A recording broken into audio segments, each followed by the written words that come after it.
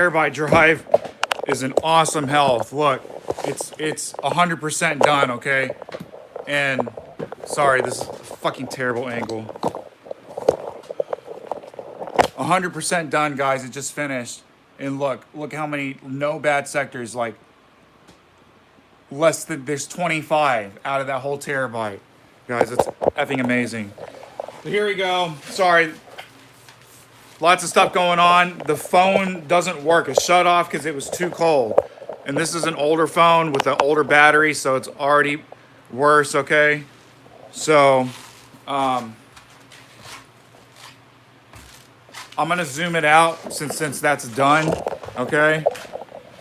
I'm sorry, there's just like so much bullshit. This is what I fucking hate about winter, because there's just so, I don't want to get into it, but it's everything, you're trying to do fucking anything from just eating cereal is requires so much more shit. There's so much, I'm dressed in fucking layers. There's so much bullshit just fucking laying around just for fucking winter. So I fucking hate it, okay? I honestly fucking hate it sometimes. And it goes through like bipolar depressions where I fucking love it and hate it. Right now, I fucking hate it, okay? So sorry, that's my mood about the snow right now. Because it's just fucking up my program, my streaming, okay?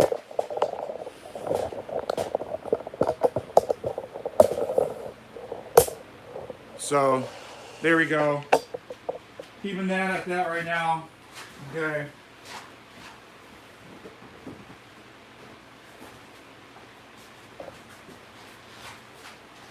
We're going to have some tunes on. And I'm going to take off these layers now since we're going to save this. Finish. Save this report.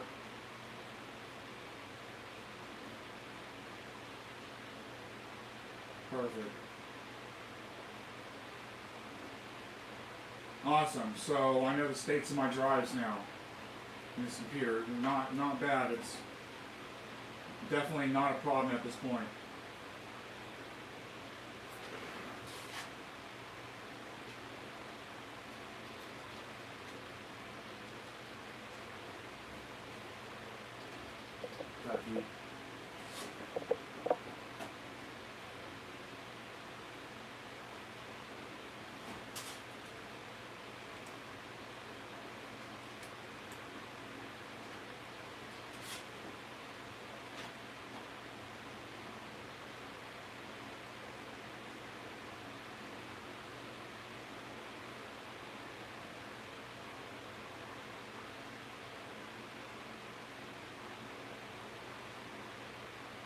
See how my stream's looking.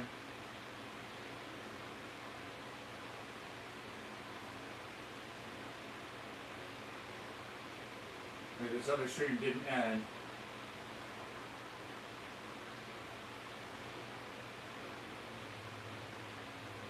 I'm going to end it.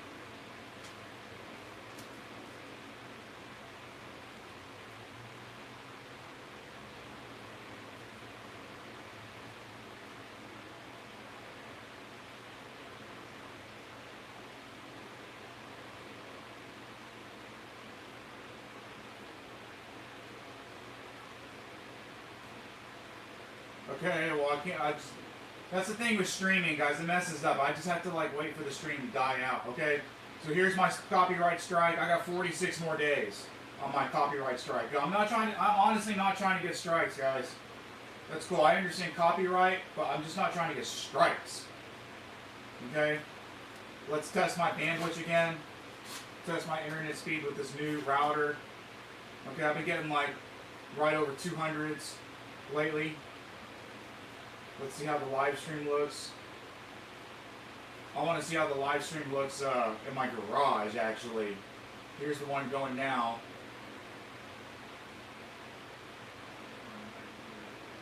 Okay, looks cool.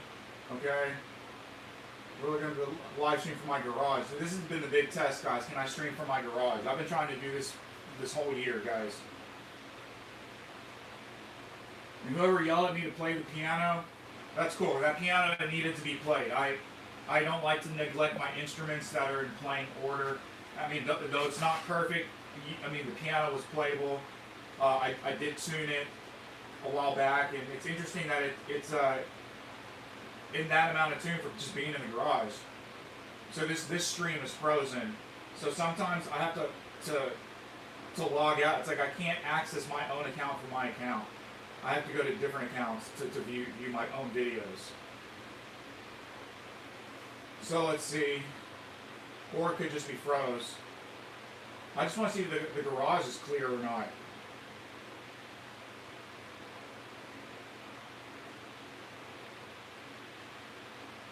Okay, that's not working. Okay.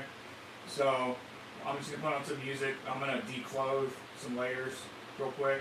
And then also go back out to my garage. I just want to, I don't want to be out there leave for an hour. I'm going to go out there like every 10 minutes just to make sure the heater is not leaking. Then we're going to clean my computer, my other computer here. I'm going to install this NVE drive. I've got 2 more M.2 NVEs. All my computers are solid state, guys. Are going to be solid state, including this one. It'll be SSD, S8, serial ATA, solid state, but it'll still be solid state. It'll still be way faster than it is now. Okay? And that's all I need. I don't need 3,000 gigabytes or megabits a second. I mean, I'm not doing that much. Alright, where's my music? Come on. See all this slowness, it's not snappy because it's on the hard drive. And that's what I've noticed. Like even on just a really slow processor, just even having the SSD makes it feel like it's a fast machine. Okay, where's my history?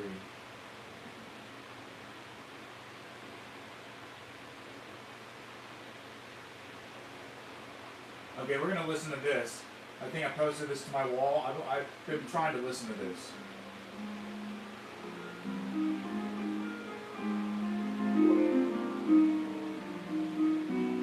It's a really long video. It's 2 hours, guys.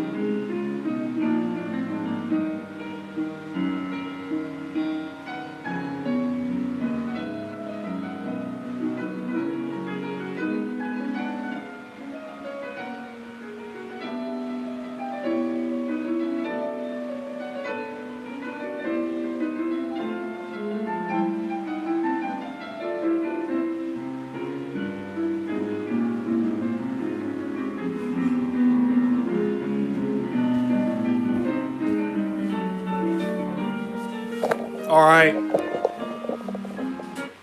We are gonna go check my garage. It's been about an hour, guys. Okay. I'm also gonna bring the chargers out there. Want to see how warm it is. I might stay in there a little bit, mess around, or depending on how it feels and looks, and if my heater's still working good and not spraying nasty fumes. And this music looks hard as shit. Whatever I paused it on, whatever this is, man, this looks really effing hard. It take me a really long time to get through that.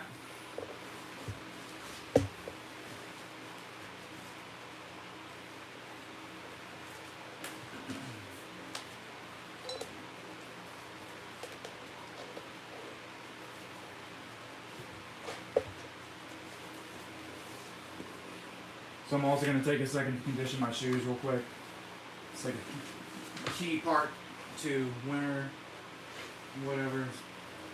Conditioning the shoes outside. I haven't done it. I usually am like really on top of it. But I'm going to do that now.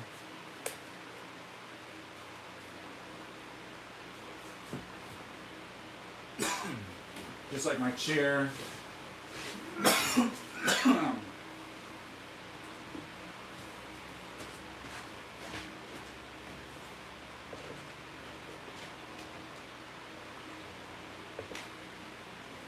So, let's put on some other music. I really like that Killer Instinct track. I want to hear that again.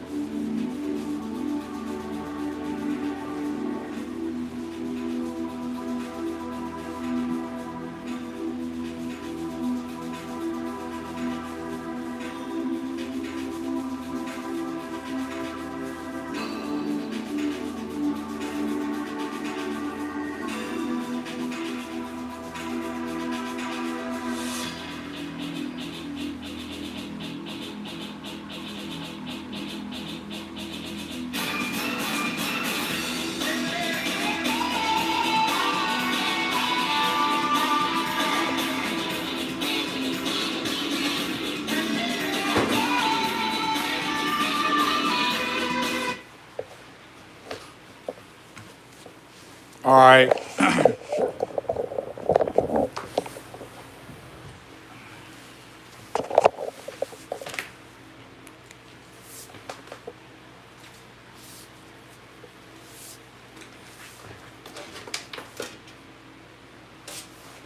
And my garage looks good from the outside so far.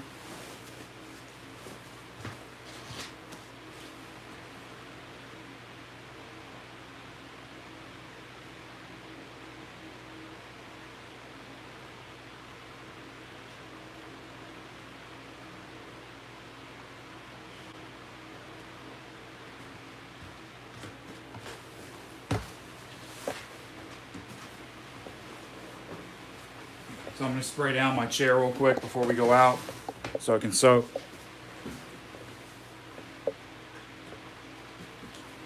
Again, I have the Simonas. I got this for $3.99 from Ross. You can see I left the label on there. There's no reason to take the stickers off this kind of stuff, you know what I mean? But there you go, you can see. I like to.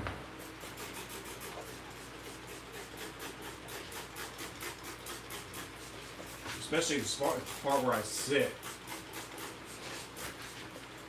Also the sides, even the plastic. It's made for vinyl, plastic, and leather. It's made for all these materials. And it really works, guys.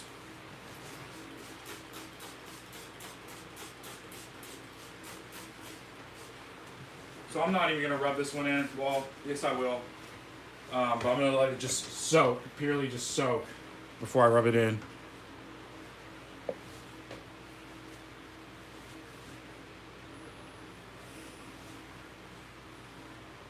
I put quite a bit on there. That's how you got to do it, especially in this coldness. So it's pooling a little bit. I mean, that's how much, you see how much there is now. Okay. I really sprayed it down. Okay. I'm gonna even some of that out now. We're gonna rub it in.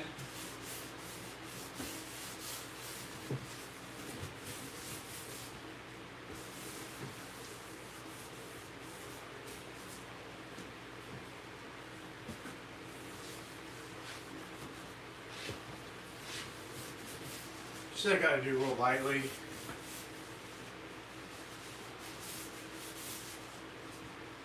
Just so you don't get all these white spots everywhere. It looks like something else. And now this towel is totally saturated, but I'm not going to change it. I want this to be just a complete like saturation.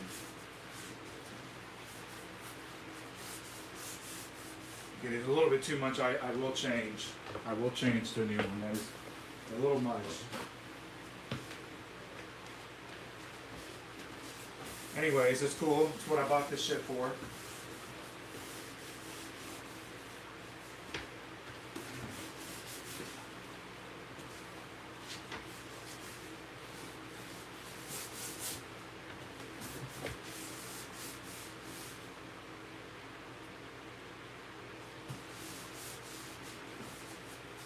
This is cool. We can stream from my garage too, so that's kind of like a huge plus. Guys.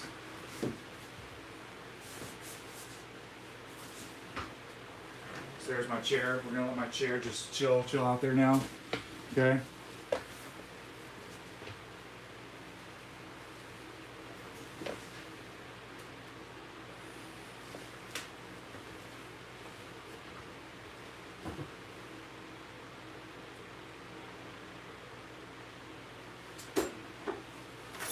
Okay.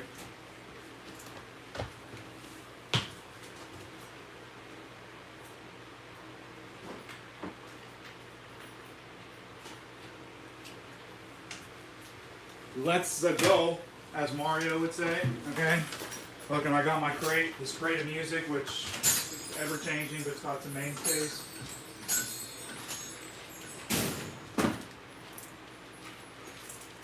Wow, so these guys are doing some serious work over next door, which is cool, but here we go. Coming to this outside chili. You guys, I'll show you the temperature real quick.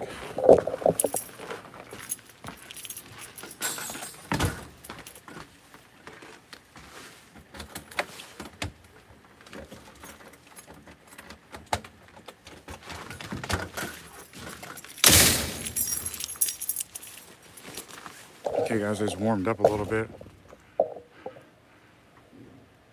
Okay, hovering right below 0. Let's go.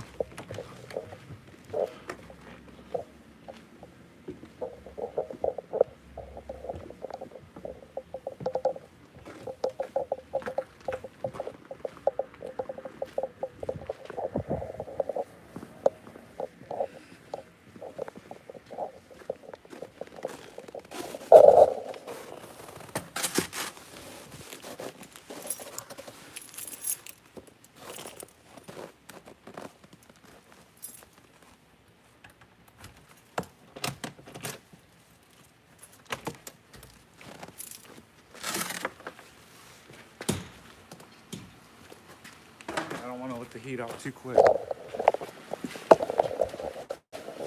Okay. See how we're doing in here with the heat, guys. Still pretty, I'll tell you, it's way warmer in here than it ever is outside. Okay, I don't smell anything. I got it, guys. Okay, so here, bye. We got to plug in my phones. Okay.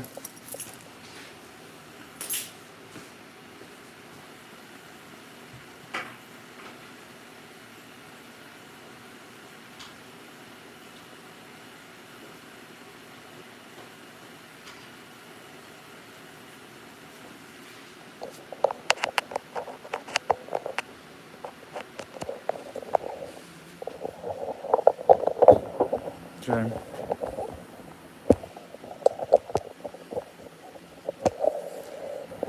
Show you the temperature here. Let's see what it is. Sorry, it's been a little bit more than an hour because it's taking me a second to get out here.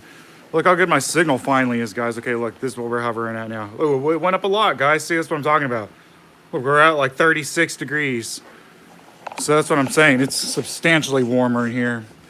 And what's cool, guys, is there's no smell, no gas smell. So that was absolutely important that I got that, because that was what has been absolutely preventing me from chilling in my garage. So,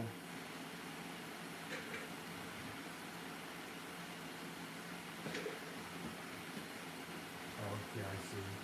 I'm gonna unplug that. Okay. This I got this charger that's turned on my TV. So I got a light out here I'm not using it right now. I gotta unplug it. And again, I'm limited on electricity out here, especially when it's cold. So let's leave that like that.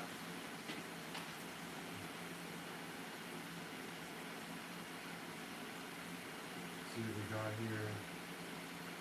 So it's still cold. Look at that. Definitely way warmer though, guys. Insanely warmer. For 1 hour, man, that's gone up a lot. Okay, here we go.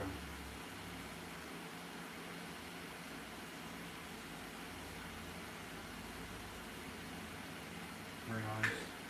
TV to turn on. So this has also got a DVD player. Probably out in this cold, it's definitely not working. But yeah. So it is definitely, it's still pretty chilly out here, guys. Still extremely chilly. I'm glad I have signal out here. That's so cool, guys. So we're gonna see when it needs to start sending a lot of data and everything, what it does. Let me check if this phone is charging, because if it's not, then we're screwed. Okay.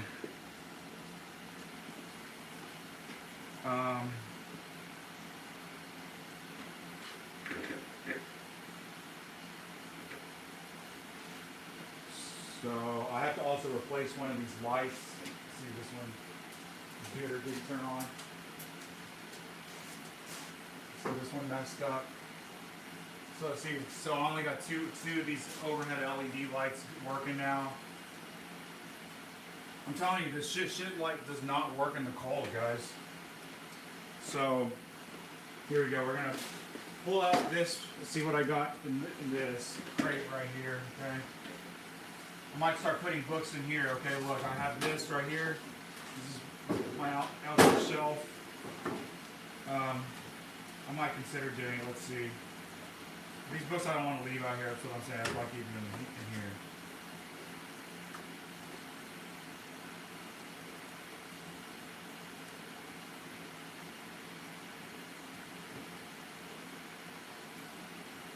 Okay.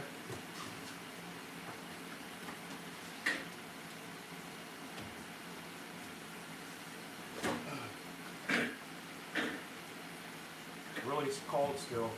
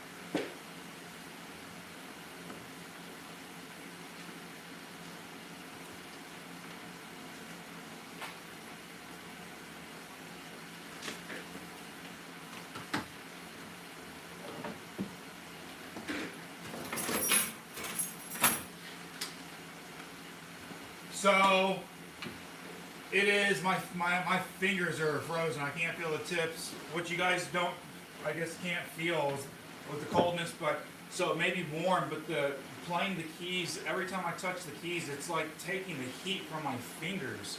So my fingers and my toe actually are especially cold. You know, just being around fine is okay, but once you start touching the keys, man, the piano just starts sucking the heat from you. So I'm sure I've warmed it up 1 or 2 degrees all throughout, even just from the radiant heat. It's almost 44 degrees. So I'm very happy with my sun thing now. I got like a patio heater, which I might not set up, but that would give me double the heat. And anyways, I just like it that this is, I got rid of the smell, because the last time I was using it again, the smell was just making me just go crazy, you know. So this is literally like a 100% burn, which is super awesome. And though it is like the least powerful, I think it's like 15,000 BT or 30,000 BT or something like that, somewhere between there, 10,000, 15,000 BT, which is really weak. Okay, it is super efficient. You know what I mean? And I more have it for when the heat and electricity goes out in my house, guys. Because again, we're about to hit this huge storm, so I'm just kind of preparing. Also, this piano needed some love. Like just getting that comment, like, I don't know, made me really like feel the neglect for the piano. But again, I haven't been out here because I haven't had adequate and safe heat. So, you know, I'm happy like leaving that on, like out here by itself for the rest of the night. I mean, I'm not going to, but if I wanted to, I could. And you know, minus the I bought a new tank today, guys, because again, I have a patio unit. But I just wanted an extra tank. But I usually try to find the tanks, people giving away tanks for like $10, $20, so you can trade it in. But I just bought a new one because it was 75 bucks.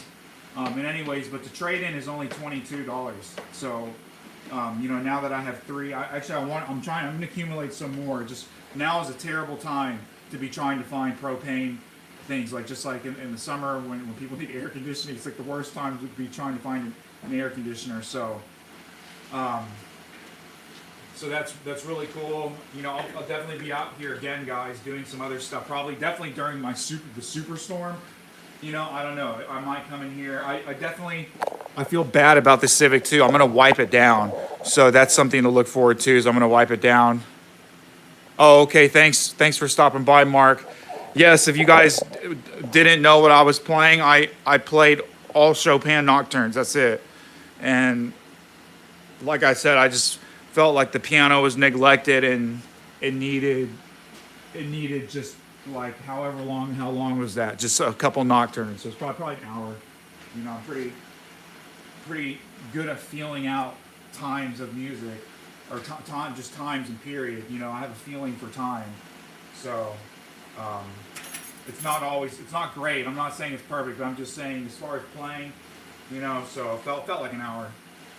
So I'm going to clean up here. I'm going to unplug this phone. We're going to go back into my house. We're going to return to my computers now. So I'm sorry if you guys don't like computers, but it's always been a huge part of my life in emulation and playing like games from DOS, from like CD DOS. I'm not talking like basic ass DOS, you know, but you know, I used DOS when there was like color and Star Wars games and stuff on there. So, but you installed them on DOS and Doom. So anyways, all the way up to like 2005, 2010. Yes, I want to try out definitely like the new Tomb Raider and stuff. So I'll just say I cannot run that right now. But I'm seeing a couple really good deals for $100 for cards that could get me playing this game in the mids. You know, and that's all I'm trying to do. I mean, I guess we'll see how it happens, you know, if I can tolerate bad graphics. But all the videos I watch, I know that I'm watching online are like done with the best software and the most RAM, and so all the details and everything looks amazing. And then it's just like you play the game on your crappy setup or your cheap setup, and it's just like, man, you realize the difference that video card is making. So,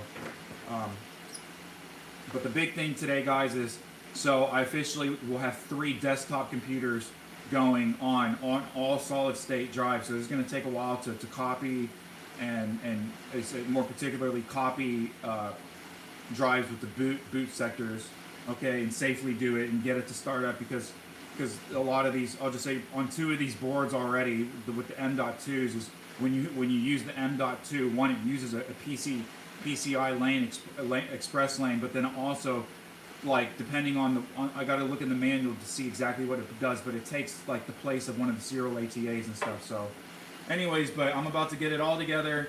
I put one of those 64 gig sticks into my router too, so I have 64 gigs of network storage, which that is going to increase to like terabytes, at least 10 terabytes or something, because that central RAID storage where I can just keep changing out cheap 4 terabyte drives or something. So that's what I want to do. If I have 4 terabyte drives or 4 terabyte drives, I can run a RAID 5 and have a usable or seeable like 12 terabytes. And so that's what I want to do, is have a RAID 5 with 5 or 6, whatever, 5. I think 5 is what you do, 5 with a RAID 5. And it's just like pure redundancy, and it's cheap, and it's a lot of storage. You know, we'll see, I guess. I mean, 12 terabytes is, I feel like, is enough for me right now, but we'll see. You know, there's a lot of cool stuff with that new router too. It has like a smart Wi-Fi feature where like I can log into it remotely, like from somewhere else. So, I mean, again, like the Spectrum router was so basic, it was so terrible. Like I've never been able to have signal out here like this guy. So, anyways, the other computers, okay, none of my computers are like stellar fast, but that's the end goal, is to make them decently fast and you know, I'm all about reliability too. I'm not about like the overclocking so much, but I'm all about like maxing out the RAM and finding the best processor. And so for this one, the LG 775 socket, the best processor, it's like I forget what it's like, an i7 something, or i7, I believe, i7 i9 maybe, 9770, something like that. It's like still over $300, and there's only 4 people selling it on eBay. Versus you buy the one right below it, it's like 9550. It's the same i7, and the thing about it is, this is when computers were still dual core. So these are like some of the first like quad core processors is what I'm saying. So what I want to put in it is the quad core processor running at like 2.4 gigahertz or whatever is what it is, 2.48, something like that. 2.53, and it's only like $24.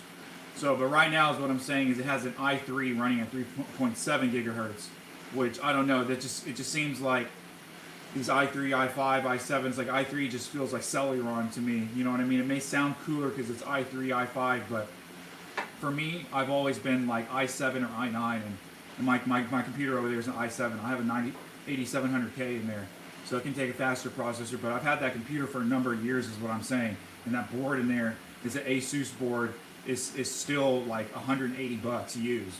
So, and it has the M.2 slots and whatever. So, and then for the video card, I finally looked it up. It has a 4 gig MSI RTX like 650, something like that in there. So it's an older card. I mean, a pretty old card. It's like 10 years old, but it's way better than any of my other computers, is what I'm saying that I have. So, and again, getting that second Quadro 1800 is allowing me to do so much, because I can plug it into this other computer which I have. So, again, my plan is to have 6 desktops and also 1 out here. Okay, and now that I know I have the wireless out here, it's going to be cool. And I'm going to put the desktop on top of the computer because I don't want rats and shit getting into it. But it would just run so efficiently out here. I wouldn't have to worry about. Maybe in the summer, but I'm saying right now in the winter, like this absolute coldness is the most ideal weather to be like mining and doing hard computer shit, you know. So I can't say that either of my computers actually run hot at all. Okay, and the i7 it's water cooled. It's got a really nice case and everything.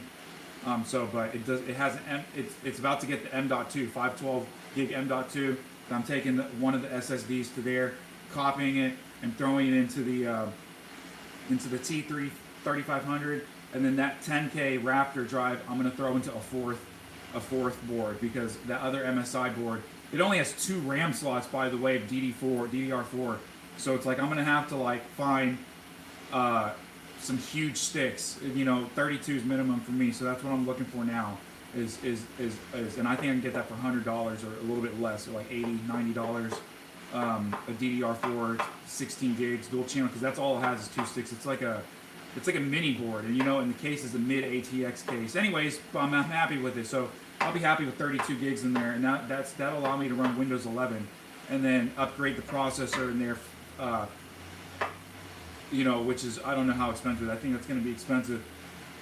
But what's nice about it right now, it has onboard graphics. So it has M.2 and onboard graphics and only 2. So I don't know what I'm going to. I think I might use it for my music. And when I get into more music, the thing is, here's what you guys got to see is the music type of production I'm trying to do requires, yes, a lot of RAM, but it doesn't require like 120 gigs of RAM. I'm not doing that much. It's like I can see myself actually more so moving that T3500 and using that as my music studio computer, and then using one of these other computers actually as my gaming computer, because it's also a gaming case. Gaming cases. By the way, both those cases are like $100 each, and so like I got like such a deal on these things. Like all they were missing is the drives. You know, they have the processor and a small amount of memory, enough memory to run Windows all the way up to Windows 10. You know,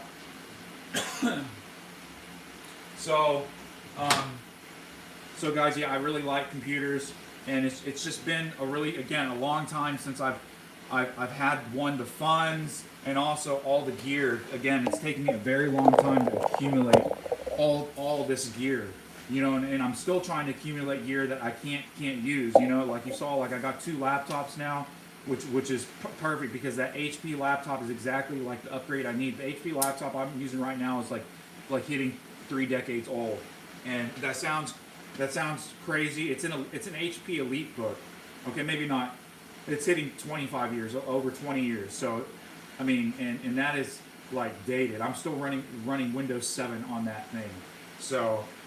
But it has a 1 terabyte SSD, okay, but it's filled up all the way, and I'm about to do the HDD scan on all these drives before I move them and change them and stuff. But this drive is like failing all over, and so I'm afraid when I do the HDD scan on it to see how bad the drive is, you know, because if it's hitting in the 1000s sectors of bad sectors, man, this drive is like absolutely dying. And though it may be not, I'm just gonna keep it and throw it in for like a test thing, but it's definitely not a reliable drive, is what I'm saying. So let's see what the temperature is now.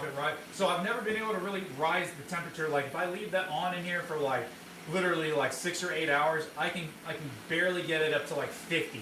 But like on a really cold week like coming up where it's negative degrees, I cannot keep it up to 50. Like probably this mid low 40s is probably what I'm going to get at, and then we'll see. But usually I can keep it up here in the 40s, and if I do more stuffing of my garage and around the door and some other parts, I mean, it makes a huge difference. I've gotten most of it.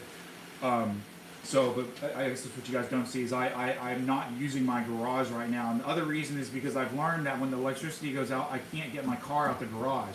And that is just an absolute bitch to come in here and disconnect all that shit, especially when I need to go. So when I know there's going to be a storm, I park my car already at the end of my driveway, you know, and it's ready to go. You know what I'm saying? And so that's the other thing is also I turn it on every now and then because also the drawback of keeping it. That's why I need a generator and stuff, guys. It's like I need a separate generator for the garage, as dumb as that sounds. But it's, I mean, for real, I really do. I need a separate generator for here and a separate generator for my house. So, and the one out here doesn't have to be that powerful. The one for my house, I need like 4,000 watts. Out here, I think I'd be fine with 2,000 watts. Enough to run, you know, like my TV and stuff, but also just open the garage and stuff. So, and so that's the goal. And I you know, I just have to build an engine and add it on, because it's going to be so much cheaper for me to just rebuild an engine and put the generator on and make it myself versus buying a brand new generator, which yeah would be nice and reliable and stuff right away, but I mean it's like I'm literally saving like hundreds of dollars building it myself, and I already have 2 motors in the basement. Okay, they need a lot of work. I effed up one of them, but what I'm saying is the other one I can already you know, mount. It's ready to be mounted is what I'm saying. So and so I try to collect these motors, especially for my lawnmower, which you can't see it's right here, but it's a Craftsman 190 or 6.2 whatever 5 series, and again I picked this one up for $30. It was waterlocked, like left on the bottom shelf of this dude's garage. It took me like 2.5 days, but man, I saved myself. Even the Harbor Freight motor wouldn't have fit because you got to buy like this shaft reducer or expander or something about the shaft. So and the motor itself still costs like it was over $200, and so just getting this used motor, this motor is brand new. Okay, the only problems I'm having with it is problems now with the difference of the length of my wire that holds the motor on, the throttle cable. So it's like I got to use twisty ties. It's like essentially once I have it on, I got to lock it on, which is fine because I have so much stuff to cut, but I can't turn the motor off. Anyways, but so yeah, that's my lawnmower, and I'm still looking out for it. Just maybe I should start looking again. I'm just saying because I already know like this is gonna happen, and I'm gonna just need another motor. I have one of them in the basement that needs rebuilding. So, but I just would rather just buy. For me, it's easier to just get another motor, figure out what's wrong with it, and fix it versus trying to interchange parts. Like I still have all the other motors because I have used them for parts, but that's like for when I really just need that one part. I'm not trying to Frankenstein a new motor together, if that makes sense. I'm just always looking for a low hour used motor. And I never want to pay more than 30 or 50 bucks. You know, 50 bucks is the most I'll pay for one of these lawnmowers. And if it's 50 bucks, man, it's got to be clean. You know what I'm saying? So, and like I got to be able to pull it like ready to go right then if it's 50 bucks. So, if all these $10, $15, $20 ones, okay, I expect to have to clean and tinker them and do a lot of stuff.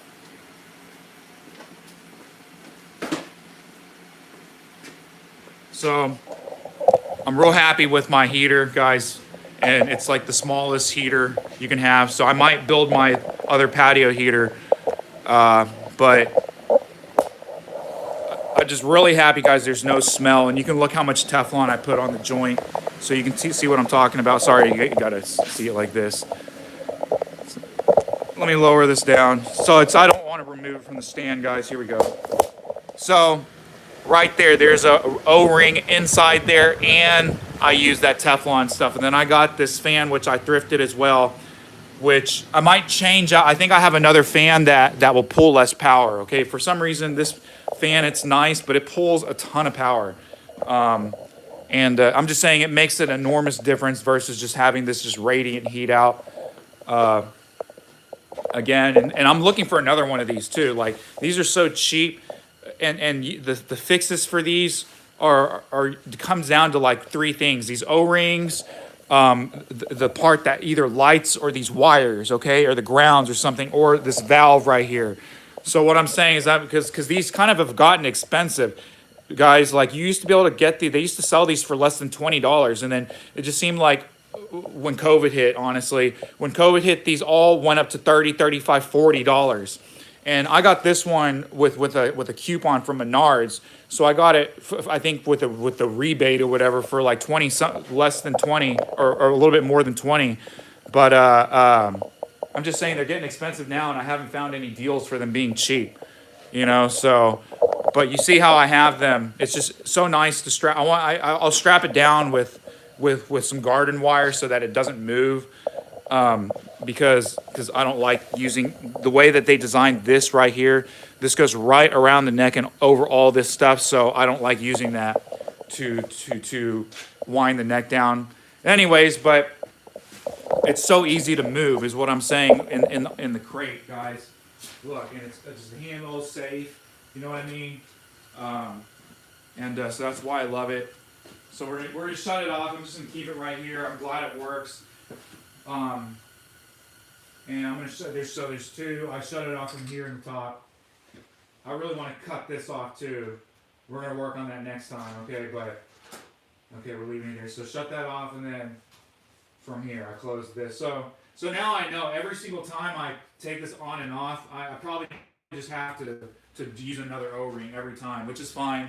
So I bought 10, but just to know that you can't be reusing these O-rings over and over and over. So so I do got actually another light up there. I need another one, okay? But I have one for up there. It's in my house, so I got to put it up, take it out here. And yeah, so we're going to say bye to this piano for now. We're going to go into my house and play with my computers. Okay, a little bit. I'm probably going to eat a little bit maybe. Let me see where the... I got this power strip, which I'm going to take inside, okay? And so something I didn't do, guys, I left my hose, my water hose out here, and I've just been so lazy. Now it's frozen. Now there's no way I'm fucking moving that, because the thing is, you move it, the second you move it, it breaks and cracks, and then you got to buy a new hose. So that thing is going to stay frozen until spring.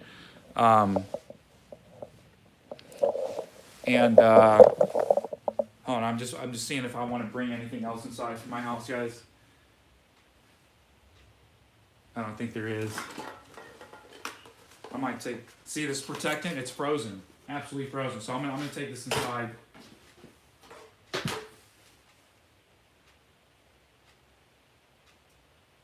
So anyway, no, I'm gonna leave this out here. All this stuff is frozen, guys. And it's already feel the chill. The chill is like just moved in. So this is what I usually do. Usually put it on top of my wagon, if you see. And this is a wagon I got for $10. It's a radio flyer wagon, guys. I want to repaint it, and it's just a nice garden wagon. I'm looking for a bigger garden wagon, but this has really helped. And I just had to take a bunch of stickers off it, so I want to repaint it. And I'm trying to repaint my garage too. I got the brushes and the paint. I've been so lazy. And then look at this dust on this car. So I'm coming out here, and we're gonna clean my car. We're just gonna wipe my Civic down. We might close it and put the, because I got a cover for it, and put the cover on it, actually. So, but what I'm gonna do when I do that is let the whole garage warm for like 3 or 4 hours before I come out, so that when I clean it, because I also want to spray it down so the sprays like adhere a little bit better. So let me see. Oh, there it is. Okay, so I was looking for my lock. I guess I got a lock. Okay, I'll come back to that.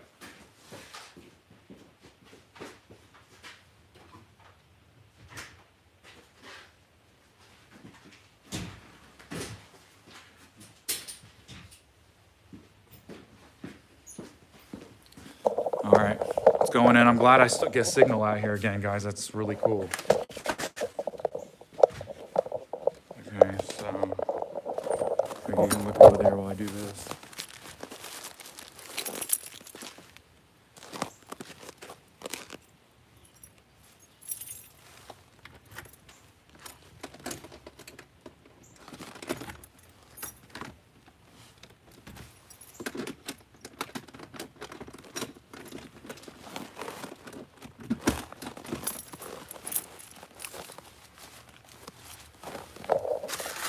Okay, so we're going in with no snow yet, guys, really, at all. It's just cold. It's actually kind of warmer, because it's during the day. It's gonna get cold at night. Here we go. But you can see my deck. This is what I'm always talking about. Look, I'm already slipping. What I have to keep clean. And if not, like, this would literally build up like higher than the door. So anyways, back inside with the nice heat. We're gonna clean this other computer.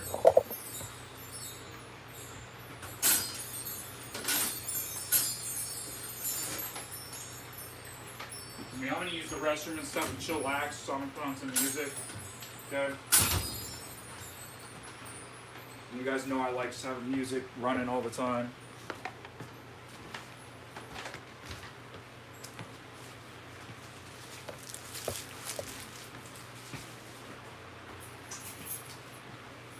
Okay, see, and if you guys remember, we sprayed my chair. It is looking absolutely stellar now. Just the shine on it is amazing. That's what I love seeing, guys, is the shine. You know, you can already see, yeah, so it's denting in with my butt and everything. So, you know, it's gonna wear and tear, but we're still gonna spray it down, is what I'm saying. So, here we go. So yeah, I'm probably gonna make this Dell, guys, my computer for like music writing and music production and stuff, whatever, whatever, just playing music. And I got a whole setup too with mics and recording things. You know, I can hook up microphones and guitars and whatever with inputs, and I got a MIDI controller and all this stuff.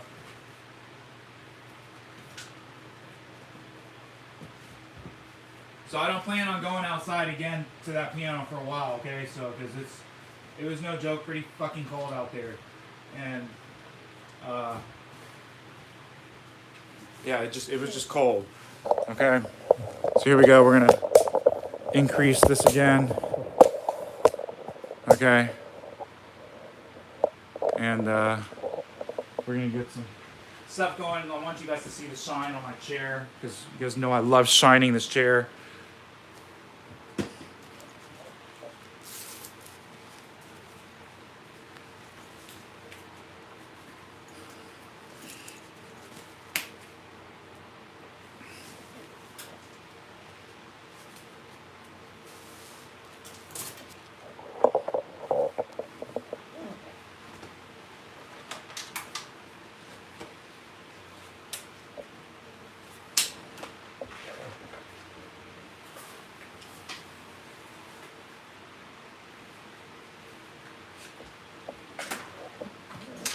So that's crazy that this phone shut off because it was too cold, guys.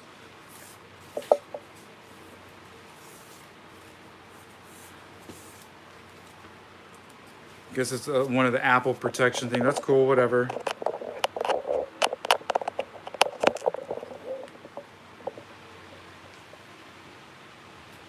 Okay, let me make sure so it's definitely not charging well because of the cold.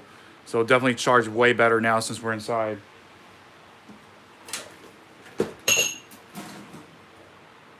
Okay, even my other phone didn't charge well at all either, guys.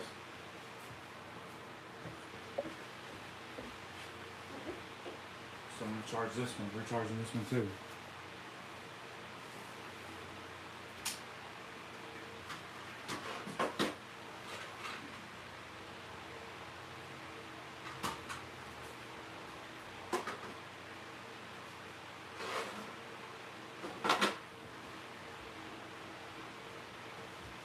Yeah, I'm gonna chill out for a second, and then we will resume. Let me get some music, like I said. So that was fun, guys. That's exactly the whole plan with my garage, the heater, the piano.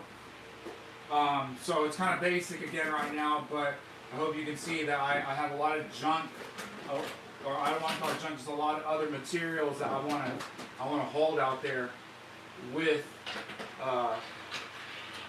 you know, just with all that stuff. And this is crazy too. I mean, again, I'm so dated, but I can't believe this is 512 gigabytes. Like, you know, we would have never thought of something like this, like in the past. You know, it's just absolutely insane. Not only how much storage it is, just how fast it is as well. You know, it just amazes me. You know, that's how far behind I am with the computers in the solid state. Again, this one is still using a slow ass hard drive, 10,000 RPM, and it's super slow. It's slower than a terabyte drive.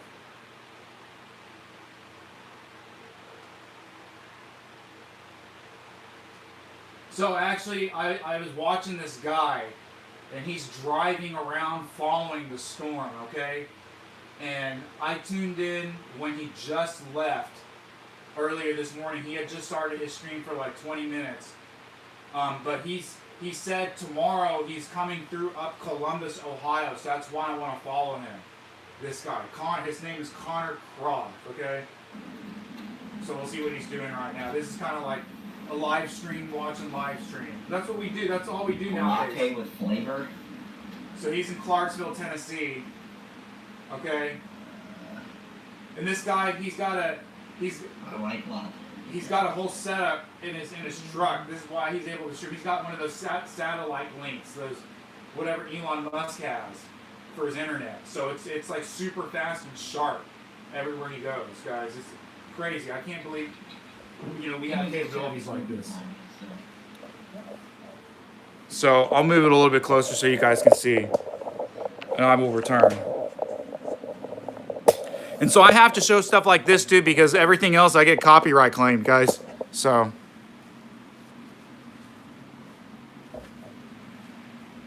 What kind of cold foam do you guys have? So, we need to double check.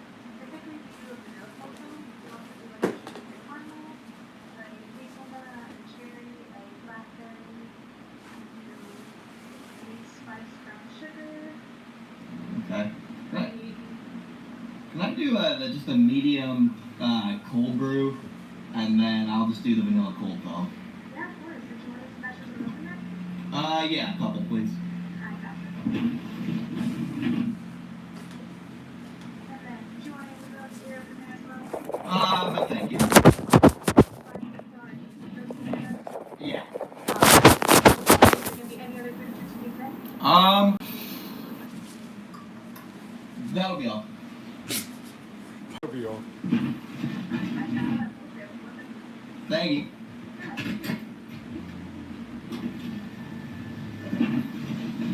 Chat, I like cold brews.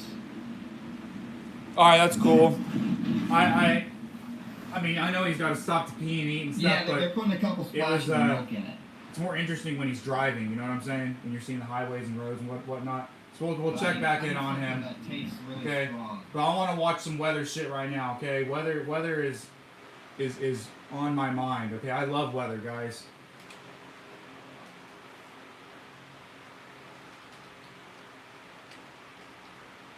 Whoops.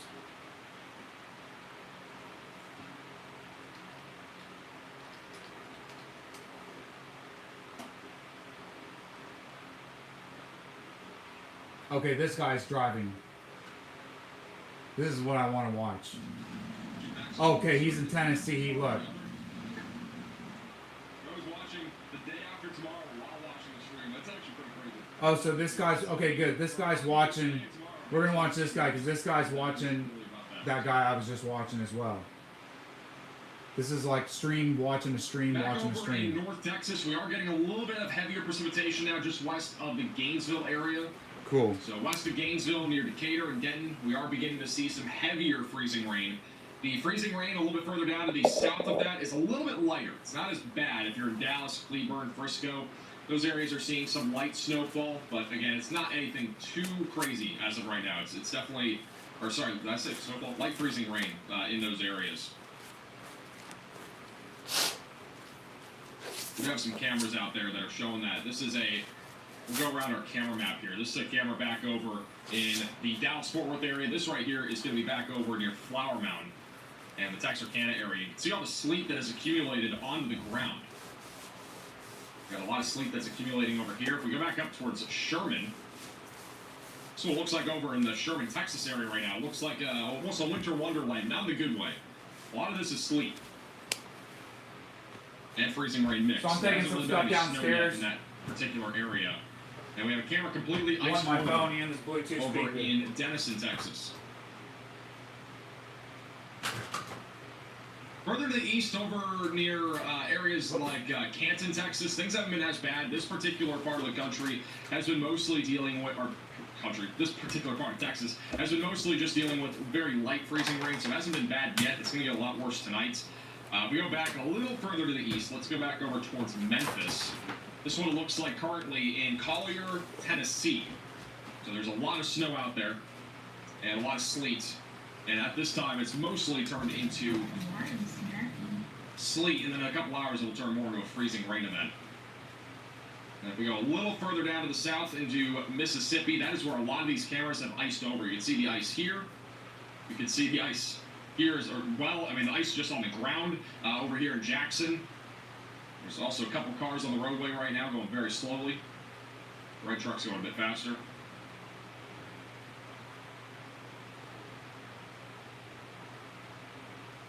And then we go a little further to the east.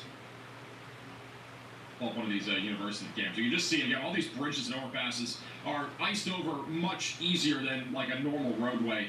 And I want to remind you, if you do travel over an overpass, if you travel over a bridge, anything like that, you can notice the gradient here of how much more white it is on the bridge. And that is because we have a lot more accumulation that's happening as cold air is going underneath the bridge. And so that cold air is basically entrapping anything in this bridge here to accumulate much faster.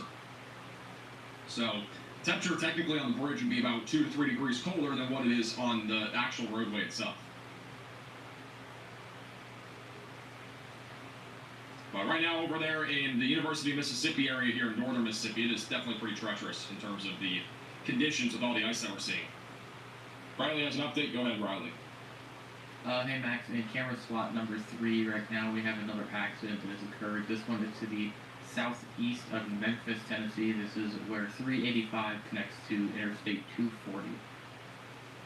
Alrighty, thank you, Riley, for the update. So let's go full screen of that. That's in Memphis. And yeah, that car has gone off the road. Luckily, it did not crash into the barrier, but my goodness. That is kind of scary, I'm not going to lie. Another slip and slide over here in the Memphis area. So again, over at I-240. No first responders on the scene yet. I'm guessing they will probably be there soon, or at least some sort of tow truck.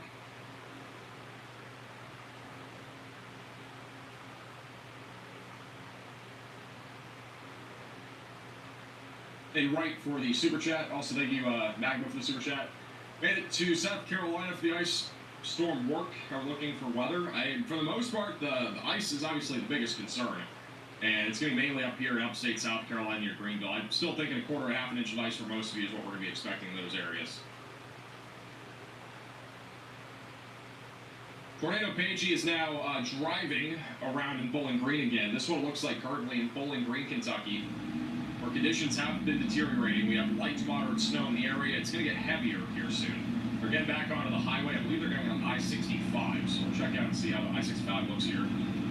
Going southbound. I can already tell people are driving too fast for conditions. Near Franklin.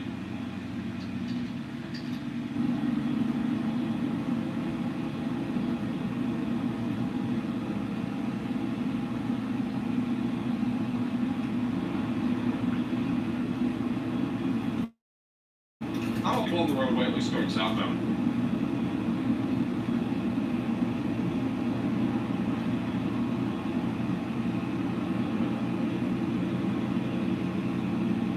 Susan said, I wish I had hot dogs. Well, the hot dogs were all sold out in Kentucky Walmart, Lexington. All the hot dogs were sold out. No, not a hot dog in sight. Hot dogs were sold out. All the hot dogs were sold out. Well, banana outages, we've had mushroom outages, and apparently we have Cantaloupe. hot dog outages.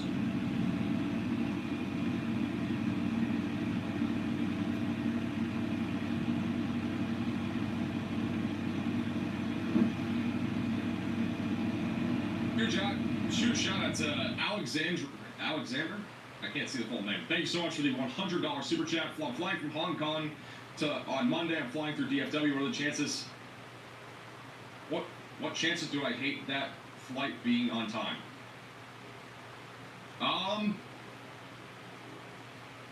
I'd say if you're in Dallas, I think the flights will probably be on time. I don't know if they'll be delayed by Monday. Like, again, a lot of these airports, Dallas-Fort Worth is one of them, like Nashville as well. A lot of these airports do end up having some sort of, like, icing protocol. So, like, if there's ice, they usually are able to clear it out, even, during an ice storm or after an ice storm. I know right now, going into Dallas-Fort Worth, most flights are canceled and/or delayed. This is what we're looking at right now, according to Flight Radar. We're now over 10,000 flights that are now canceled due to the winter storm. Over 10,000. We're now sitting at 4,200 cancellations from American, 1,600 from United. Delta's at about 1,400. Southwest at 1,300. JetBlue's at 500. Air Canada 263. Spirit is at 236, and Frontier 173. DFW is topping the airport cancellations with over 1,000. So Dallas-Fort Worth is the biggest problem. I think tomorrow night it should get better, but I don't really know. Again, I don't run the airport. I'm not sure what their protocol is, but I'm guessing it'll probably be better by tomorrow night. But I mean, that's insane. American is canceling basically every flight. 4,200 is a lot of flights being canceled, comparatively to every other one of those airlines. If I'm not mistaken, isn't Delta the biggest airline? Anybody know? Is Delta? I thought Delta had like the most flights going. It's crazy how high American is. Not a whole lot of planes though flying through the ice storm area today.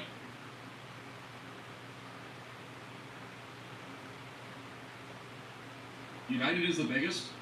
What is American on that list? Is it like third or second or third? It's, I don't know where American's like flying into, but that is a really large number.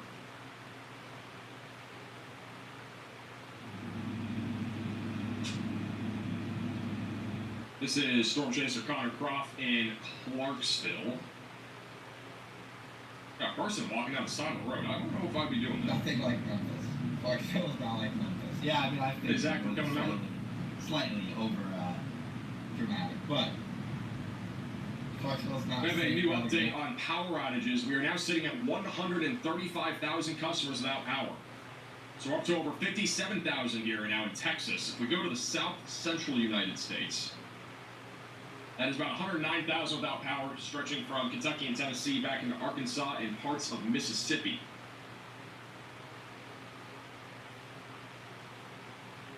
Our most significant county for power outages is DeSoto Parish in Louisiana. They are over 50% without power now, and this is where our ice storm is currently the most intense. And obviously tonight, the ice is going to get a lot worse. We're going to have a lot more ice accumulation tonight and into early tomorrow. So areas like northwestern Mississippi, northern Louisiana, East Texas, you guys are going to start to see more significant icing by tonight. This is, again, just the appetizer to what we're actually going to see late tonight and early tomorrow. Southwestern Arkansas, we got a little area there, at least one county now. That's Sevier County, which is now around 40% without power. The good news for some of these areas is that there are a lot of utility trucks already out there, and I bet some of them are currently helping to restore power. If you look at live radar right now, a lot of the freezing rain has moved away from Shreveport. There is still some, but it's a lot lighter. It's not nearly as widespread. So that is good news for right now. That means that there could be some power, or some places that do end up restoring power. But otherwise, like, I mean, we're going to see a lot more ice tonight, so this is just a temporary thing. Like, you might get power back for a little bit, but it will probably go out again. So some of these places might, or some of the power companies might try to restore power now. Hey, Lisa, for the $20 super chat. Also, thank you, Leanne, for the super chat.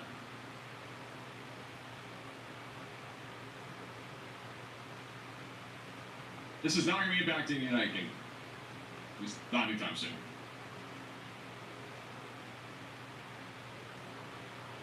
Hey, Esports to the super chat. Also, thank you, Maddie, for becoming a member. A little east of Jefferson City, Missouri. How's it looking for us tonight and tomorrow? It's going to be a lot of snow. I mean, I think anywhere up here near St. Louis or Jefferson City or Union, you're talking 6 to 10 inches of snow. St. Louis has been performing pretty well so far for snow. It's only 5 degrees right now in Merrimack Bluffs, which is just outside of St. Louis. And this is what it looks like currently. The snowflakes are definitely a decent size. They're not huge, but they're large enough to stack up around 1 to 2 inches per hour. So it looks pretty good.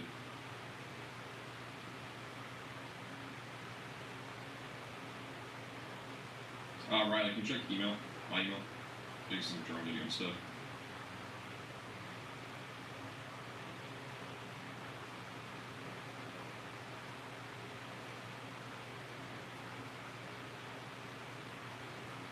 Real life, the sewer check said a lot of American hubs are in the path of this storm. They're the biggest tonnage-wise, too. Makes sense. Yeah, it's a staggering number compared to everybody else, or every other airline. It's a very large number. It's pretty surprising.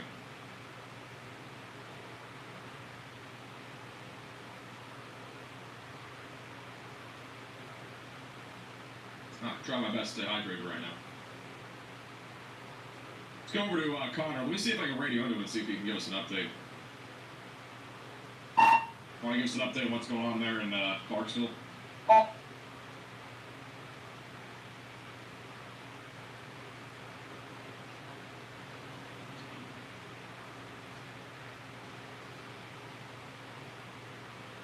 Maybe we'll get ghosted, I don't know.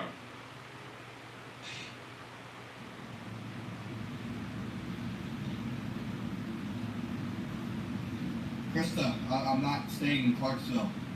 Okay? I promise, I'm not. We got ghosted.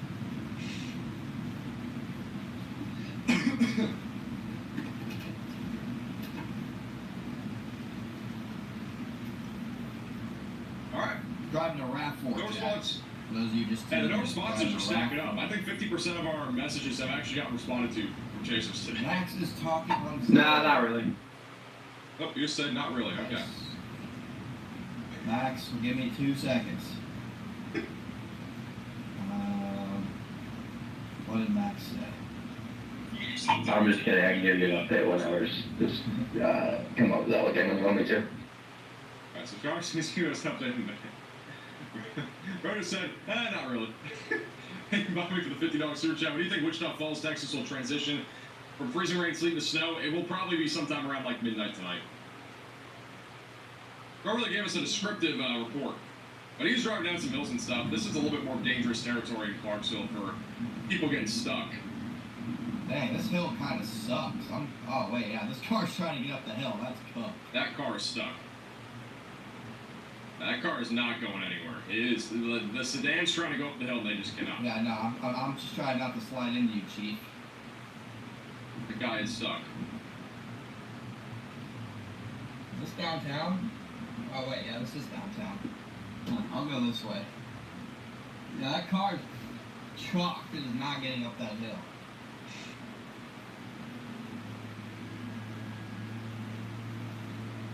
These are some big hills here in Clarksville. This is going to be literally this is going to be super dangerous once ice actually happens. I don't realize how many hills we're My message go through? Oh, wait, I'm really on the screen. Bro did not say anything over Zelda. He wants you to give an update still. Right.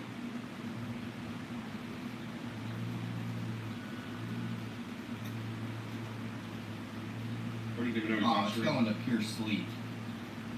Some bogus chat. You actually hear it sleeting now. No way somebody compared this to Memphis. Like, are we dead ass, chat? Are we dead ass comparing this to Memphis? What are we doing, guys? You're actually looking at live radar right now, and you can see the sleet line is actually making it out up into Clarksville. I have no idea what's going on ahead of us, but it's either an accident or a cloud train heading straight into Nashville. Yeah, we have Ryan Scholl, who just said that there. Where is he? Let me get his camera up. He's telling us that something big is happening. Let's go to him. Hill. Ryan Scholl said there might be an accident or something. Whoa. Oh, it's a plow train. What is going on up here? That's a pretty impressive plow train.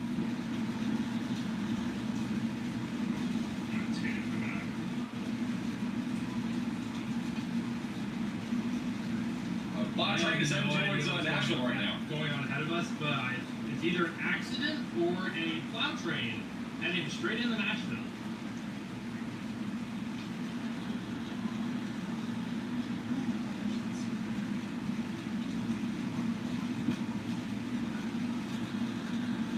Yeah, it's not an accident. It's a cloud train.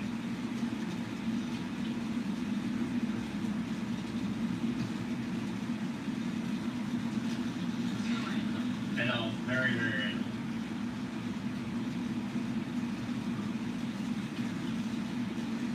It's pretty impressive. I'll go right towards Nashville. This is on I-40. It's not really definitely You're on Penguin right now. fine to have Just outside of Bellevue. It's just fine. On the yellow road. No, not exactly that situation. I thought it wasn't first. Well, yeah, because it looked like they were all stopped for something. Yeah. Yep. We cannot Truck pass. behind it, too. We are pinned Smart. down behind this line here. That's pretty cool. That's okay.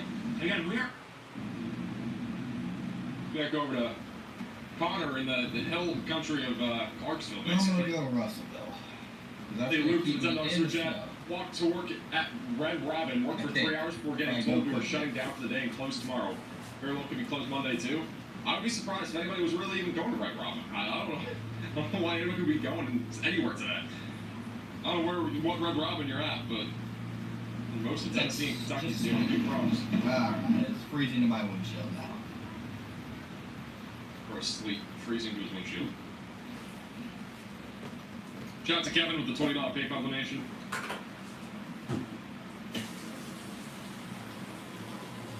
In a bad area. Looks alright to me, brother.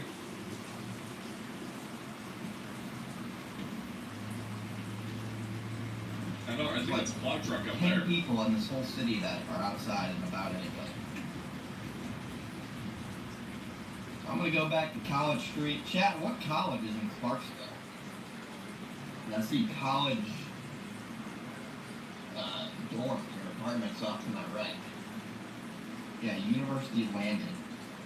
Austin Frey. Is Austin. Yeah. Back over to 29 page in Bowling Green, Kentucky. Wood wagon.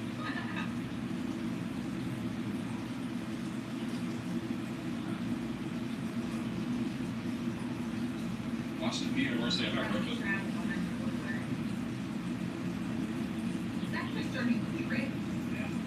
Hey, radio into Bryce and see if he has an update for us. Want to give an update on what you're seeing out there?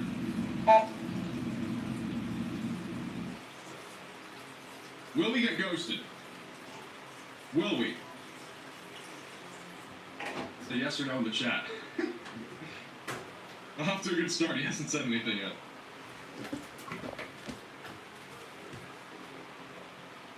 I think we might be shocked. I think we're getting ghosted again. The ghosting is unbelievable. This is the first time that we've done radio, and we're going to do this for every live stream. But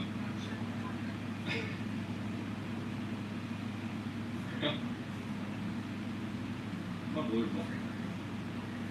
We're just on next levels of shocked when it comes to radio communication today.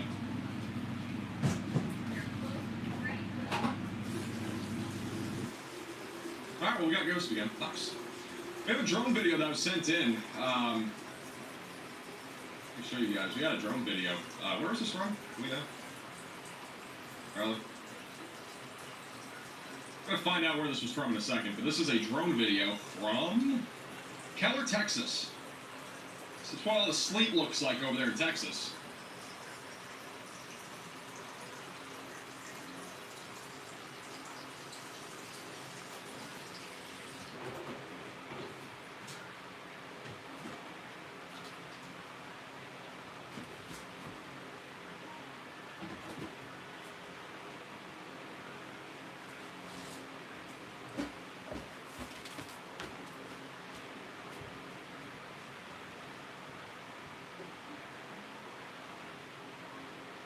Pretty incredible drone video. It's about a minute and a half long. We're halfway through it.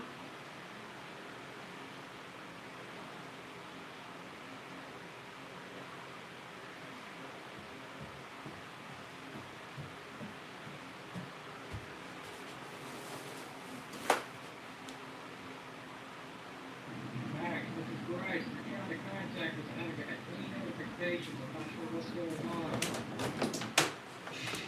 Nice. Northeastern British Hilton.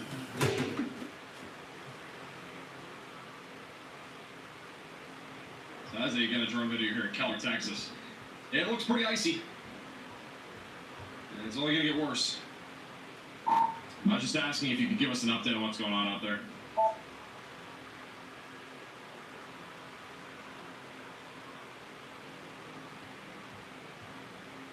Back to radar here. Yeah, we're on I-65 south of Bowling Green, Kentucky. We're closing in on the Tennessee state line. As you can see, the road conditions are very poor, and we can't do over about 30 miles per hour. I think we're closing in on the sleet line pretty soon. We'll keep you updated when we do hit that. Maybe the update. So that's Bryce Shelton again. He's currently going into Tennessee. So he's been up in Bowling Green for a while now. He's traveling down towards Nashville. You can see bottom right of your screen, we got a large swath of heavier snow and sleet that is making its way up towards Nashville now. Storm chaser Ryan Scholl is stuck behind a convoy of snowplows. Everybody's maintaining a pretty good distance with all the sleet that's falling right now, which is good. I have a good plan. I think I might have missed that. And then this is Storm Chaser Connor Croft, who's now, I believe, leaving Clarksville, or he's at least still in Clarksville. He's currently on If I didn't thank you, Wilma Rudolph I Boulevard. apologize. Thank you. Red Dozer with the 50 gifted membership. Hey, Jeff, from Maxwell, from Michael Oscar, PS for the super chat. Day 2 sleep, Bergen, Texas. The roads are solid white with ice.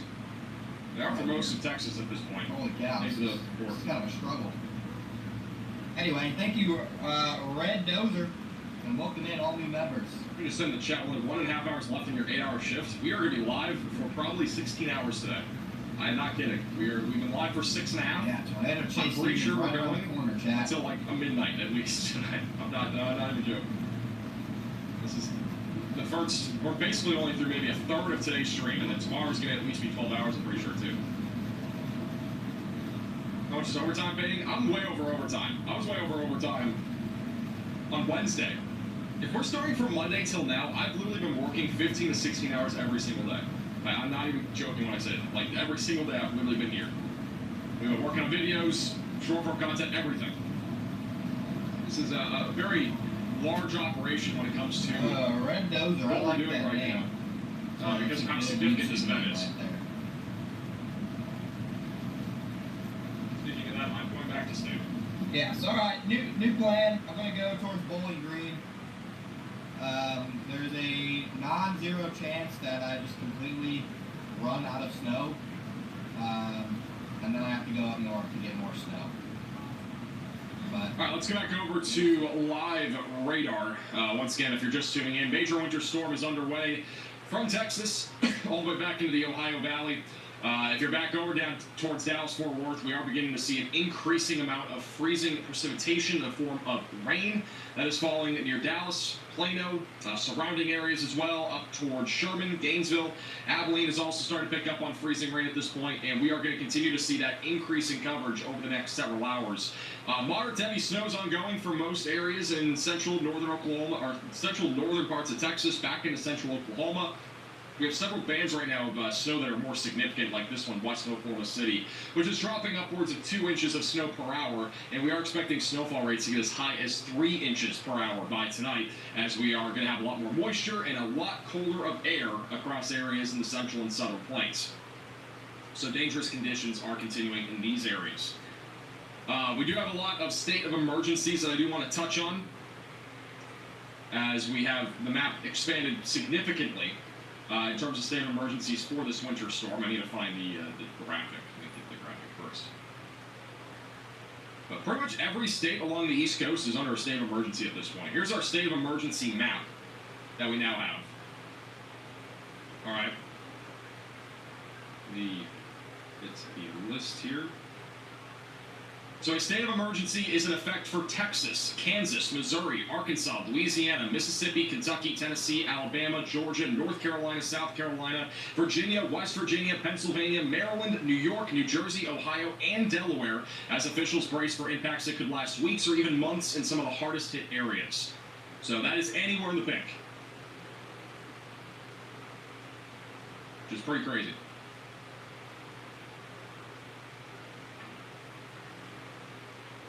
It's a time to panic. There's no reason to panic.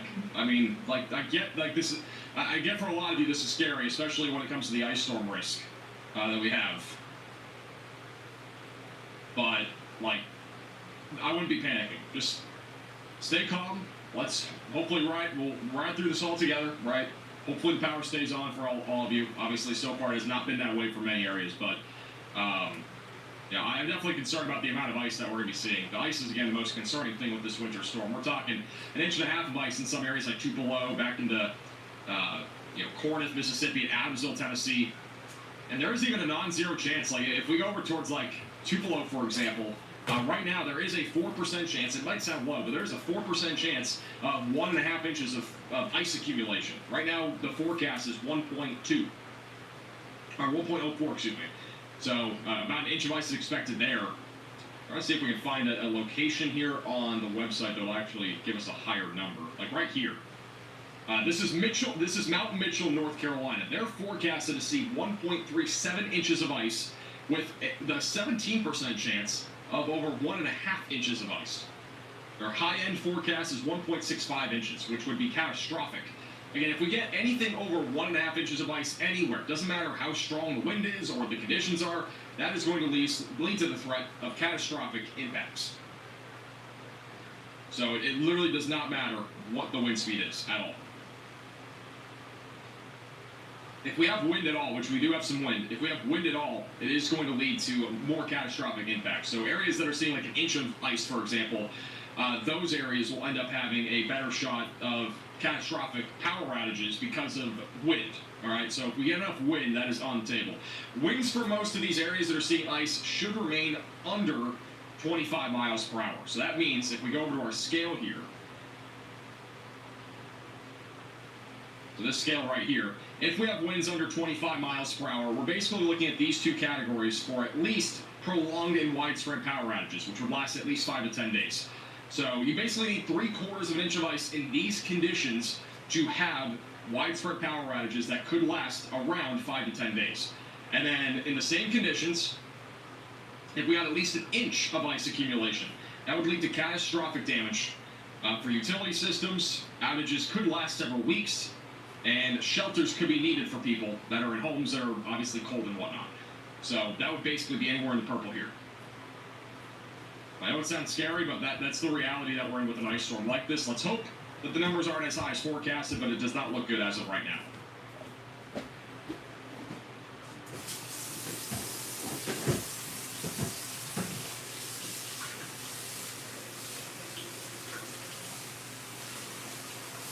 As a reminder, a lot of you right now are experiencing all sorts of different precipitation types. Some of you, you're seeing heavy snow. Some of you are seeing sleet. Some of you are seeing freezing rain. But the difference between sleet and freezing rain, these are the two different types of frozen precipitation aside from snow that happen. Sleet is sprinkles of ice. Think of it like hail, all right, but during a winter storm in this case. It's very tiny little pellets that fall out of the sky, and in most cases, what we are talking about with the sleet is the sleet hitting the ground. It'll bounce off your windshield, your car, whatnot. It'll bounce off the ground. But what it does is basically accumulates onto the ground. That will cause some slick spots. It does not affect power. It does not really affect any of that type of stuff. Freezing rain is what is the glazing of a donut. And this is a lot worse for everybody, because what it does is it sticks to everything pretty much. That includes cars. It sticks to roof, like it sticks to the side of roofing, all that stuff. It'll stick to power lines too. And that's why freezing rain is way more dangerous. And that's unfortunately what we're seeing for most areas right now that are in this purple corridor.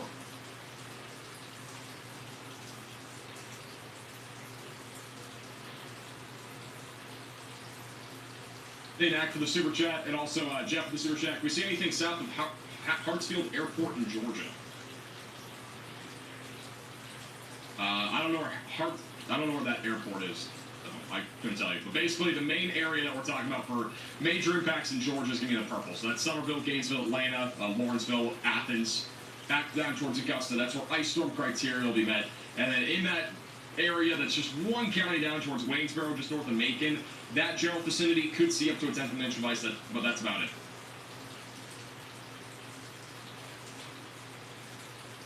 Hey, Dragon, for becoming a member. Looks like we have a accident over in Arkansas. Oh my, we got a semi flipped off into a ditch. My goodness. This is over in Arkansas. This is probably because of all the ice accumulation. There is a semi, it looks like, flipped off into the ditch. This is located at mile marker 259.8.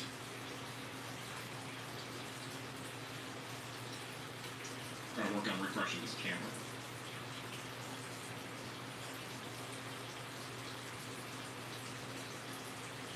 Thank you, Miss Bennett, for becoming a member. Also, thank you, American, for the super chat.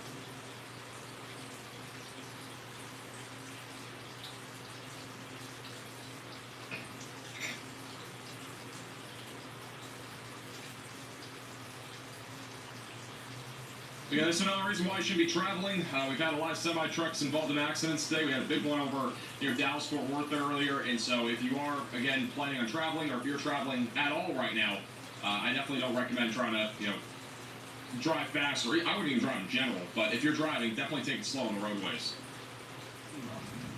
There's a ton of cops on the left side here where Connor is. I think there's a road closure there in Clarksville where he's at. Should be open. Yeah, it's open. Located near the courtyard of Clarksville. Dang, that Waffle House is packed. Not only is it open, it's packed. Ray, thank you so much for the super chat. They did say they were going to close down a couple Waffle Houses, though. Apparently the Waffle House in Clarksville's I open. think it was more in the ice storm when they were going to We shut got another down. person walking in the middle of the road. Definitely a decision during an ice storm like this. Yeah, they hardly ever close. There was an announcement that they were going to close down a couple of them. And I think it was Mississippi, maybe. The $20 super chat, Dixon, Tennessee for ice accumulation. Yeah, I don't even power know outages. but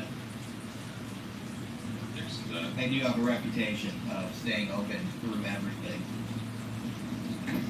What the heck? Let's run over. Dixon, we're talking about about a half to a 3/4 of an inch of ice, so there will be likely some widespread power outages. That is also according to the National Weather Service of Nashville. They've said basically the same exact thing. This is sleet right now. There's a couple snowflakes mixed in, but it's mostly sleet.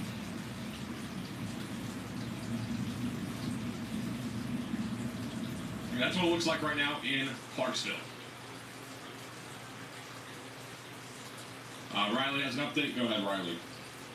Hey Max, one trend that we are noticing here in the last couple of hours that is going to be very substantial for the rest of the storm is we've sort of been talking about the appetizer portion of the storm versus the main meal. We're getting into the main meal here. The appetizer is starting to end. So I want you to keep your eye on places down here in Texas. Specifically look at this whole convection that we have stretching across the United States. Over the last few hours, this is very rapidly starting to fill in, and this is the start of the main course. So I know you guys were hungry. We had people in the chat saying, hey, this storm, this ain't anything. This is light work. I see this on a random Tuesday afternoon. I promise you, we're getting out of that random Tuesday afternoon storm into an actual winter storm we've been talking about for multiple days. So basically anywhere under any winter storm warning from Texas to Mississippi into places like Nashville, we're going to start seeing freezing rain pick up. We're going to start seeing those higher snowfall accumulations. We're going to see the snow ratios go up. Everything that we've been talking about for the last few hours and even into yesterday is starting to happen now. So if you've been tracking this and you're like, okay, when's it going to pick up? The answer is now, is when we're going to start seeing that convection start to fill in. The first thing that I have my eye on is places like Arkansas and northeast Texas, where we're going to see the ice storm warning start to fill in and the snow start to fill in as well. Alrighty, thank you, Riley, for the insightful update. So again, if you're hungry, the entree's coming. Coming to the table. I don't know why we're referring to this stuff as food. I'm not gonna lie. I kind of started this weird thing where we're referring to the first wave as an appetizer. I don't even know if it makes sense. Do you guys think that the analogy makes sense here? I don't know. I just kind of made it up. I don't know. I've been saying this literally the last 2 or 3 days. I'm pretty sure on videos too. But hey, what else can we call it? This is basically the CJ Stroud right here, and then this is the Drake May. Basically, what this is. And if you want to think, I don't know if that helps either for anybody that watches football.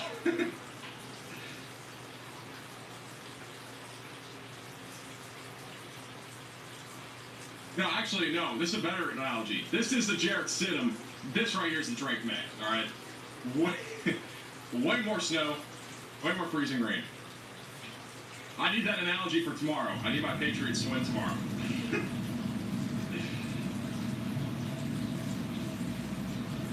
Thank you to Christy for the $20 super chat. Leesburg, Virginia prediction. Well, good luck. Good Lord, 3K damn. Drake May. I think I said Drake 3 times. Leesburg will be around 8 to 12 inches of snow and possibly around a 10th of an inch of ice. What Clarksville looks like right now. Storm chaser Ryan Schull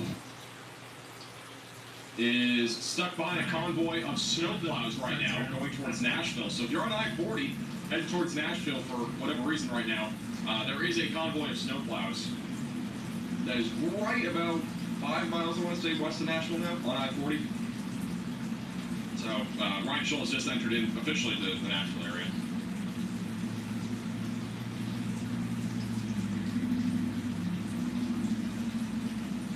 Exploding trees be considered a snack? Is that truck too? I think we're picking up speed here. I think we're picking up speed. Truck's flying around everybody.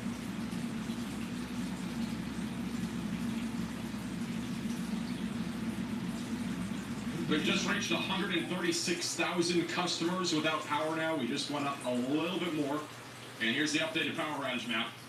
Just kind of giving you these updates every little bit just so you kind of have an idea of what's evolving. Again, we're up to now about 136,000 without power. And we will probably be over 200,000 sometime in the next few hours because of all the ice accumulation that is currently happening in areas like Mississippi, Louisiana, and also across North Texas. So the ice accumulation is getting a little bit more intense, and it's going to get a lot more intense tonight. We have a very large area that's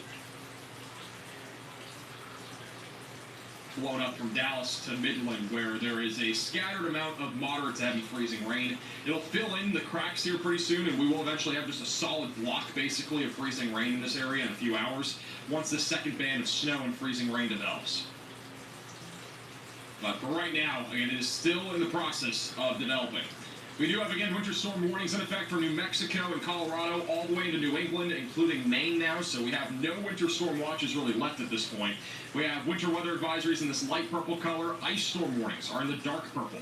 That goes anywhere from just southeast of Dallas back into Columbia, where over a half of an inch of ice accumulation is likely.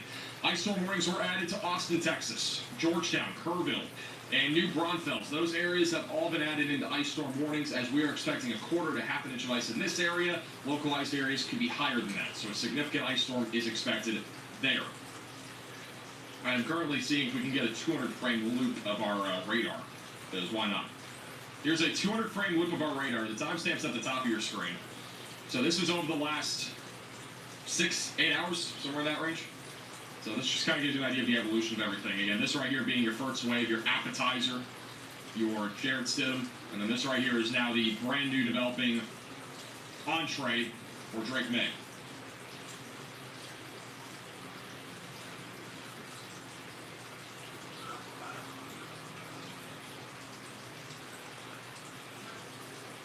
That's an entire loop. This is only 10 a.m. This loop's actually really slow. I thought the loop would be a bit faster. Let me go a little bit faster here. Just a little bit faster. You just see how the freezing rain is basically going over those same areas. Like Shreveport's been basically getting hammered for the last several hours. You see how the development has started it over west of Dallas. Look at that over the last few hours. It's very, very limited at 12 o'clock, and now this is what it looks like. It's all filling in now, so things are getting a lot more significant back over in West Texas and Oklahoma. We have a lot more moisture now filling in, so it's vastly different from what we were seeing earlier.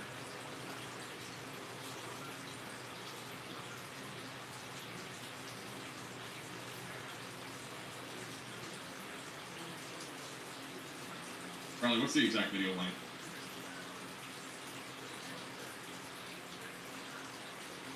Here, what else to talk about for that?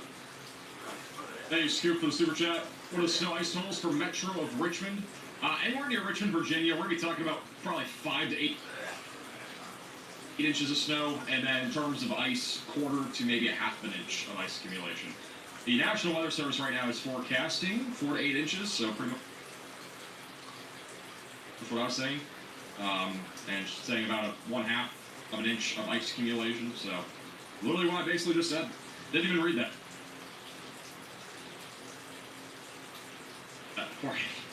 Just what I'm thinking for that area. I think in terms of snowfall, and like for those in Virginia, it's gonna be a very sharp divide between who actually sees decent snow and who sees almost no snow at all. But let me show you guys on the HRRR, for example, what the snowfall for. Actually, let's go over to the NDF deal. We'll just do the National Weather Service forecast here for snowfall, so you guys can see basically what we're looking at. But look how sharp the divide is here over in Virginia. Like this area right here is basically 1 inch of snow at best. All right, so we're talking like 1 to 2 inches of snow, maybe near Virginia Beach, near Lawrenceville. Then Richmond is closer to 4 to 5. Lynchburg is about 6 to 7. And then up near Washington, D.C., the number continues to skyrocket. It's a very sharp dividing line. And same thing in Kentucky. Like if you're right along the Kentucky border, like near Clarksville, it's like 3 to 4 inches. If you go about 10 miles, 15 miles north, it's about a 3 to 4 inch increase. And if you go about 50 miles to 100 miles north, it's almost a foot or more in some areas near like Louisville.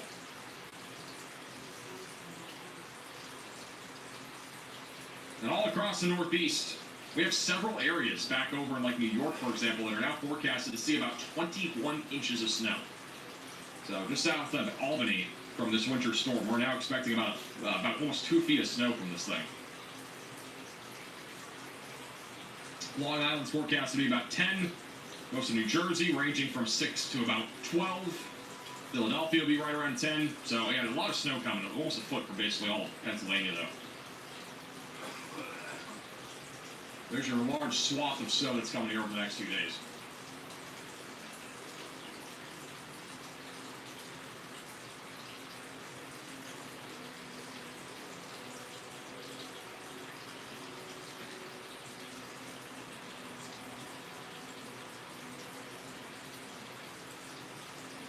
Go back over to Storm Chaser Ryan Scholl.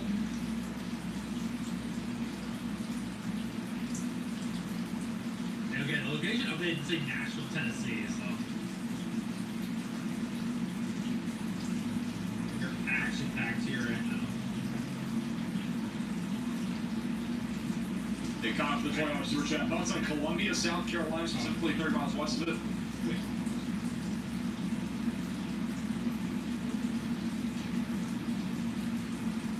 I think anywhere west of Columbia, we'll be talking anywhere there like Greenwood, we're likely going to see right around a half of an inch of ice accumulation.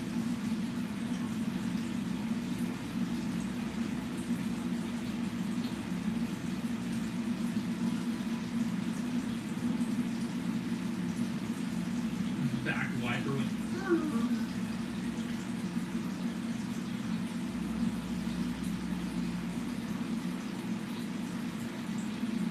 Okay, I think one cloud diverted.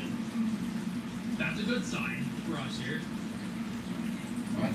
Thank you, Michael, for your PayPal donation. Connor's down in Kentucky. He was in Clarksville for a while.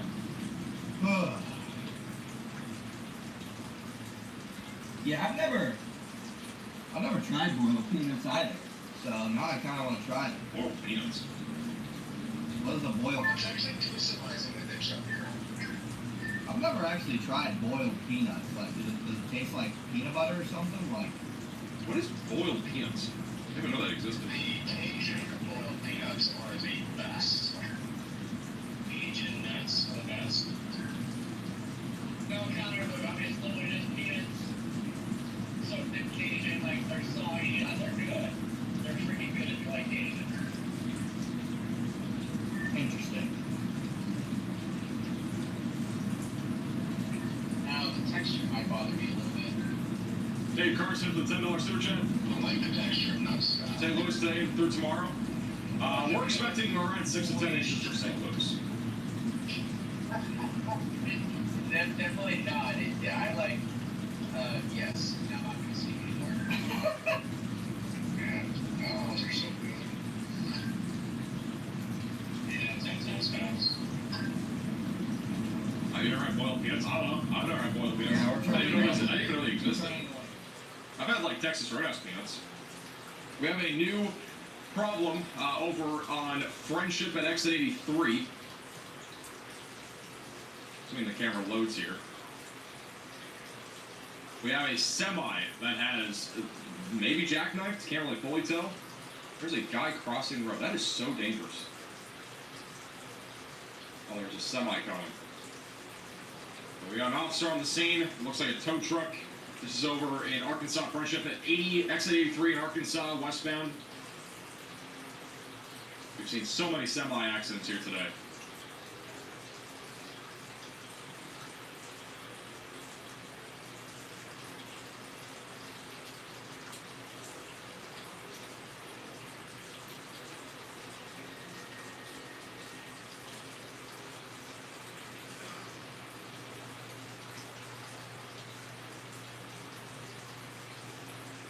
Same with the $10 super chat, just said snow is just so nice to look at. Most of this, what we're looking at here is just sleet. That is all sleet accumulation here in Arkansas. Really not much snow, and most of Arkansas has been either sleet or freezing rain. There was a little bit of snow last night for Little Rock, but unless you're in like northern Arkansas, it's almost all freezing rain and sleet at this point.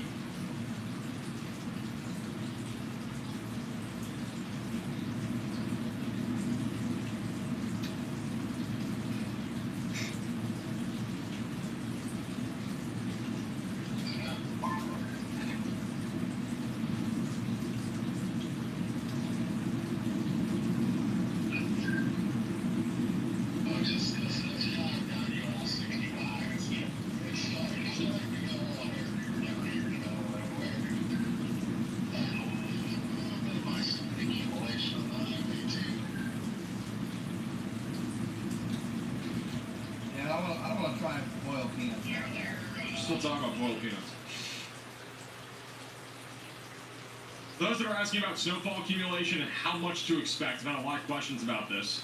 Let me go over to the latest snowfall accumulation map. So again, this is what I'm forecasting. This does include what we've seen since about 10 o'clock or so this morning, but it basically is still relevant for how much snow you're going to see in total across these areas.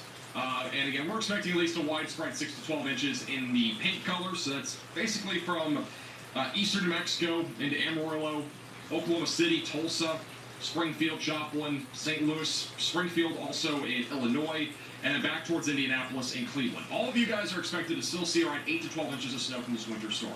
If you're in the white, that's where we're expecting over 8 foot of snow. So that'd be Louisville, that'd be Evansville, that'd be over in Cincinnati. Back up towards Cleveland, and almost all of Pennsylvania will see that.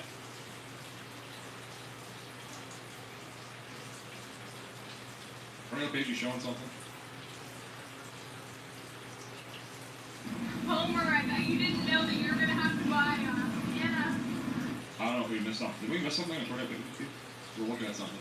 But anywhere in that white, we're talking about over a foot of snow, possibly even some spots over 20 inches. There could be 20 inches of snow, especially back over near Albany, just south of Albany. There's going to be a few locations off to the northwest there of New York City that almost get close to 2 feet of snow. Most of Virginia is going to be a pretty sharp dividing line. It'll be very minimal down towards Virginia Beach.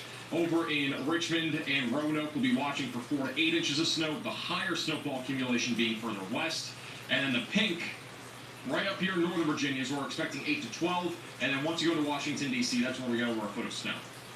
So again, it's a pretty sharp dividing line, especially in Virginia. And even Kentucky's pretty sharp as well. But yeah, again, this is what you can expect in terms of snowfall. And if you don't know where you are on this map, it might be a little bit difficult to tell, but like this is Oklahoma City, this is like Benton and Fayetteville area, that's St. Louis, etc., Indianapolis, so.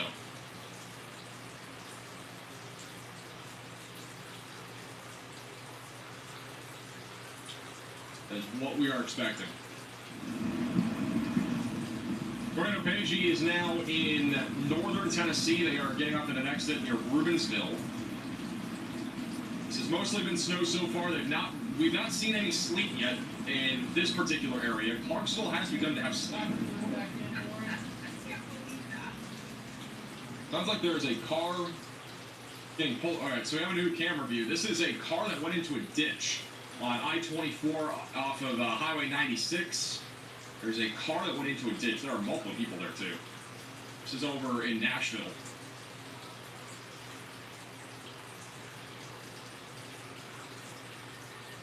Thank you, John, for the $20 super chat. Thanks for all you do. Appreciate you tuning in. Thanks for the support. Thank you, Asher, for the $50 super chat. We're expecting for Morehead City, North Carolina. Morehead City, I'm not expecting much. A glazing to a 10th of an inch of ice is all I'm expecting over there. That's right along the coastline of the Carolinas. That's near like Cape Hatteras. And Cape Hatteras is not really going to be dealing with much. We're really going to be on the low end anywhere right along the coastline, the North Carolina area. Wow. This is an image of Thank you, Daniel. a truck significantly damaged.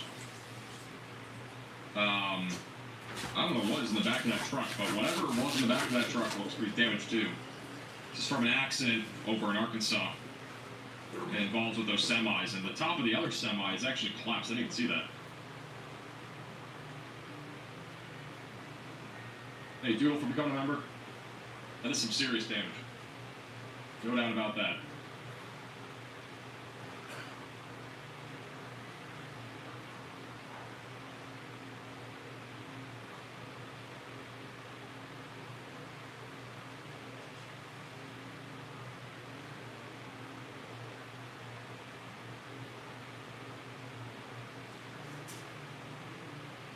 Back over in Memphis, we are beginning to wind down in terms of precipitation for right now. For those in Memphis, we do have a dry slot that's built in over Arkansas. So again, it will be dry for a few hours, and then we'll eventually go back to seeing basically widespread freezing rain. It's mostly just very light sleet right now in the Memphis area. Same thing with Jackson.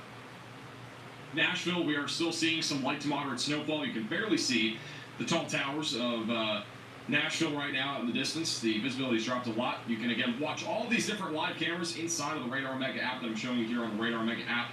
Temperature's down to 18 degrees right now. All the weather data is also on these cameras inside of the app. Every circle that you see, by the way, I want to clarify this because I know a lot of you are new to watching my streams, but every single circle you see is a different Radar Omega cyclone report. It's a camera basically that is out there with a bunch of weather data and stuff like that. Update for you if you have a minute. You just stopped. Go ahead. Got an update. So we have found the snow sleet line, and it's just south of the Kentucky-Tennessee border by about 2 or 3 miles. And as we were coming down, I don't know if the temperature changed pretty dramatically or what happened, but something caused our windshield to crack all the way across as soon as we hit the sleet line. I don't think the sleet is big enough to crack the windshield, but here we are. Can you show it on your stream? Apparently, Bryce, his windshield just got smacked by something. Yeah, we got you. So, we're going to see what it looks like in a second. It definitely wasn't from sleet, unless we had like a bowling ball of sleet come out of the sky, which is not possible. That's what it looks like. It was a little crack. It's not, I mean, that just came out of nowhere. It must have been a rock or something. That's the only thing I can guess. Oh, whoa, never mind. There's another one right there. What the heck? Right there. It started. And it traveled the whole way over there. What in the world? I don't even know what it would have been. The only thing I can think of, I mean, we got sleet and freezing rain falling, but maybe it was a full-blown donut that came out of the sky. We've been talking a lot about the donut reference of freezing rain.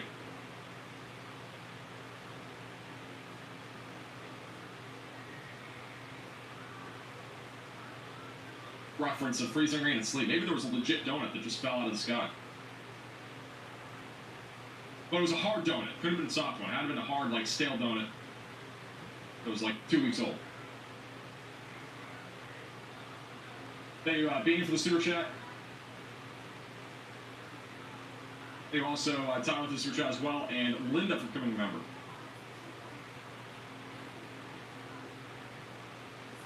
That car that is in the ditch, I think, is getting out now. We have a camera here in Nashville where a car is getting towed out of the ditch, and I think that is the car. You can see the skid marks there when it slid off. Hopefully the person there is all right. Hey, Deb, for the $20 super chat. Thanks for your reporting and not loading your map. Hey, no problem. Appreciate the super chat.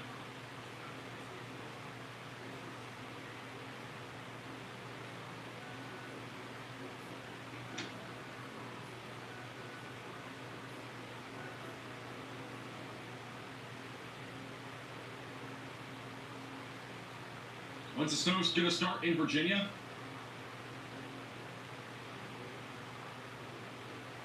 Your jokes cracked it up, somebody just said in the chat, bro. It's actually a funny one, I'm not going to lie. It is fun. If you're back over in Virginia, we got some very light snowfall in far western Virginia. It's going to cover most of the state by about 5 o'clock. So if you're not seeing snow yet, you'll probably see snow by 5. We have some of the moisture from this first wave of snow making its way into northern and central Virginia. Just give it a little bit of time and you'll have some snow here relatively shortly.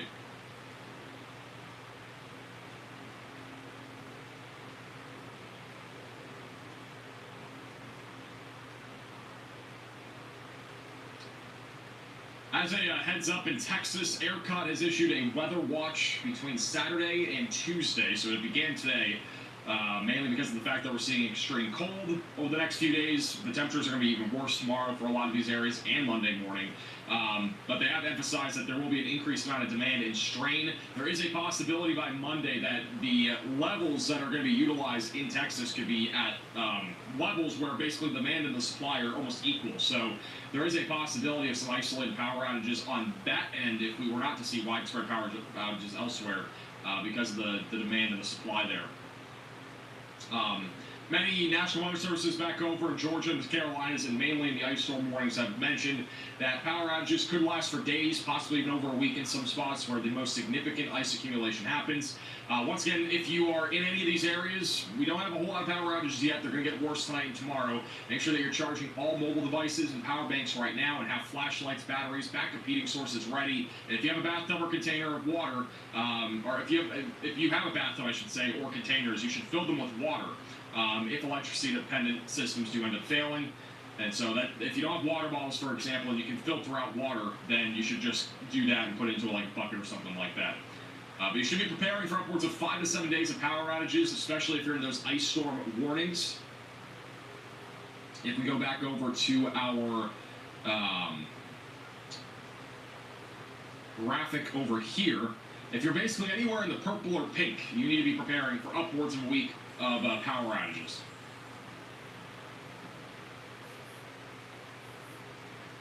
That's pretty much 2 below back into northeastern Louisiana, just northeast of Monroe. And then we also have an area just southwest of Nashville that we need to be preparing, again, for a long period of time of power outages.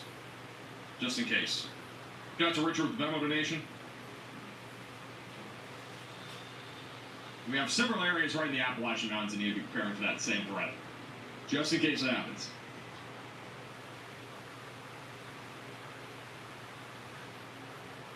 We have apparently a semi-truck jackknifed. This is another jackknife semi in Prescott, Arizona.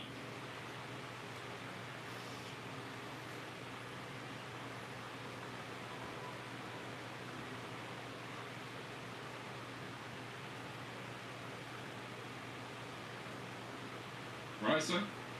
Let's say Arkansas. Did I say Alabama or something?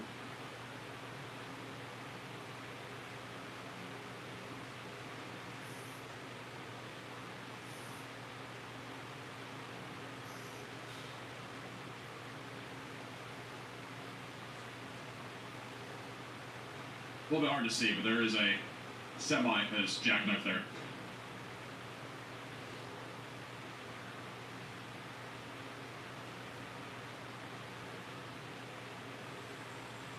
Right now, back over in central Missouri, we do have some snow coming down currently. Back over just to the west of St. Louis. This is what the road looks like right now. Looks a little cold and kind of sketchy, I'm not going to lie.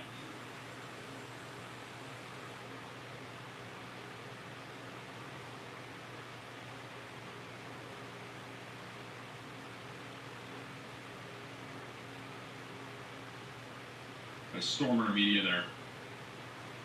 Let's go back over to Ryan Scholl. I believe he is now in Nashville. So this is what it looks like right now in Nashville, Tennessee. He is, I don't think, behind that snow plow convoy anymore.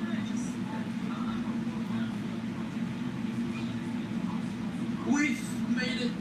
Goodbye, plows, good riddance. We just got out of the blast, all right. Man. Oh, there's definitely something.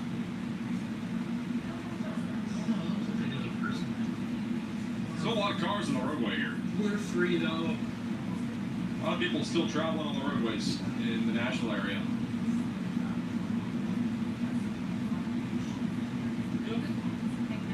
Oh, sorry. Those.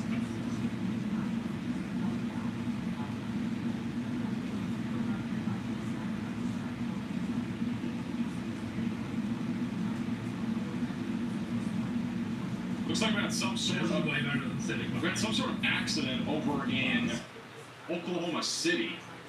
This is a live shot from Storm Chaser Jeff Porter of an accident in Oklahoma City.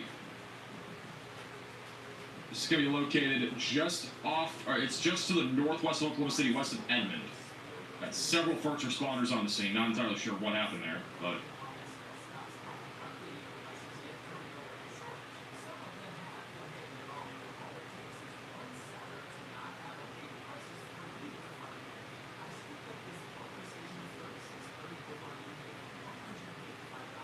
Hey, Lisa, for the super chat in Staunton, Virginia, nothing yet. Keep Virginia posted. I'll keep you posted.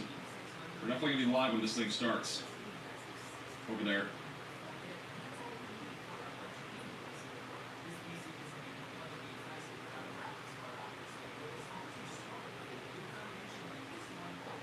But Storm Chaser Connor Croft bottom middle. Put that other shot bottom left.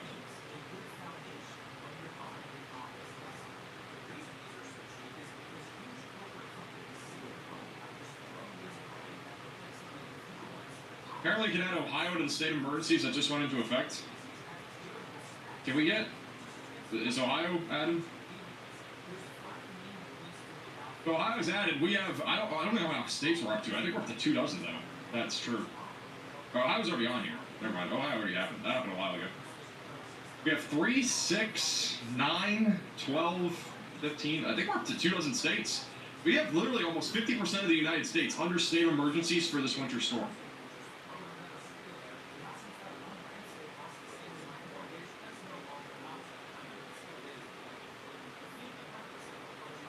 This is crazy. Indiana and Illinois, I mean, if we got state of emergencies, it'd only be for like the very far southern part of it, but I don't even think either of those states will get them. But yeah, this is pretty crazy stuff. I'm kind of surprised Connecticut and Rhode Island haven't been added to this.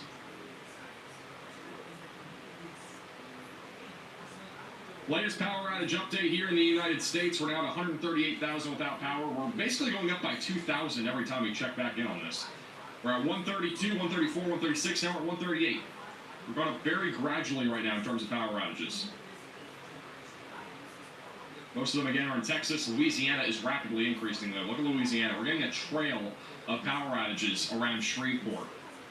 And it lines up with where our heaviest freezing rain has been. This has all been training for hours over Shreveport and Monroe.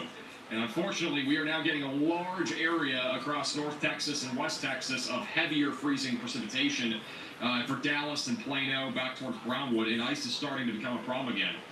Over in Killeen, Texas, there's a camera here that is frozen over. We have a lot of cameras frozen over in Texas.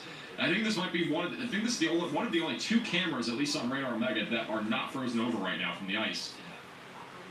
This one's at least giving us a good view of the ice accumulation that we have out there that's accumulating onto rooftops and onto the roadways, and you can only see like 1 car going by right now. I mean, there's very few people on the roadways, which is a good thing, but unfortunately on some of these busier highways over near I-20, we have had major accidents happening, so this is going to continue to be a pretty big problem this afternoon with anybody that is traveling. Another camera's frozen in the city of Denison, Texas. It's only 20 degrees there. And then in Wichita Falls and Burke Burnett, we're basically light sleet, which will go into light snow here pretty soon, but for right now it's all sleet still, which is stacked up to about 1 inch, it looks like, on the ground. So it is definitely slick out there and slippery.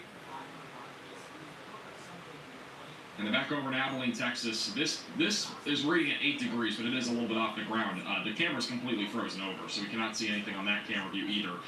Snow's starting to pick up a little bit again over in Vega, Texas. It's been dry for hours, but we're starting to see some small snowflakes again pop up here.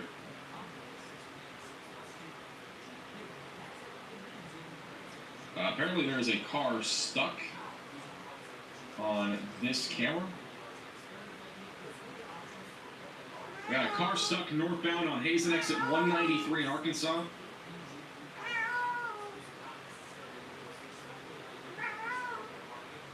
pushing out the car. The next on gas station.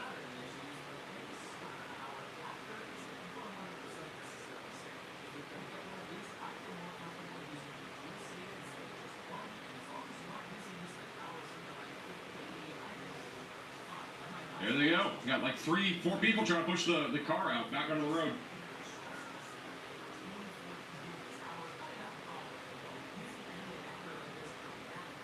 Oh, the camera keeps freezing. There you go. And push the car out. And they're driving again. Huge W. Gas is only $2.29. That might be why that person was there. We do have an update from Rhode Island. So this is according to Governor Dan McKee. He said, in case you, or it says here, our state of emergency operations center will be active for the storm. Rhode Island.news has 500 plows and 60,000 tons of salt. The state police called in extra troopers. Rhode Island Energy secured additional tree and restoration crews. And then emergency pop-up shelters are activated. If you're in Rhode Island, you can call 211. But they have not declared a state of emergency yet, but they are mobilizing the emergency operations center essentially. So we're basically in a state of emergency. It's not. I don't know. Basically what it sounds like.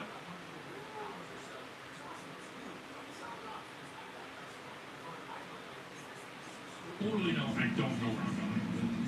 Well, it's like a national right now. We have apparently a Predators game going on right now. National Predators playing hockey currently.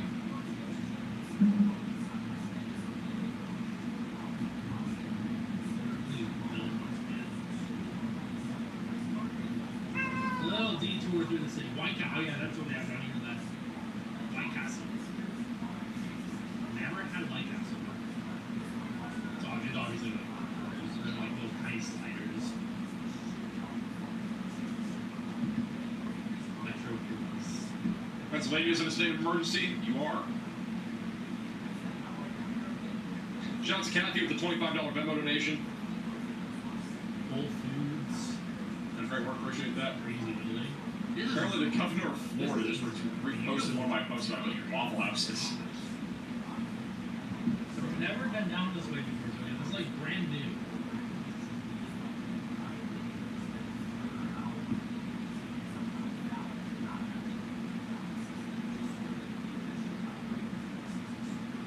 Yeah, this is not bad.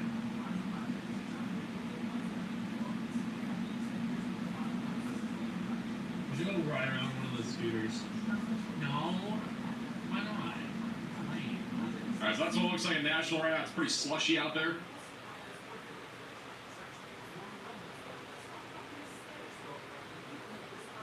Plenty of snow coming down still, and plenty of sleet. It's mostly sleet at this point.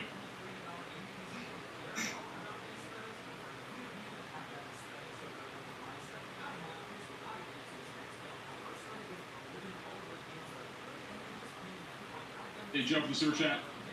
Any more concerning things for Fort Worth? Guys, you guys are still getting hammered. All right, if you're in Dallas, Fort Worth, if you're in North Texas, if you're in Southern Oklahoma, you guys are far from done. I want to reiterate that for those that are in Texas, if you are not seeing any freezing precipitation right now, it does not mean you're done. You are far from done, especially in Arkansas and Texas. Like, these areas are about to get a lot more freezing rain and sleet and snow here over the next 24 hours. Dallas-Fort Worth will not be officially done with precipitation until like 12 tomorrow. Like, I'm talking 12 p.m. Little Rock will be going until early afternoon. Memphis will be going towards the middle of the afternoon. Shreveport will be ongoing until at least 10 or 12 o'clock. Like, this is just going to continue. We're going to continue to see significant freezing rain, significant snow in some spots like Oklahoma. It's not going anywhere, all right? That's why I continue to tell you guys, like, we're going to be live, obviously, pretty much for the next 8-10 hours, whatever it is. And we're going to be live tomorrow for probably 12 to 16 hours. Like, there is so much to cover, and this event is going to be such a long-lasting event. This is not like a severe weather event where we have one line of severe storms and then you're done, and it takes 20 minutes of your time. This is a 3-day winter storm that we're seeing that is going to last for the next 30 hours or so, 30 to 36 hours. So, again, lock in. And just be ready, again, for this winter storm. It's going to throw a bunch of curveballs here over the next 24 to 48 hours. Thank you, Kentucky, for the $20 super chat. Riley has an update. Go ahead, Riley. Hey Max, what you're saying is mostly true for almost everyone. However, there's one place that's actually looking at lessening winter impacts, and it all stems from the moisture that we have coming out of the Gulf right now. So earlier we were talking about these water spouts that we had off the shore of Texas. Luckily, those are starting to dissipate before they're going to move on shore, but that doesn't mean that the warmth and the moisture associated with that is going to be done. So this is sort of split situation because one part we're going to have all this moisture go up and crash into the cold air in Mississippi and lead to that extra freezing rain and ice that you were talking about.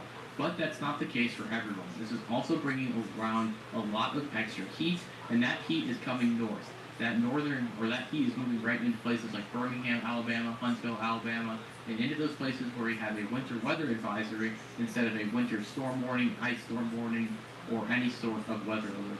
Right here, we're already starting to see the most significant ice accumulation start to fall away in that northeastern Alabama portions as well as north central Alabama, other than places like Russellville and Florence where we still do have those cold temperatures in place.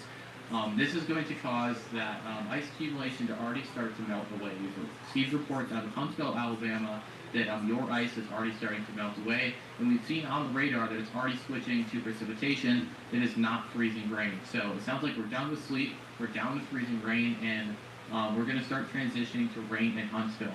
Now, that's basically the same story for all the way up to the mountains here as well, because there's just a lot of heat coming in there, and this is what's setting up our severe weather threat tomorrow, but it does mean that parts of our ice storm are going to be a little bit less significant. Alrighty, thank you, Riley, for the update. Just a little update here in the weather studio. I have now officially gone through, I think, 15 water bottles. I have literally a pile of water bottles. It is terrible. I've gone through this like probably 5 times now. I don't even know how many times. It's unbelievable. The amount of liquid I'm going through right now is insane. So we can be live for the next, 30 hours or whatever, basically, and not have problems. My voice. I'm gonna smash it. This is very cool. This is Ryan Scholl over in Nashville. This is right next to the Predators game. The National Predators are apparently playing today. A lot of people are actually attending it. Hey, don't hate on them. Just don't hate on Nashville. Dave Alex with $10 super chat starting Stone Cincinnati. I think we went up. Wow. I think the Blues went up against them in like the Stanley Cup.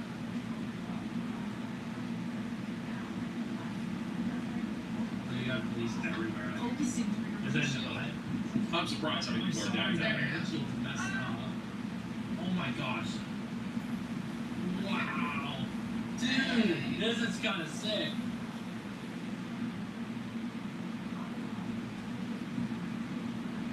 All right, Riley has an update. Go ahead, Riley. Hey Max, so right now in camera slot number 1, we have a semi that has crashed into the median in Sweetwater, Texas. So just a continuation of the accidents we've seen in Texas from the ice and snow. Alrighty, thank you, Riley, for the update. Let's go to camera slot 1. That there is a semi that is in the median. It's US 84 southbound at CR 111. We've had so many accidents at this point with semis, and it is still going. Still continuing to be a big problem. And this again live, this is not a stationary photo. There's just literally nobody else on the road. It's just this. Like, this is literally live. This is a video, so. Crazy stuff.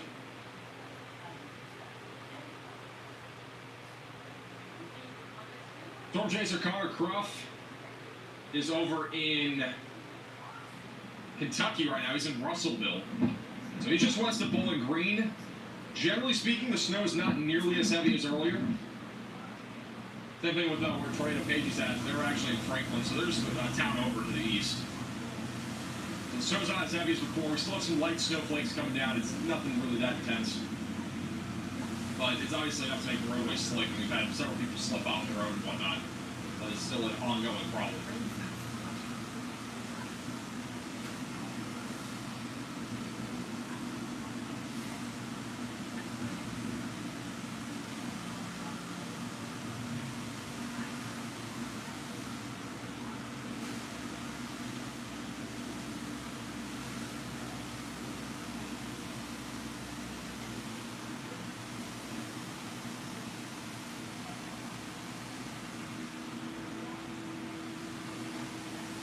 Hey, ton or two for the super chat. How much more snow is Bentonville, Arkansas going to experience? On top of what you've already seen, we're probably going to see another about 5 to 10 inches of snow. I'm pretty sure Bentonville, for those that are actually, you guys should just say in the chat, wherever you're located right now, how much snow you've seen. I'm curious what your numbers are right now. I'm guessing Bentonville is probably close to about 5 inches. If you've already seen 5, then you're at least going to see another 5.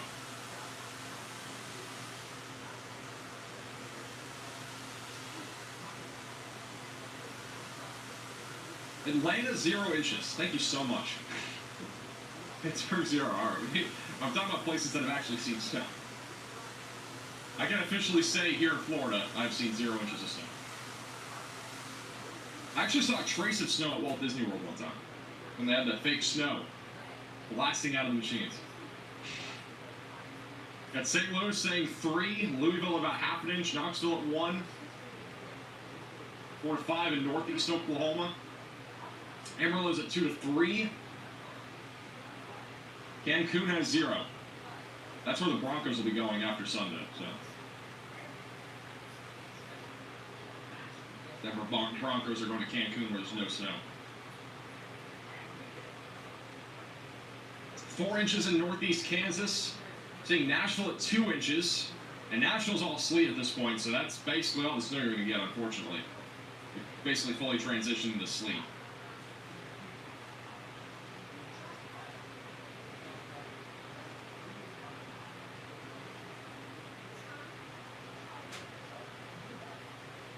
Las Vegas has no snow.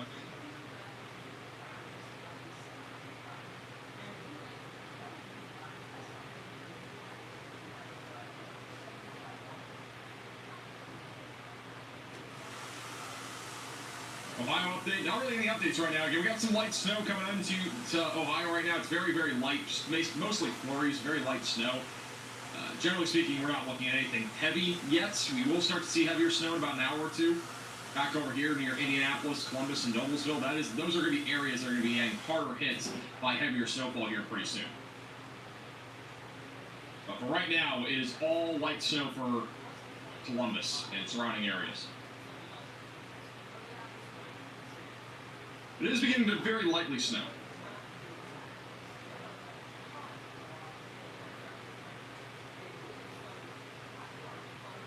But this winter storm, guys, this winter storm is going to be bad. Alright, this winter storm is going to be bad.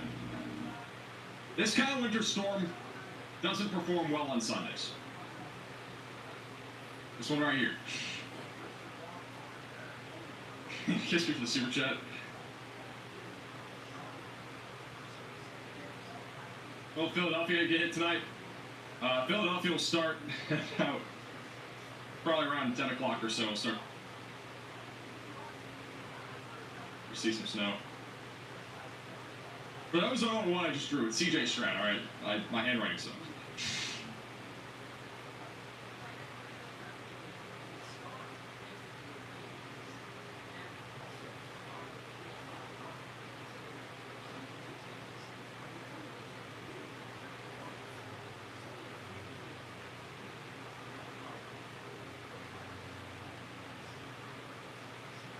You know, what really would have been epic with this winter storm is if the Patriots were playing in New England. Like, everybody tomorrow would be tuning in to that game. I don't know if I'll be live tomorrow. If the Patriots are playing in New England, I'll probably just be watching the game. Like, that's a serious snow game with how much snow has happened.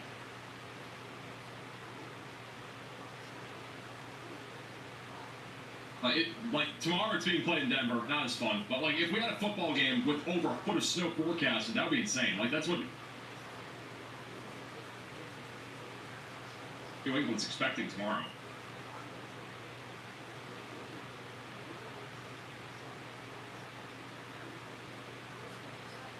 Yeah, this is what it's going to look like as we go into tomorrow around lunchtime and after that. Like, we're going to have heavy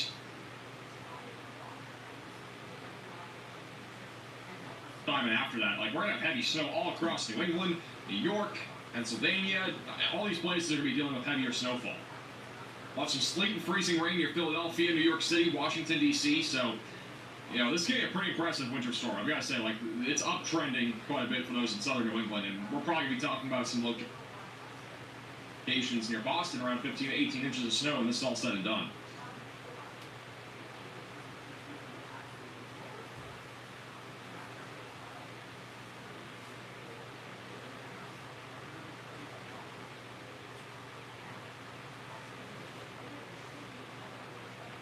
Here is a live view. Ryan Scholl, almost running a stoplight. Thank you, Sam, for the super chat. What do you think of Washington, D.C. for snowfall? I would say right around 10 inches of snow. Dave Holland for the $20 super chat.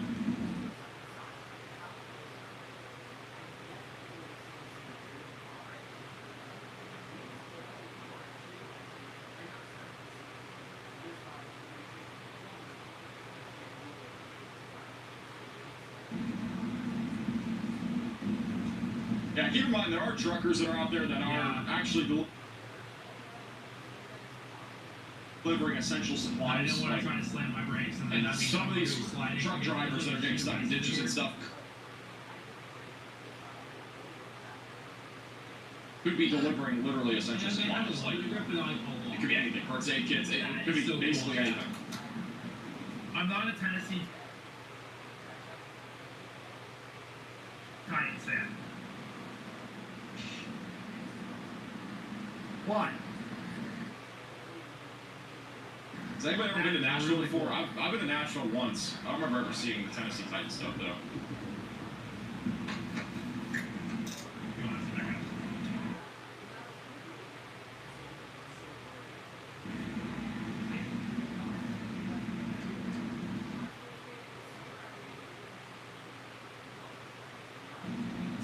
Yeah, that's fine. That'll work. Ice sold for Atlanta. Talk about quarter to half an inch of ice in Atlanta. I think it's because of the game. Oh, yeah. Very slushy. So weird. This is Storm Chaser Tornado Pagey in Franklin, Kentucky.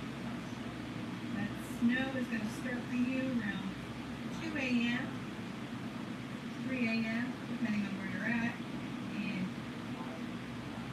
at least a foot. If you're in Indiana County, Deerfield County, Cambria County, Blair County, up in the center. But 12 and 17 is what they have. Now, reporting to chat in Holly Springs, North Carolina, that there's light sleet. Starting to see a little bit of winter precipitation.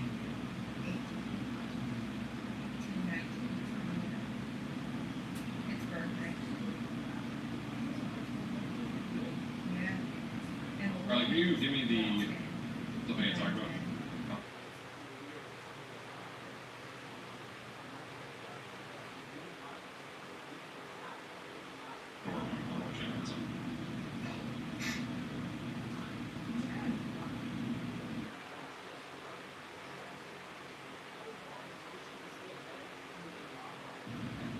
Yeah, the expected We're going to go over some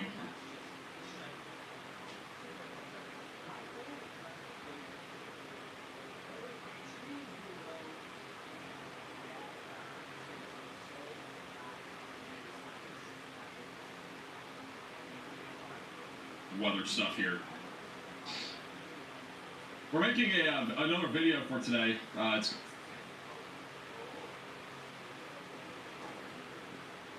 going out in like, might be an hour from now at this point, but we're going to be having another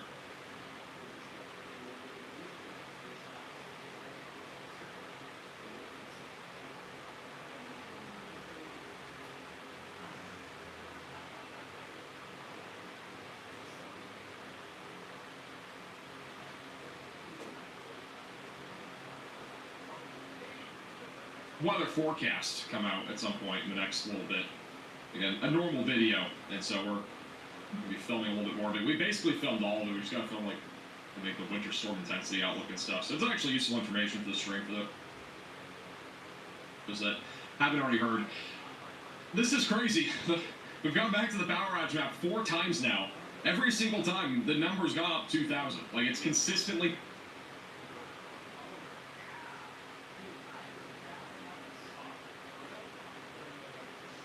going up 2,000 customers every single time I go back to the power outage map.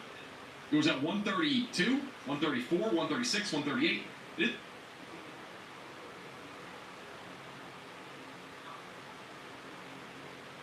is now at 140,000 people without power. Or customers, I should say. And Texas is the biggest culprit at this point with 57,000 customers without power as of right now.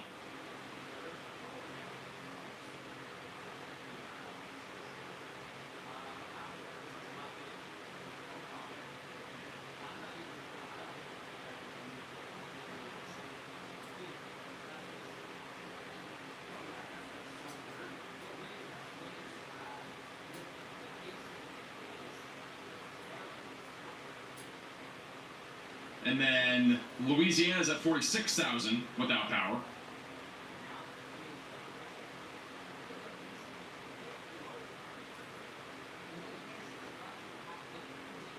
And most of that is in a little trail here near I-20. So Shreveport has been pretty hard hit. In Shreveport specifically, that general area, we are looking at about 20% without power in that vicinity.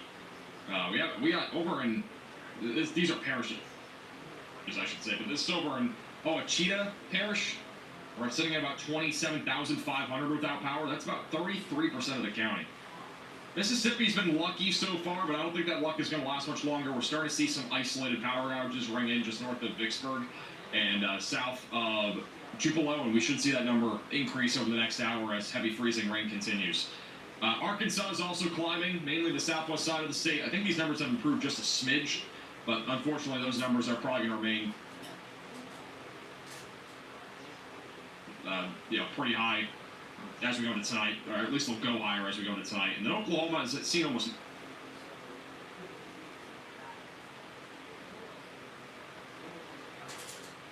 nothing. It's only McCurtain County, really. So.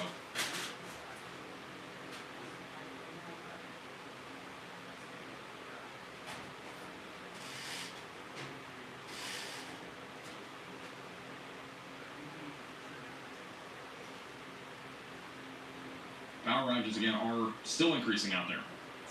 And they will continue to.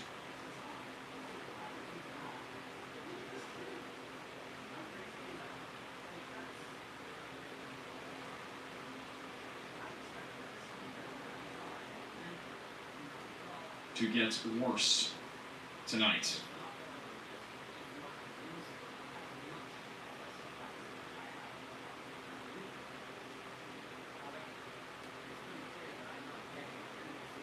I want to talk to you guys more about sight. I want to talk to you guys more about something interesting that is going to happen with this winter storm. Alright? And this is also for our video. Yes, I'm just going to start it as an actual video here, but. So I'm just going to start it as an actual video here, but. Now, as we go into Sunday, behind this winter storm, some of you will be experiencing normal rainfall, which is a cold rain that will be happening from Texas back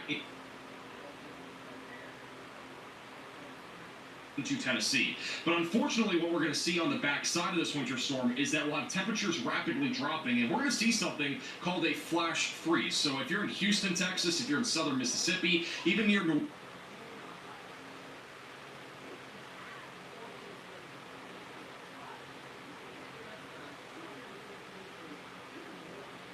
Orleans will have a flash freeze, and so any remaining liquid water that's on the roadway could lead to some places seeing black ice and also seeing the possibility of just ice accumulation in general. And that is why some areas near the Gulf Coast, for example, are under winter weather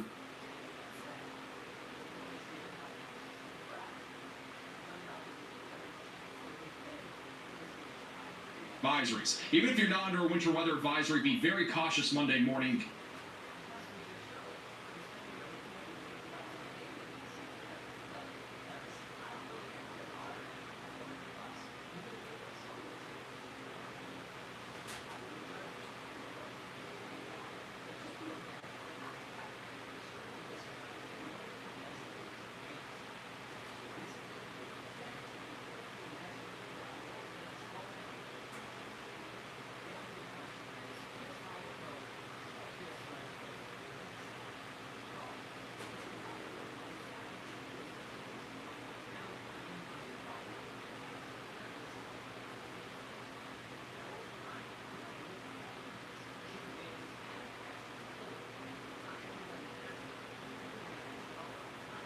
because temperatures will be as low as the 20s and teens as far south as the Gulf Coast, which will make it extremely dangerous, not because of the temperatures, but also because of the ice risk. Hey guys, that's me in our video later today. Bang. Working on the video.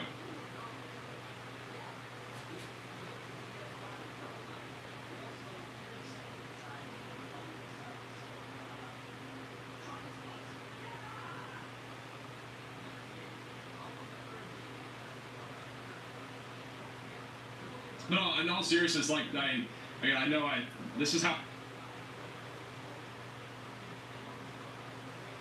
I do videos, by the way. This is normally how I do a video, but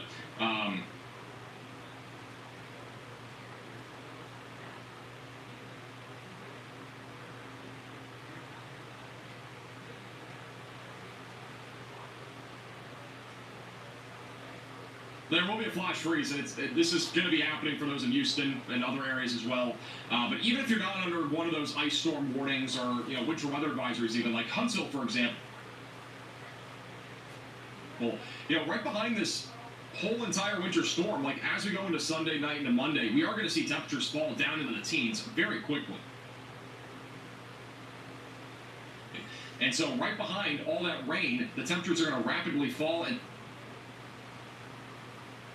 that means a flash freeze is probably going to happen for you guys back over in northern Alabama, even around Atlanta. So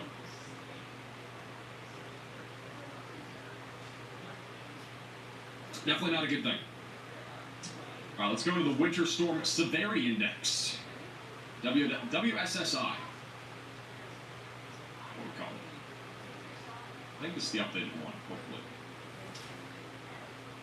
So for those that are wondering what we're looking at here, this is basically a map of all the risks that we're expecting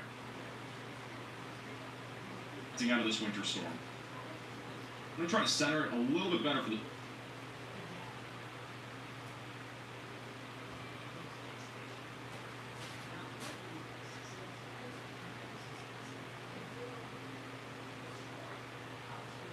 screen here. Here you guys go.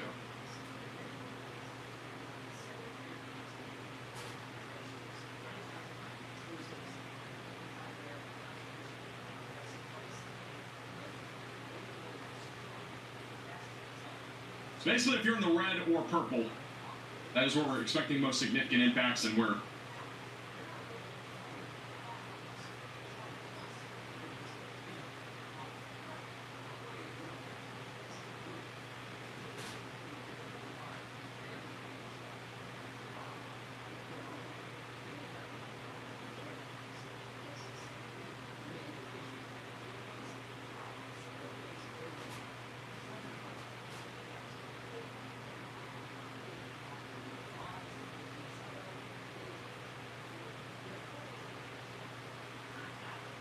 power outages are going to be the most likely to occur, especially in the darker purple.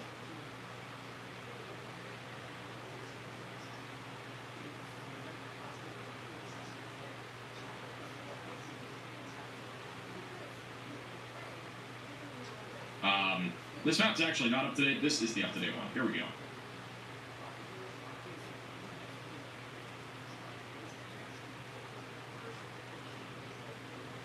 It's not very different from the one I just showed you, but basically the purple is where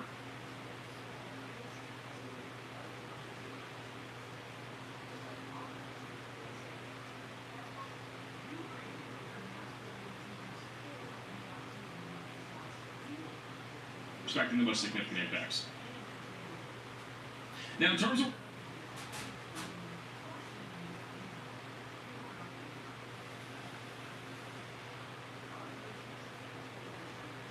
we're expecting most significant impacts out of this winter storm today and tomorrow. Anywhere in the purple is where extreme impacts are possible, and that includes north.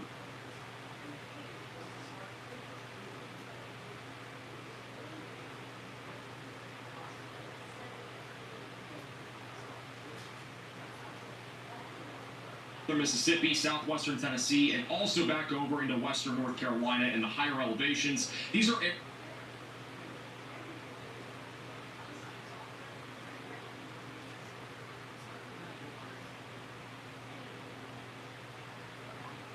areas that were hard hit by Hurricane Helene just a couple of years ago, and these are the places that we could see power outages last weeks, and in some cases even months.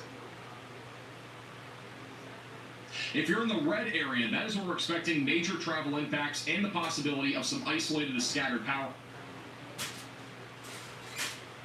outages. So that includes areas like the Carolinas, Atlanta, Georgia, back down towards Houston, Texas, and then anywhere in the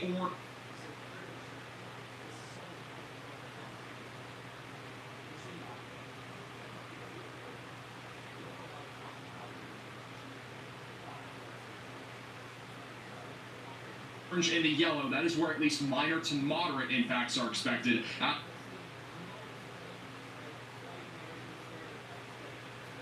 Of this winter storm over the next couple of days. So this is the last chance to make sure that you are prepared for this winter storm.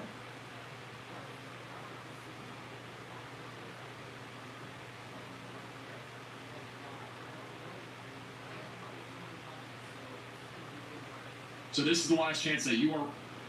I messed up the ending. I looked away. This is a video. I keep forgetting this video, not just a live stream. I have so much more emotion on a live stream. So this is the last chance that you need to make... So this is the last chance to be prepared for this winter storm.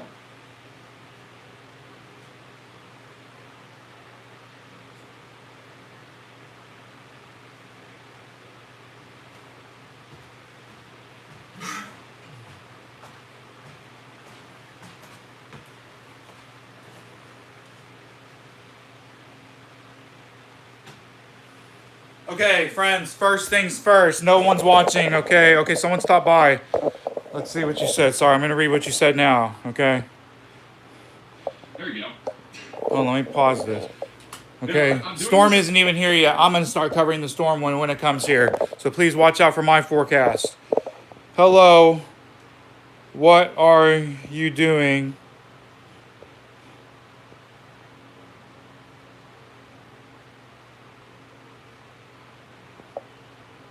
Okay, I don't know about that comment. That's like a 12-year-old comment. Okay, anyways, one thing at a time, guys. I'm telling you, I'm repurposing this T3 500 for something else now. It's going to become my budget music studio computer, okay? And you're going to see it all today, okay? I'm going to have a new budget gaming computer, okay? And it's DDR4, okay, which is completely different, okay? M.2 DDR4. To just tell you, it's way newer than this, okay? So, here we go, because I've been putting this off for a long time. I'm going to shut it down, okay? We're going to see if I can, if this will show 48 gigs.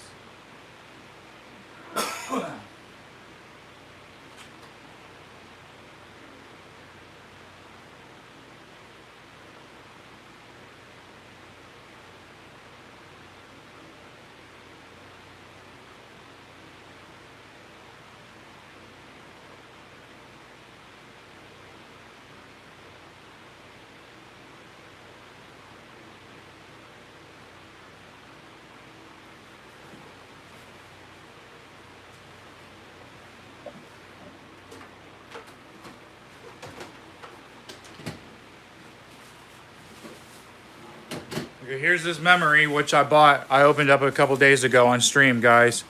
So this was this dude's last 8 sticks DDR3. I'm hoping, please hoping that this is, yes, the correct memory, okay? Or this just plug in. I don't need to update any BIOS or anything like that. We're going to find out here. So it's 5 p.m. Hold on, I'm getting in on this phone so I can see what's going on. 5 p.m. I'm going to start making some food in the background as well.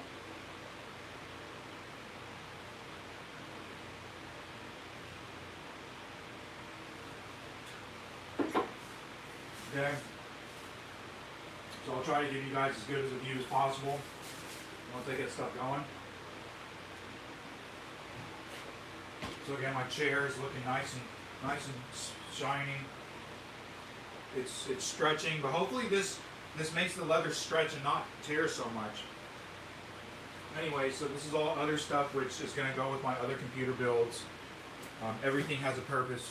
that is on here. Okay, it may look like this. Okay, this is straight up decoration. Okay, but these other floppies, okay, they have a purpose.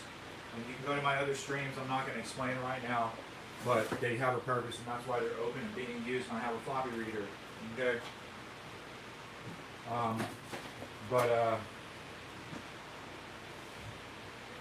This Dell, I've learned to like it, and it's pretty much getting maxed the F out right now, guys. A crazy amount of maxing out. Okay, so I'm plugging it all the way. It needs to be cleaned again. So just I'm gonna get a vacuum. It's still not the best cleaning, but I just can't believe it. I don't even know where it came from. So we are gonna just do a small vacuuming out. Okay.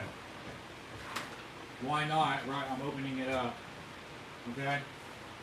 And I'm gonna turn off this fan right here. So it's just much more silent. I hope you guys notice. I'm gonna move my chair out of the way. I'm gonna make a little bit of space, okay? Move my keyboard away. By the way, I got this stand under here. I didn't show you guys yet, but I'll show you. I got it for $2.99. Okay, cool. Let's go. Making sure all this is ready to go. Ear warning, okay? I will be using the vacuum for moments, okay? So, I warned you now, okay? Thanks. And,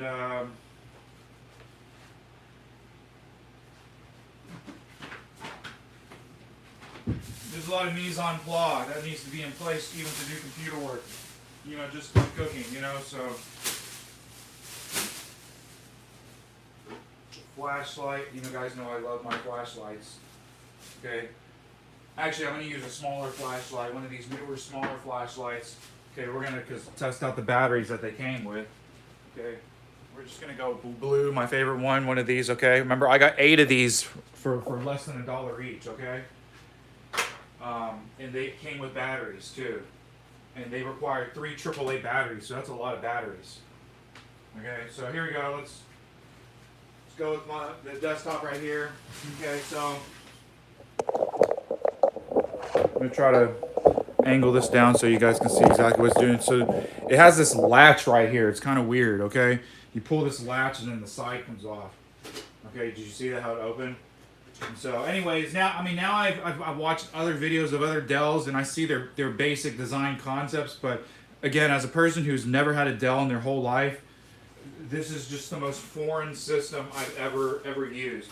You know, because please stay tuned. This is not my budget gaming computer. I have a new budget gaming computer, okay? And you're gonna see it today. It's gonna get booted up and everything. Okay, that's what I'm doing. Now here, okay, I'll lower this some more for you guys so you can see. I'm upgrading the RAM, and I bought the wrong RAM, okay? Just off by 1 letter, okay? I'm not like a computer expert, guys, okay? I just try to look shit up just for like the board that I have, okay? So that's what I know about.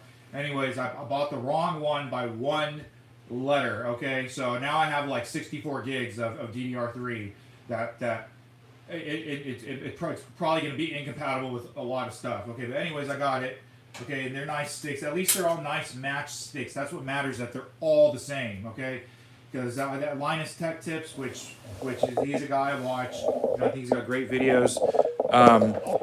He talked about like the videos of having mixed memory modules, and I personally, I'll just say I've dealt with that too. And it's just, if you can have them all the same, and know that also they have already all been tested. That's what's cool about these modules that I bought. They've all been tested and broken in per se, you know, versus just buying some shit that's brand new. You never know if it's just like one of the ones getting through the batch. These ones that are all these server components, which what this is are workstation components, they get replaced in the workplace, you know, if it was ever messed up, you know. So I take this down right here because it vibrates. But this is what I'm saying why I didn't also care about the RAM having any heat sinks or anything on them, because there's a fan that directly goes on top of them, And also, I don't intend to overclock this computer, you know, by any means. Again, this is going to become a recording studio, a modest recording studio. And I have like things with a mic. I'm going to install a PCI Express USB 3.0. You know, that's going to allow it to just be so much more with the age. Okay, already with this USB stick, which I'm going to buy another one just for testing, since I'm actually using it and I like it. Okay, and again, I just upgraded, like had a amazing fucking upgrade with my wireless router. Okay, it's a TP-Link 9300C or something like that. It's got 6 antennas, guys. So that's how I'm streaming in my garage. Okay, so here we go. This is the old memory in here. It's 6 gigs total in tri-channel memory. So these are all 2 gig sticks, DDR3. Okay, and interesting. They're warm. They're warm. This one's cold. This last one was warmer. So I don't know why. So anyways, these are some basic ass DDRs, okay? And I mean, I'm gonna keep them. It's perfect for testing now. I'm finally accumulating parts. You know what I'm saying? So, anyways, I'm gonna get a bag and everything for them. Here, I'm gonna do that now, okay? Get a bag for them. Treat my memory nice, even if it's old, okay? Because I intend on having old and new systems. You know, so my gaming system literally now, okay, since it's DDR4, that is literally, finally, that's some new age budget. Because the DDR3, truly, I mean, like, I guess you could try to do it, but like, it's gonna bottleneck, you know, with what's required now, is what I'm saying. So, having this DDR4 and this other board, my new gaming computer, which I feel like I will be building from scratch, but not really, but you'll see why. Will be truly gaming, and because this Dell doesn't look like a gaming computer, you know what I'm saying? So here's the new memory, guys. Okay, so this is 6 sticks. This guy was selling like 150 something sticks, and I bought the last 6 that he had, and it was just so perfect that I needed it. So I offered him. I got these for $9 a stick. Okay, 8 gigs each. Okay, and these are. Oh yeah, so those first ones I bought that which were wrong were Samsungs or something. So this is Hynix now, which I know I've heard is a pretty decent brand. Okay, so we're gonna let you guys see closer because this is one of my most funnest times. Again, last time I installed all the memory, I was so excited, and then the computer didn't boot. But it's just so nice to have this maxed out with something that is supposed to like. It's just absolutely maxed out, because if you go look on the data sheets for this board when they made it or something, I don't know exactly what it is, but it says 24, okay, gigabytes maximum, okay. But then I guess it's compatible with these 8 ones that came out later or something. So well, I'm gonna try it out, and I saw a few people did it on YouTube already, and I want to join their ranks of the T300 48 gigs tri-channel memory. Dude, this guy's is so cool, guys. This memory just feels so nice. It's so sleek, double-sided. It's just so maximum for what this is. You know what I'm saying? The system, it's completely maxing out. There's nothing else that can be done, you know, memory-wise with this computer, I guess, per se. Unless you do some serious modding or modification type stuff. But that's what I'm saying, look, because this fits perfectly under the shroud, okay? And I make sure all those are all in there, okay? So last time I started up with the wrong memory, it was just beeping, okay? And that's what I got. I got this beep. I'm going to get a piece of tape. I'm going to tape that now.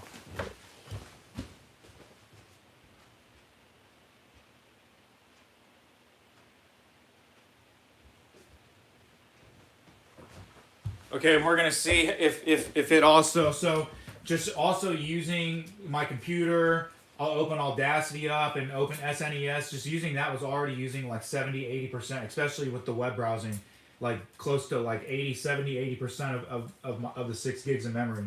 So that's what I'm saying. I'm hoping that this will really free up or make it appear faster when this stuff can stop having to write to like a page file on the hard drive, which again, so this hard drive, I have Western Digital Raptor, which I'm gonna keep. I think it's cool. It's like a novelty drive, but it's crazy. It's slower than the a terabyte 7200 RPM drive.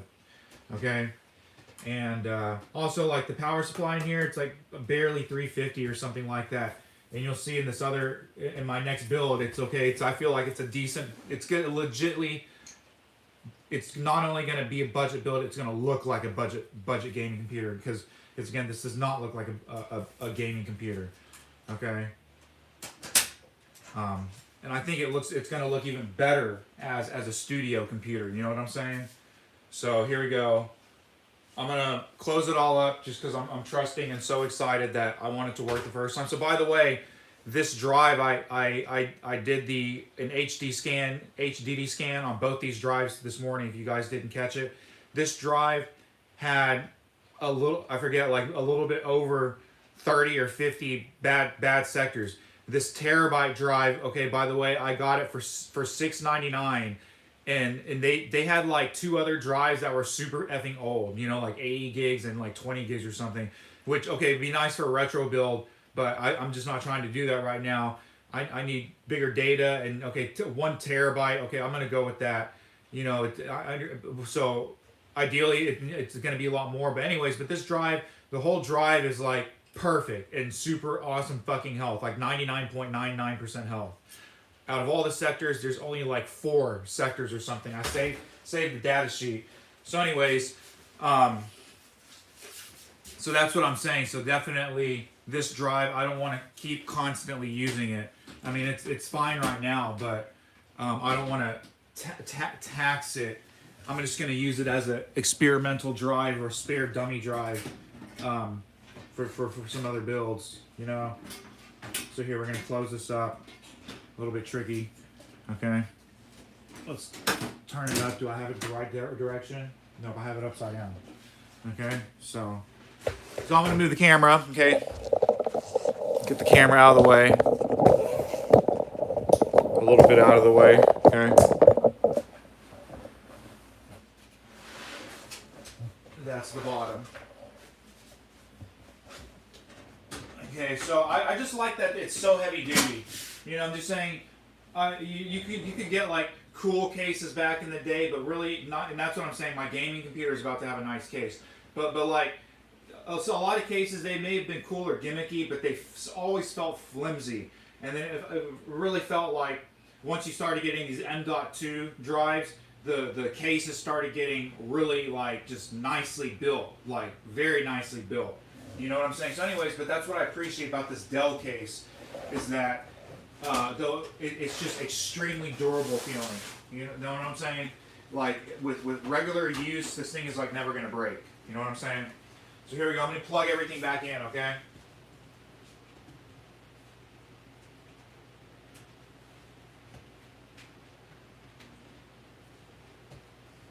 And so, also for these computers, I'm having to look for a sound card too, actually, for some of them.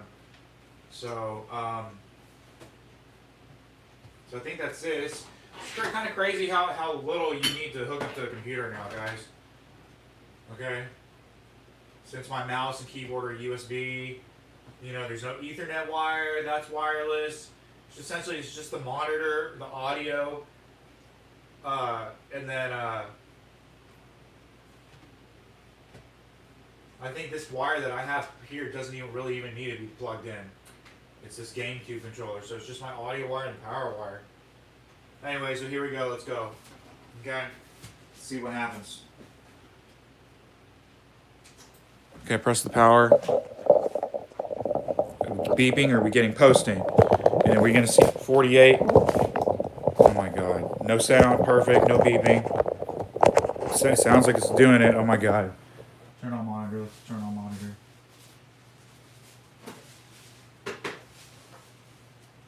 If I have 48 gigs, dude, guys, that is going to be so freaking cool. Okay, there we go. Okay, so, okay, there we go. We're in the BIOS. So it's got a nice little BIOS thing. Okay, so let's see what we got here. System board. Oh my god, guys, 48 fucking gigabytes. I'm making a short of this. probably separate, but oh my god, you guys need to fucking see this. Do you guys see that? 48 fucking gigabytes. Oh my god, look, and I got a better processor. I got the fastest processor for this too. 990X, so that's coming up next. It's going to be 6 cores. It's higher than quad. Okay, so this is a Xeon. This is a pretty nice processor that's in here right now. Or not nice, but decent processor, you know? Just, oh my god, man. Okay, that is so fucking cool. Look at all that fucking memory, guys. Oh my god. Fuck yeah. Oh my god. Oh yes. Oh my god. 48 fucking gigabytes. Alright, let's exit. Let's go. Let's just watch it start up. So the real test is I'm gonna open up a couple applications and see what happens. Okay, so that's what we're gonna do.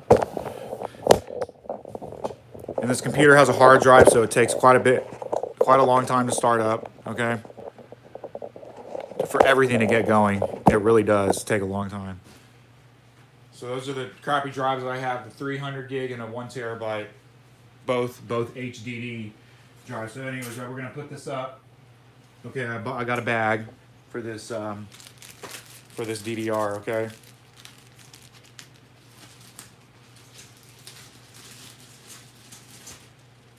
And it's kind of odd too. I have 3 sticks. You know, not many boards are gonna have these 3 sticks type of deals. So, anyways, that's cool.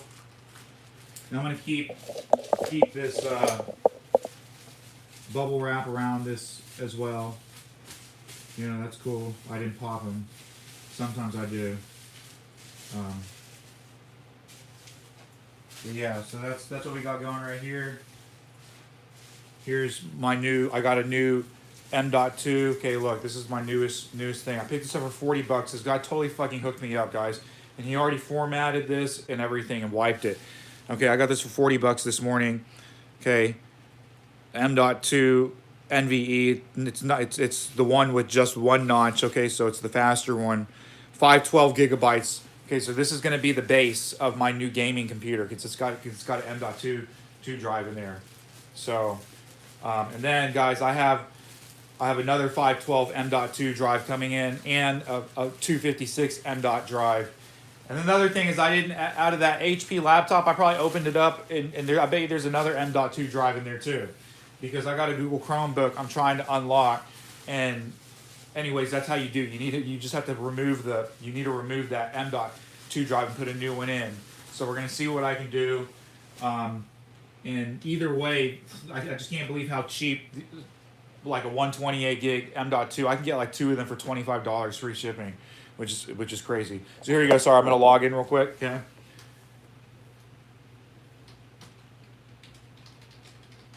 Okay, here we're back in.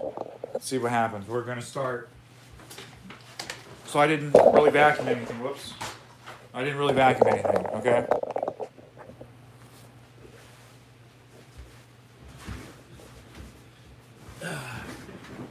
First, let's go CPU-Z. CPU-Z, okay? This. I know there's a lot of different applications. I just have these 2, okay?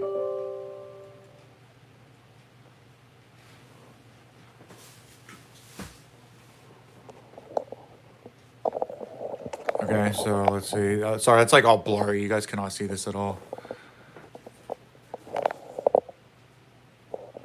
You guys can't see that. Yeah, there's no way. I'm sorry, you guys can't see that, okay? But I'm looking at it.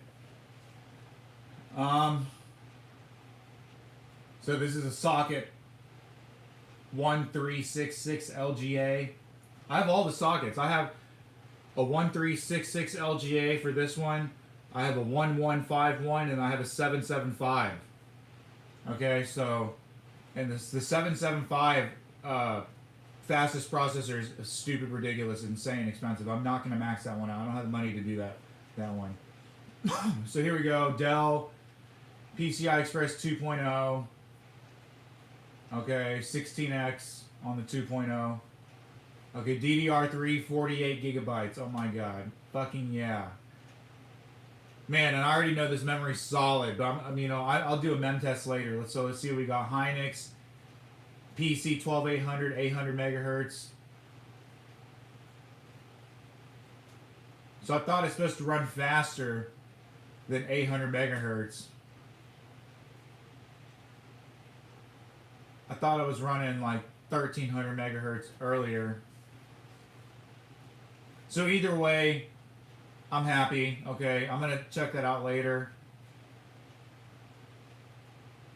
It says dual. It's only running a dual channel. Let's see when these are from. From 12/14. From the 27th of 2014. They're all 2014. These are all made within the same year. That's what I was saying. So all these are solid. This is like fucking solid memory, guys. All made exactly the same year.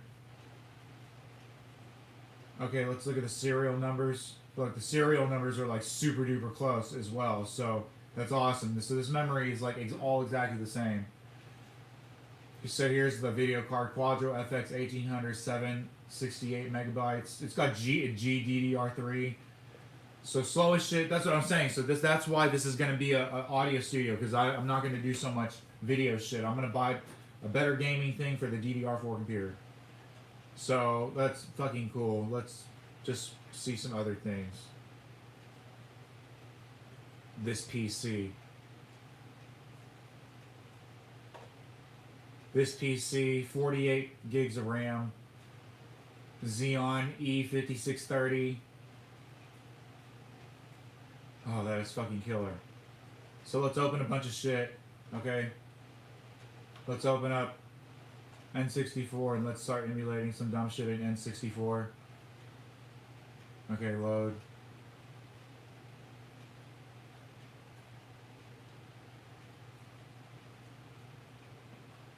Okay, we're gonna just go with what I like, Mortal Kombat, okay? Mortal Kombat Turbo, okay? We're gonna let this shit emulate. Let's open up Project 64 and emulate the N64 game. Okay, here's a game I want to play. I will play all the way through, so we gotta wait.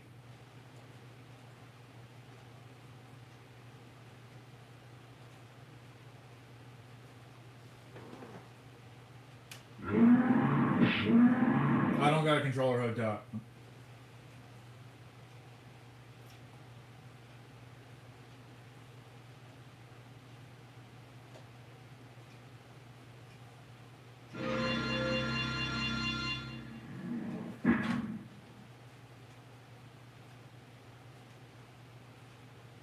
So it's kind of dead. Anyways, it's emulating, okay?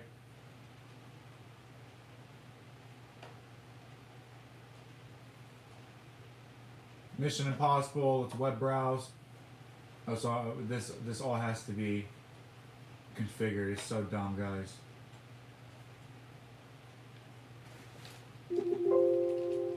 Guys, it's already, I'm noticeably faster, guys. Everything is, I'm noticeably faster, guys. Way noticeably the fuck faster. Things are definitely way more snappy and loading just so fast. T1000. All that, yeah, that's fucking crazy, guys. Oh my god, it's. Madam. Okay, we're gonna let that play in the background.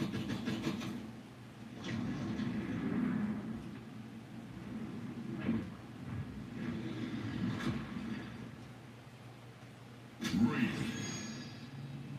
Frost. Okay, yeah, the computer is definitely way more snappy, guys. Humans doing can't everything, coexist moving with the machines. screens. Is that why you tried to terminate us? Load a different game. Okay. One, maybe see some demo shit. Radius 3. Round 1. Fight. Oh, guys, my computer is so fast feeling. No fucking joke. It feels completely different. There's like no delay between. Look, I gotta fucking wait again.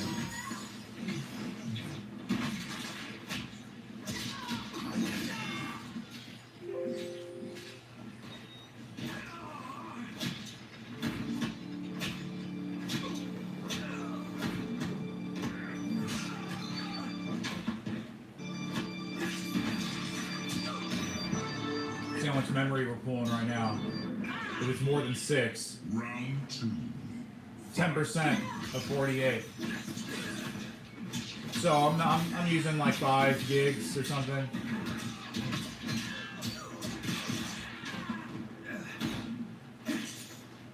Oh, it doesn't matter. Before it would never use this much memory is what I'm saying. This is so awesome, guys. Okay, now Mission Impossible should work. Let's go up any.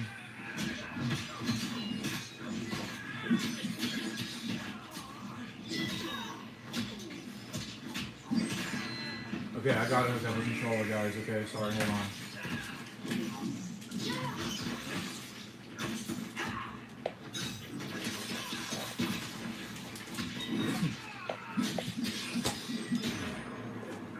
So I'm hooking up this one.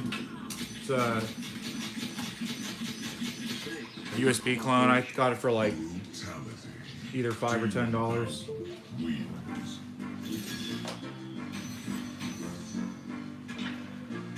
The memory hasn't increased at all, really at all. Just open a couple tabs. That's what really does it. Let's open some tabs. Scorpion. Today's journey to the bleeding edge of 1970s Okay, yeah, it went up a little bit. computing has brought to Let's you open up more tabs. Opening up tabs. And Well, never In our abandon my previous mission. video on this beautiful very nice. 1976 Apollo 20, the earliest. Okay, I'm going up to 12%. Look, Google Chrome's using a lot now. A lot of memory now, guys. Clean it up a bit and explore its history. Okay, yeah, Google Chrome's using a lot of fucking memory now. Power it up, figure out how to load software on it from the internet. 1,400 megs, 1,500, 1,600, 700. So I'm gonna hit it up. We're gonna hit it up to 2 gigs. It's almost 2 feet and weighs 100 pounds. Yeah, okay, I'm at the 2 gigs of memory now. So yeah, this is fast, guys. And all this shit is playing in the background. So there's no zero lag in between changing any of this stuff. Here, let's pause. Pause. Pause. Pause. Pause. Round 2. There, I'm using 15% of that memory. So that's cool. That's what the RAM allows us to do, man.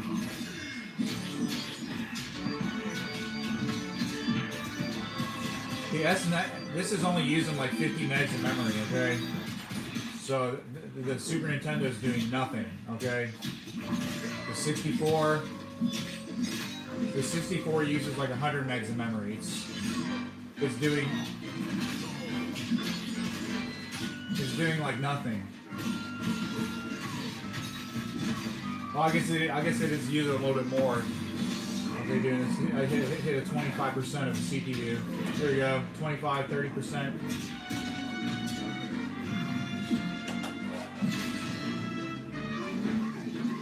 Okay.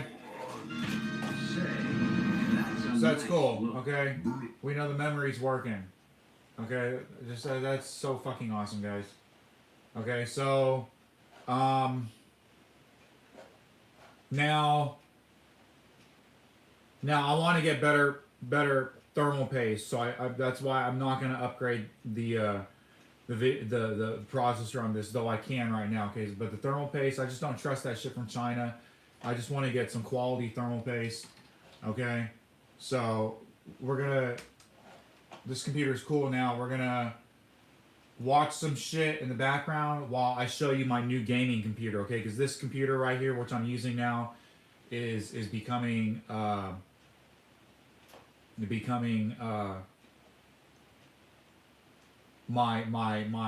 music studio. So I'm gonna hook up a MIDI controller and microphones, you know, so you can hook up microphones, it'll be legit, and then installing a USB 3.0 PCI slot. It's actually one from one of the other computers I got, you'll see. So anyways, here we go. I'm going to bring in the other computers and show you what the plan is, okay? And what we got going. So we're going to watch this World War Z game. I really like this game. And again, so I always watch these games and I never realized that like this is 4K 60 FPS HDR. Like they're playing this like on the the top fucking shit. Like, let's see if they even list here what they're playing it on. Okay, well, I mean, if you're playing it for Xbox or PlayStation 5, I mean, you know the hardware is fucking legit. So, and this is PS5, so that's why it looks so good. How's it look from up there? So, here we go. I'm gonna pull up the screen. This is gonna be in the background. And I'm gonna show you. We're gonna go with this new gaming computer. Okay. We gotta get him out now. I'm gonna make some food and shit real quick too.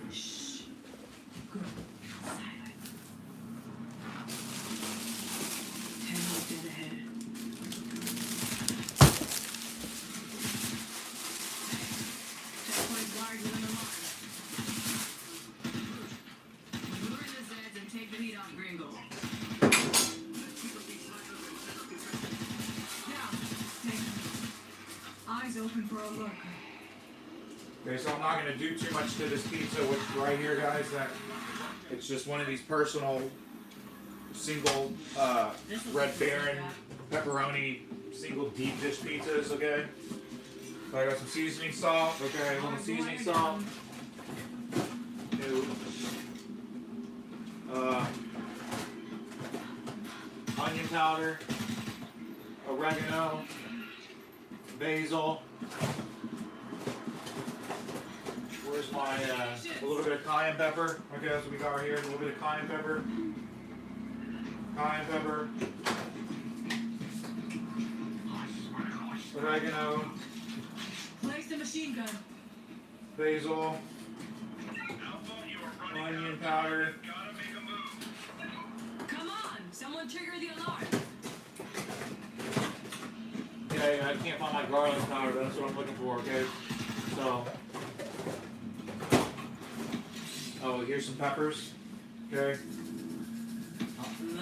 Sometimes they're spicy, these are sometimes spicy. That's what we got, okay, boom. Okay, then I put olive oil on the bottom of that shit, okay? Okay, ooh, I got some Swiss cheese on the clearance, so we're gonna go with the Swiss cheese. It's a wrong cheese, but that's what we're gonna go with, okay? So I'm just gonna put a whole fucking slice on top, okay? Boom, okay? Okay, and that's what the cheese is gonna be, okay? Yeah, I'm gonna put this in the last of the crumbs in there. Try not to waste any of that cheese. Okay, throw this in my air fryer, okay? We're gonna do this on a lower heat as well, 350, okay? Not super maximum, 350. Let's go, okay, boom. Okay, whoops, 350, 25 minutes, 350. Okay, there we go, okay. Okay, and I'll eat some of this cheese later. Right now we're going with that Go pizza, okay? Now I'm gonna throw in like 3 chicken tenders.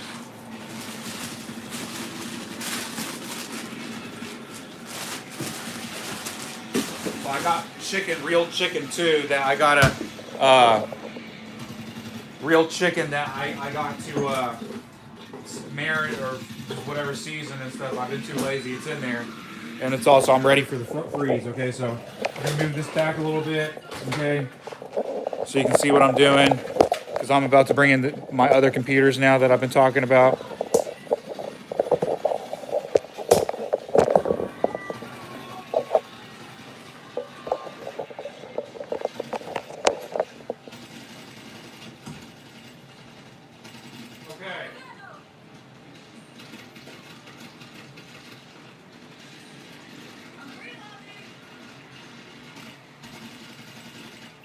Okay, so I believe, sorry, I have the computer right here.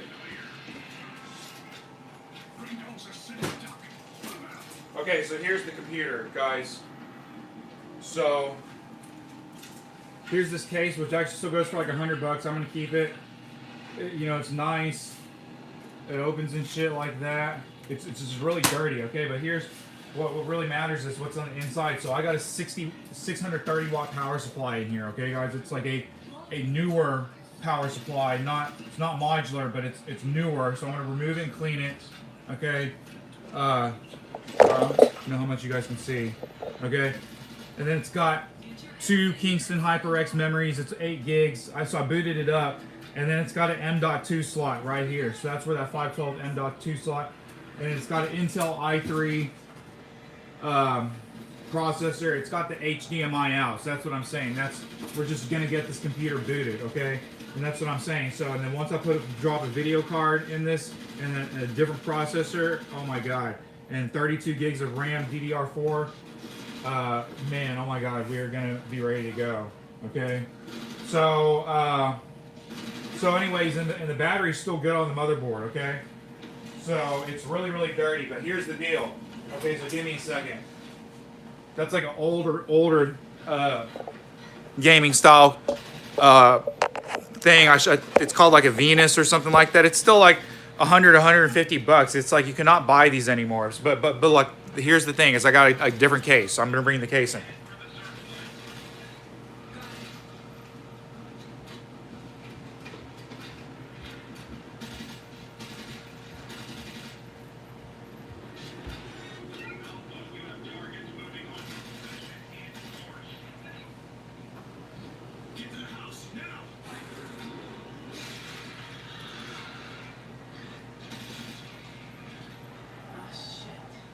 Too late. Hello? Anybody alive in here? Up here. Yes, it is. Do we have time to get the dog out? Negative, Alpha. They're almost on top of you. You'll have to engage. No going back now. Let's go. Hey, you the doc? I thought that was dead.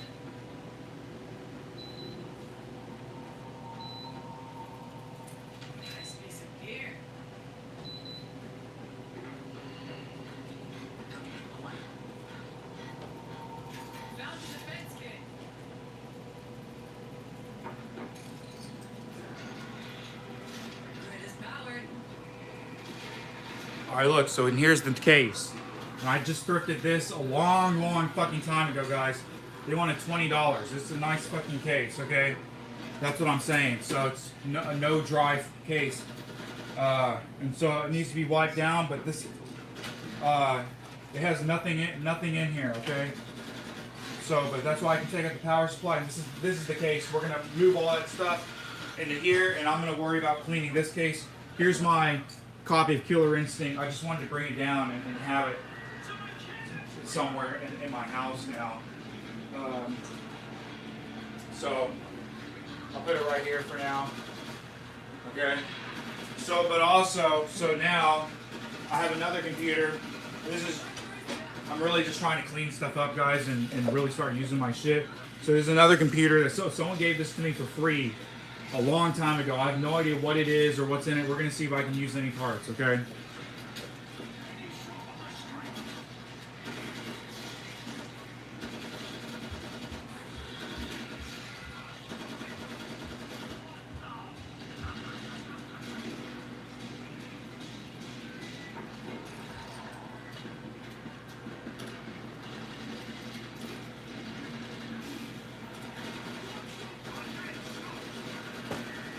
So the story about this is a guy gave this computer to me for free, but I drove an hour to get it and drove an hour back, okay? And this is no joke. He gave this to me, a Corsair. Look at this Corsair case. It's got that fan controller and all that shit. Really nice, big, heavy duty. It's got the handle on the top. It needs to be, it's been sitting in this closet. So like I can hold it from the top. And it's got like an amazing, I haven't even opened it up. We're gonna open it up. Okay, so I'm gonna show you guys this one. We're gonna see what I can take.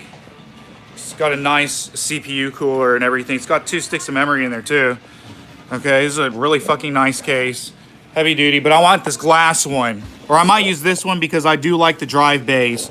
So it doesn't matter. At this point, I want to use this glass one. I think that's what just would look fucking sleek. But we're gonna see if this has any parts. So let's see what this has. We're gonna open it up. Okay. Okay, so those don't come out all the way. Remember this? Okay, very interesting. Oh, okay, cool. So I have another power supply in here. Oops, so let me plug this shit back in. I gotta make sure this phone plugs in. The battery's bad.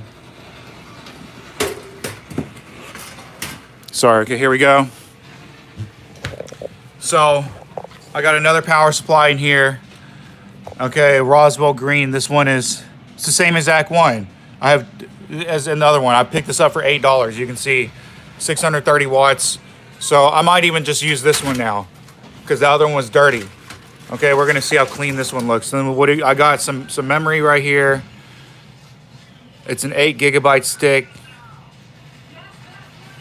Or this is a 4 gigabyte stick of 2. Okay. This is DDR3. Look at this DDR3, good, okay? So, anyways, I'm gonna use this power supply, okay? It looks way cleaner than the other one, okay? So we got these fans. So these are kind of things I'm gonna take and move. Look at that memory is so tight that you have to remove the CPU cooler to take it out. So I'm gonna take out one of them. We're gonna see what it is, what kind of memory. I mean, I think this DDR3 right here is unrelated. Or no, it is, it's the same memory. Let's see, but let's just see what it is. Okay, these tabs are like broken or something, or only on one side. Okay, sorry. So these are rip jaws. It looks like they're all the same. So he only had 3 sticks, so he had 12 gigs of DDR3 in here. That's what was in here, 12 gigs of DDR3. And I'm trying to think.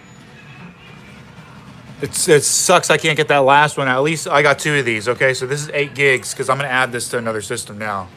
Okay, so we're going to put this off to the side. Okay.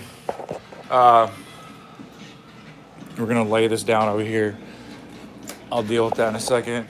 So I don't want to remove all this shit. So I've never known what processor in there. You could look up this board to see it's an ASUS board. I'm not seeing an M.2 slot or anything. It's I guess not. It's DDR3, right? So it's older. So but yeah, but it's still a nice board. And look at that cooler. That means I can probably use that cooler for the processor. That I'm gonna put it in there eventually because now you're gonna let's. So I might use these fans right here, okay? Maybe these big ones we're gonna see, okay? But I'm gonna move it off to the side for right now, okay?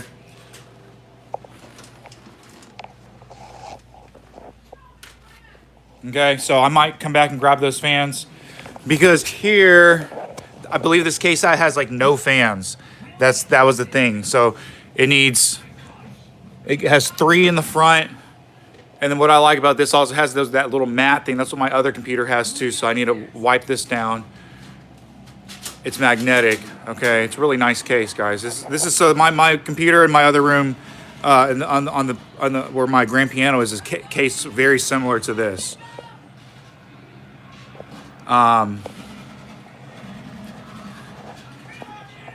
Needs fans right there. So I picked up some fans. Let me go get them for you. I'm gonna show them to you. Okay. So this is going in there in this new system. I'm gonna put it off to the side. We're gonna clean it off, and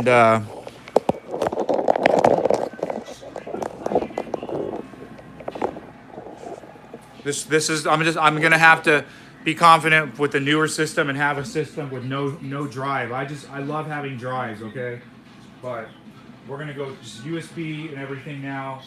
And I have an external USB DVD drive if I really want to do DVD shit on this gaming computer.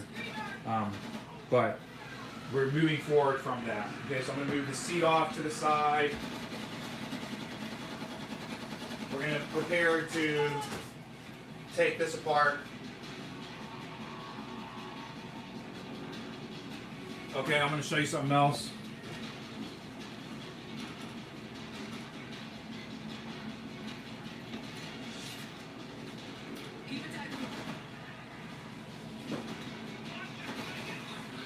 Okay, so these are definitely going in there. I might not fill all the fans up.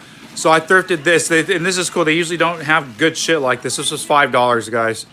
Okay, and I'm opening it up now. These are 2 Cooler Master fans, and these are those big-ass fans. Like, no weird Chinese fans that don't do anything. You know, because there's a lot of big fans that just honestly do not fucking blow. These are legit Cooler Masters, and this one's like an even better Cooler Masters, probably RGB or whatever. So, and it's got a braided power supply. So anyways, these are going in here, okay? So now since I'm looking at it, I'm gonna take those 2 fans out of that case, okay? They're going in this, okay, as well. I'm hoping that they're the right size. We're gonna find out. So these fans are off to the side right now, okay? So I'm gonna wipe these down too. They're not super dirty, but they're dirty. All right, let's get started. We're gonna get started, okay? We're building my new computer. So I'm gonna leave the camera right there, okay? Sorry, that's what it's gonna be.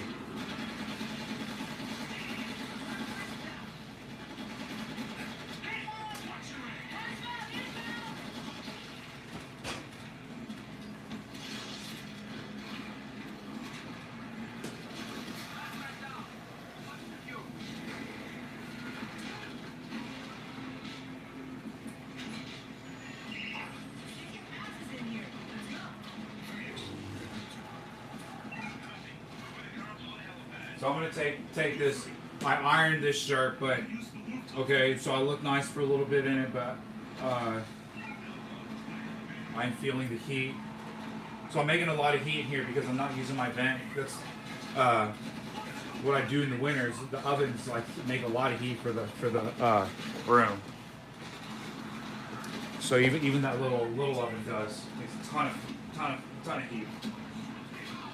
That's so cool, guys. I got 48 gigs of and it looked like it's only running in dual channel. It's not running in tri-channel. Nevertheless, 48 gigs, guys. Okay.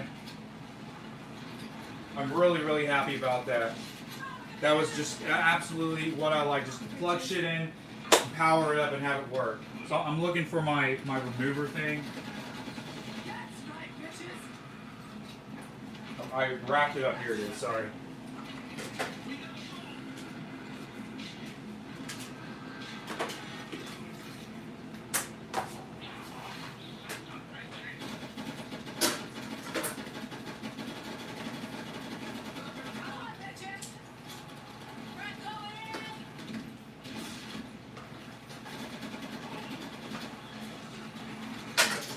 Like really trained wires, you know, to not be tangled up. You know what I'm saying?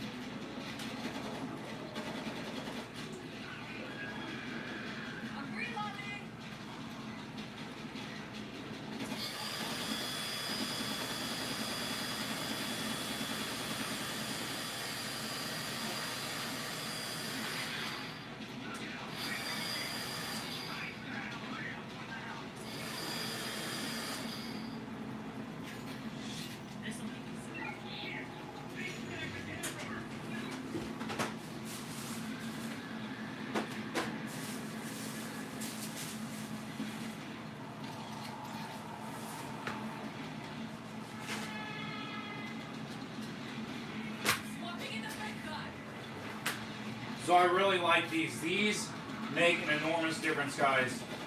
I see how they make a difference on my other computer. I can just wipe this thing down, you know, and your hands, literally, they stay cleaner.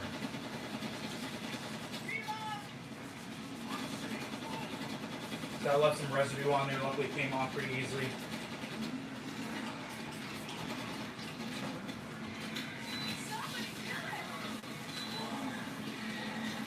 And again, I wish I had more of these because I like cleaning with isopropyl alcohol, guys.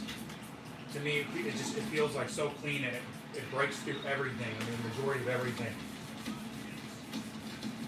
Okay, so we're gonna get this case back into clean shape.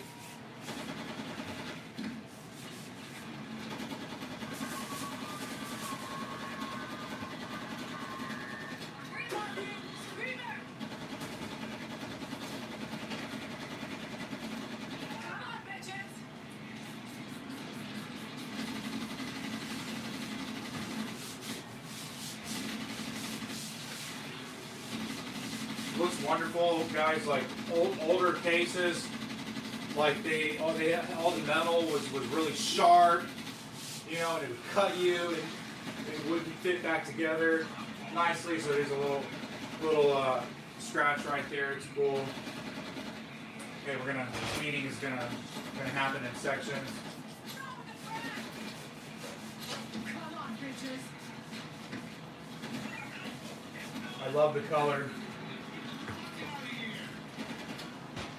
Okay, let's open this back side. I'm sure there's nothing back here, okay? Yeah, let me wipe it down first and then we'll open it up.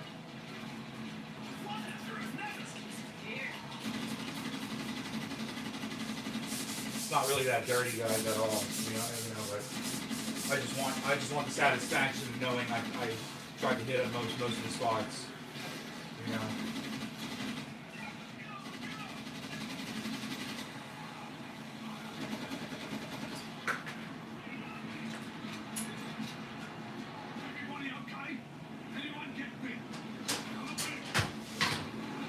Okay, nice. So there's spots in the back for the drives. That's cool. So, and there's some RGB light controllers in the back by Corsair. Okay. So I'm not too worried about that at the moment. Okay. But look, that's what the back looks like. And I guess I just need to buy the RGB strips. There's room for 6 strips right here, okay? Already in this controller. Okay, and then it's got a setup thing here, so I might do that. Fuck it. You know, I said no RGB, but budget fucking gaming, I'm gonna start looking for some RGB. When the next time they have the RGB, I'm gonna buy it, and we're gonna see if we can get this shit RGB, okay? So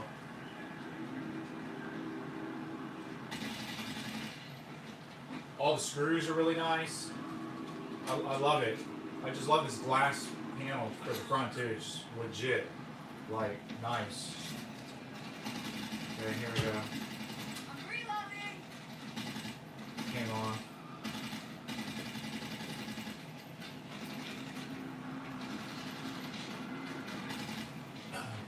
Put these off to the side. Okay.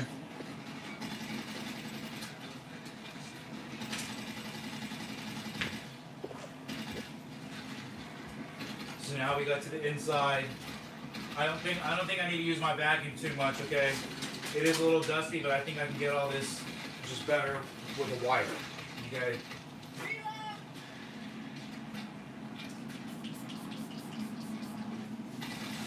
Oh yeah, definitely for the wipe guys. Look at it. You see that, guys?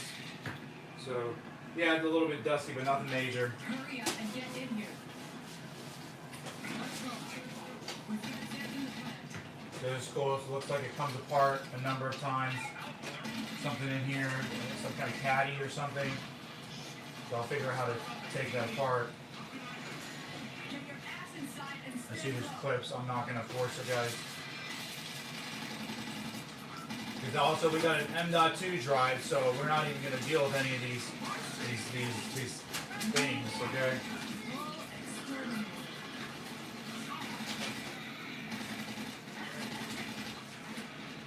Okay, once I get thermal paste, we're going to change the coolers. They look like they should be interchangeable, and that'll really make this computer look like a gaming computer. So these are all RGB front panel wires. Okay. Damn, that sucks. I don't want to have to rehook up all this shit. Okay. Okay, but okay, I guess that's what we got going. Okay. All right. Mortar's good.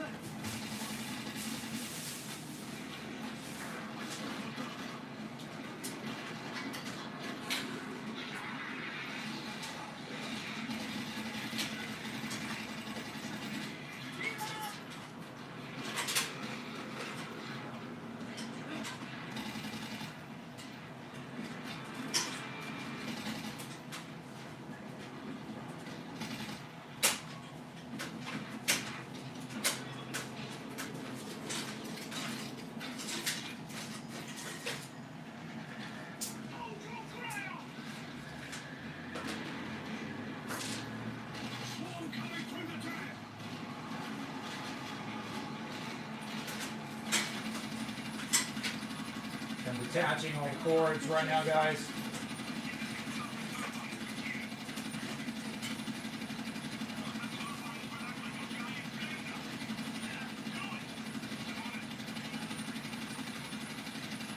Okay, let me go get my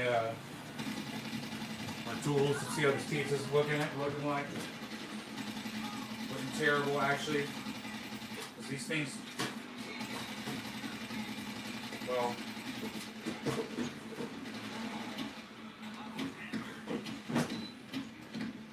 okay, it's good enough.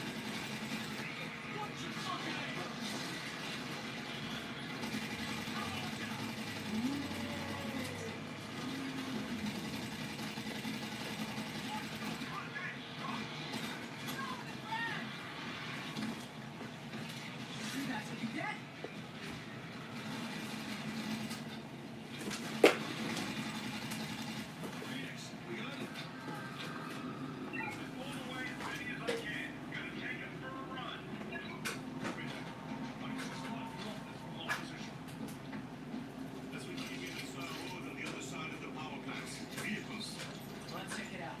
I call shotgun. Payback time.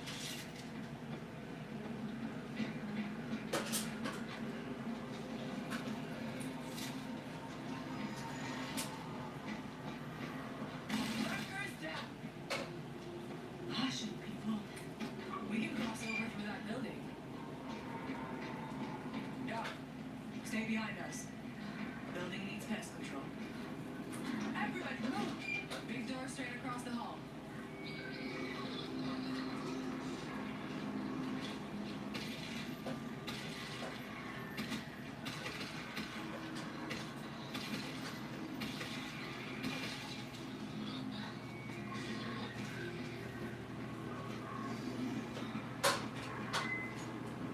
We're going in!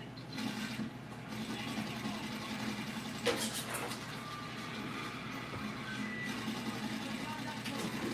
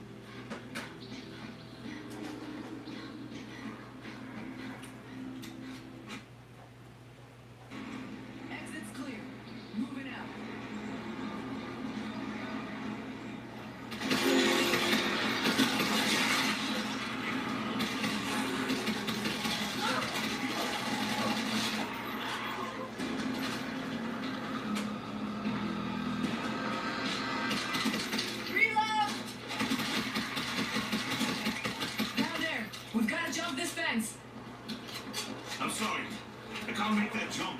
Find another way down there.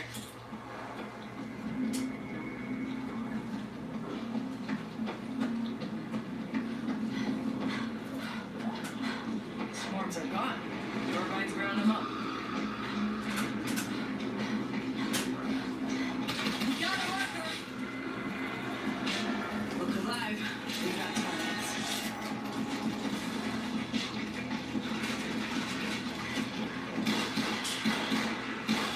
Reloading.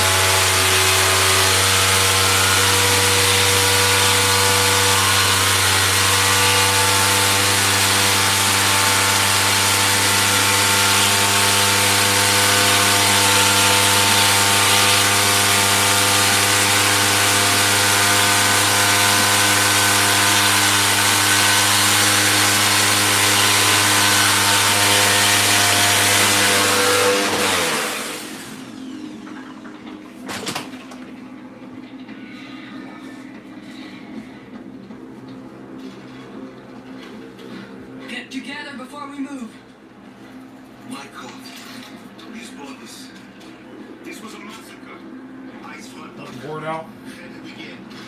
A little wipe down. Drop out the fence. Landmines.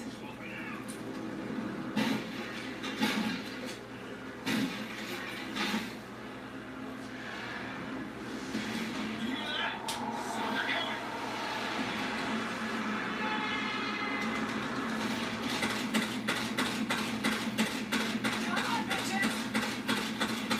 You're pissing me off.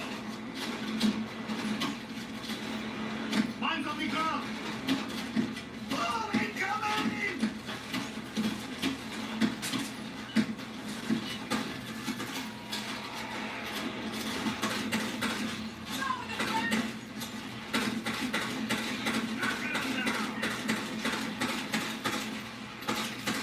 Reload. Booby traps.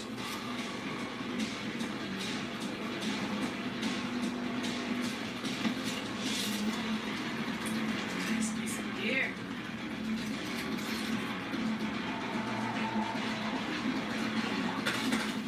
We're going in.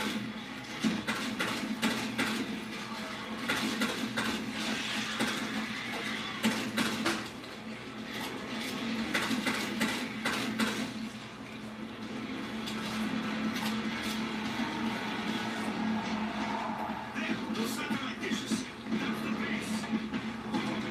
I've never seen one that big. Doc, we kill, you find Carter. Got it? I think I can get this man running. Control the No cure, the basics. Those compounds. Search everywhere. That's right, bitches.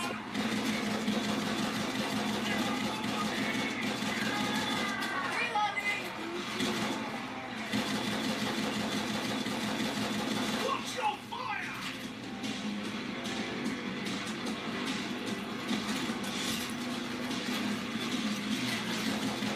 Keep coming. We're going. Why the damn noise?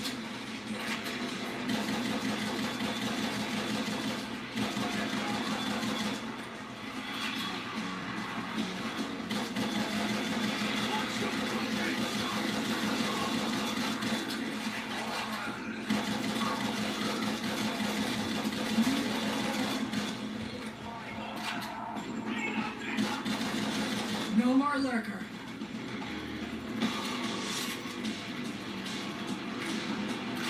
Those two big fight those balls.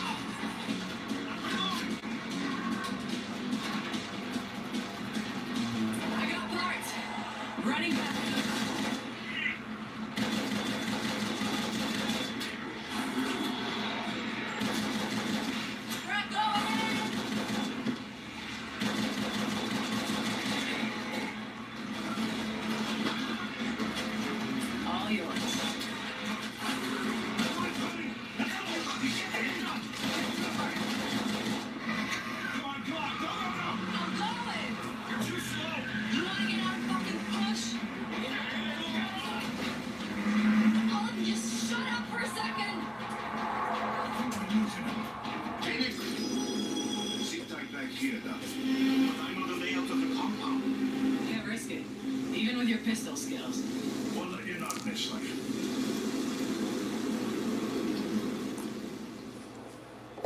Walkers on the other side of the compound, but it'll be locked down. How do we get in? Their base commanders held security cards.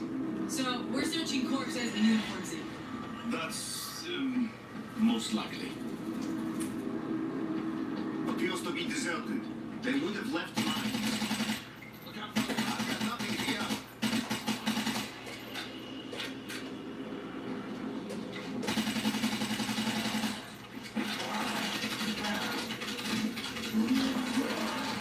Landmine! Too loud! They find us!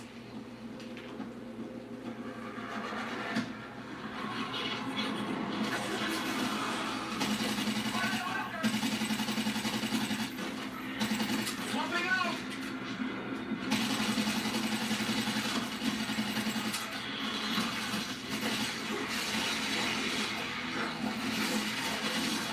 Watch your step! I'm reloading!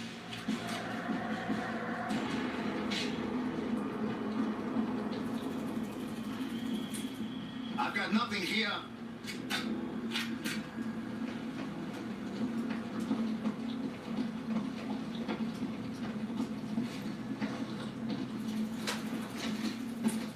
I've got nothing here.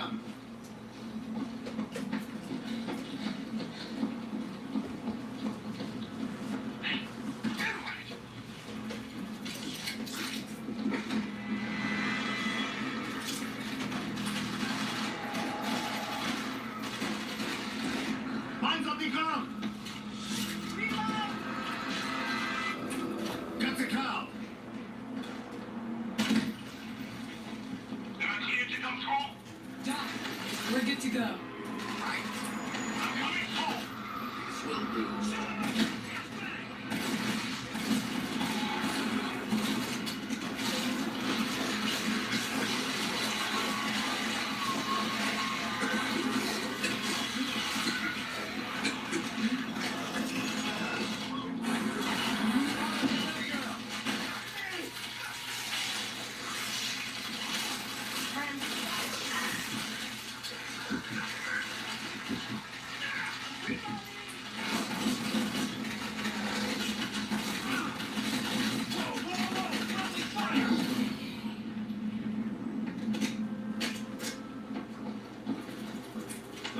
This'll do. It's locked from the outside. They must have abandoned the compound. We need explosives to breach them.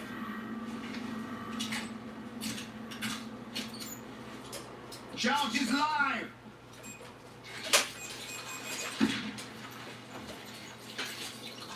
Ready to go.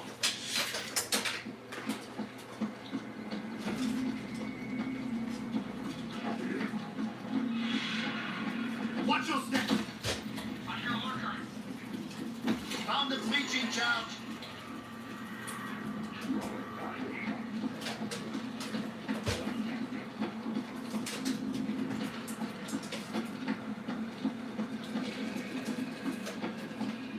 We have a clear path to the bunker. The bunker is up the hill on the left. Does the job. We've got the security card. I put down some barbed wire.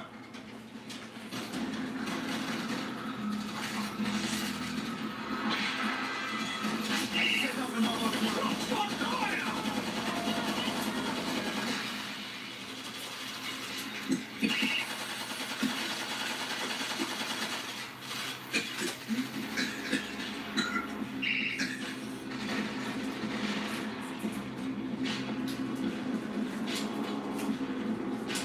Did we lose the key card?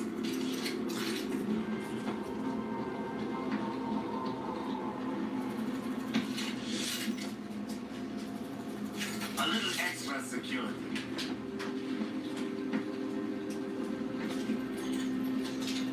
On the through line! Let's keep it loaded!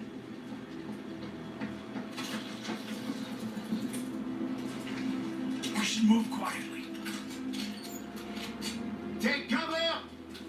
Did we lose the key card? defenses.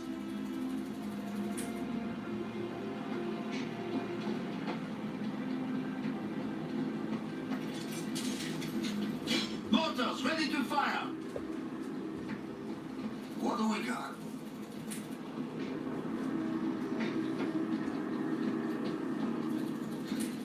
Here, I'll get it open.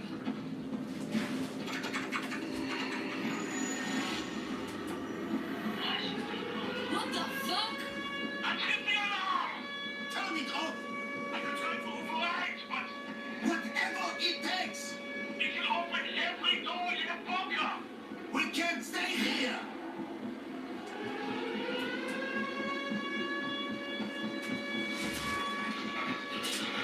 Watch your fucking shots! Reload it! They're coming!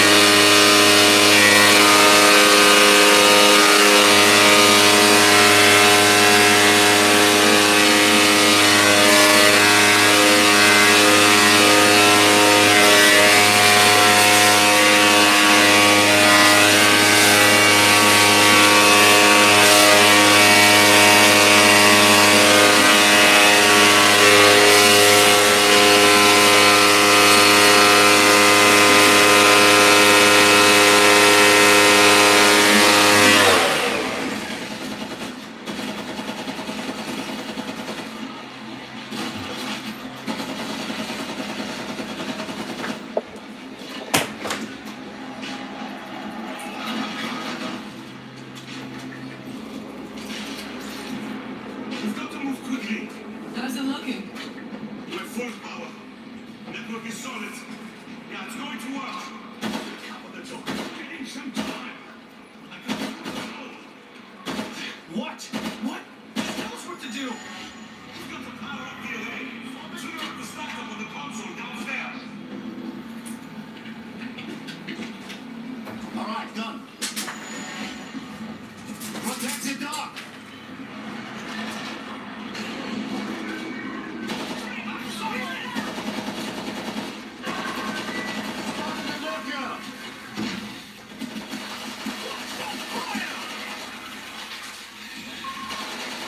Protect the dock.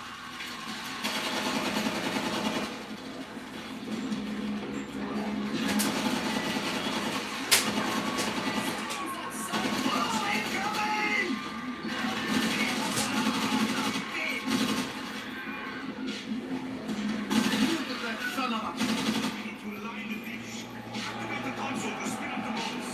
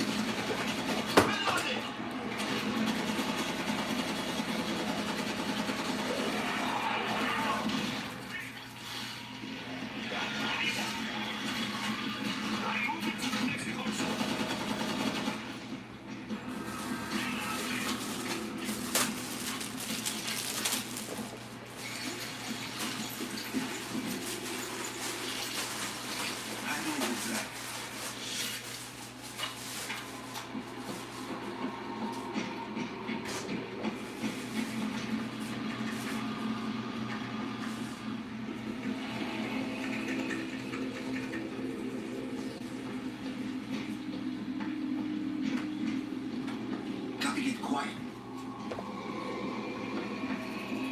C4! Let me know where to put it. Not enough one. Don't hear you. This will be an... Okay, it's working. Now the telemetry update. The key on the instrument panel turning.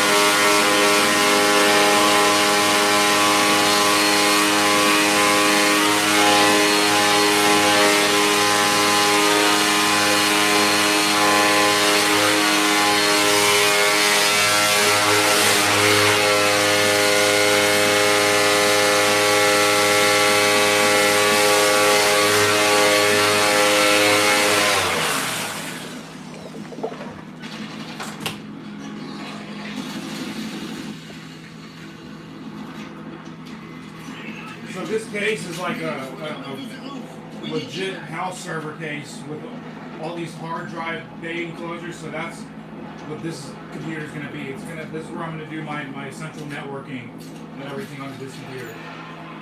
Charge is live!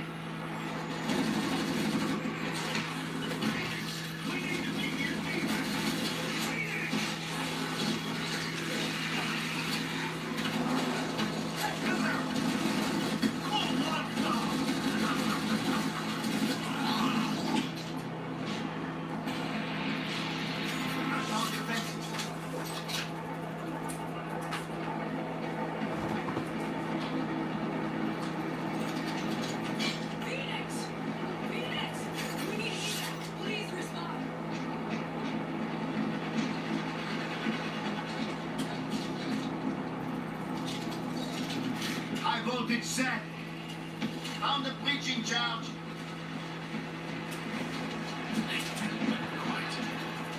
A little extra security. Follow through it live. Let's keep it loaded.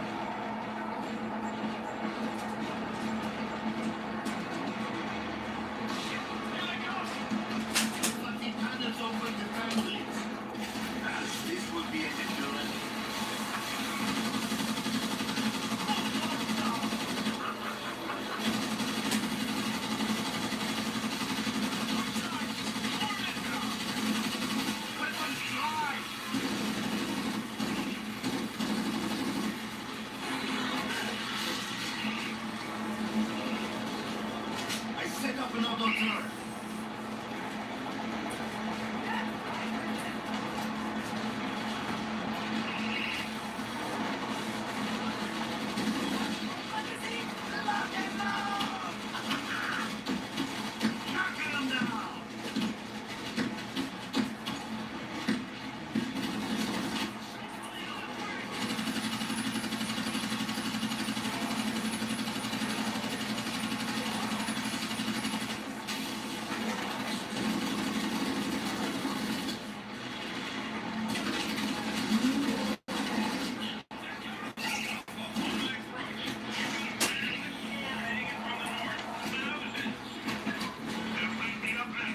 Swap, you have remote access. Can you fire it from the top?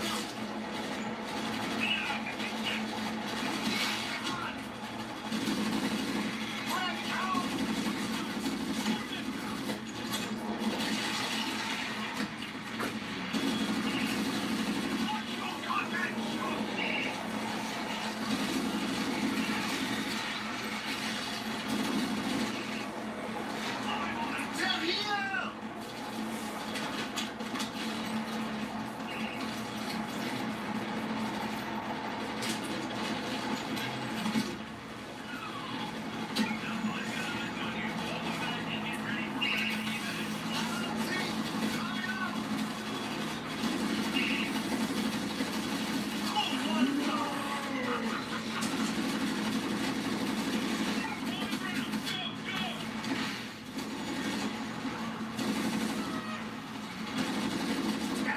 Moving in.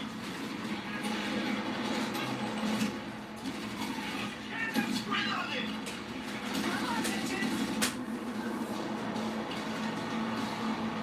Let's go. We're good over on the base. Bring on. Don't grenade. Holy shit. Fight for the mighty.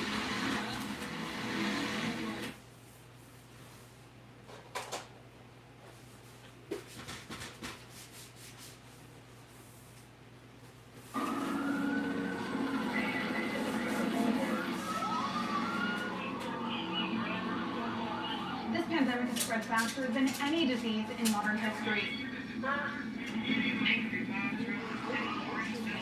Authorities are bracing for more riots tonight. You've knocked out consciousness.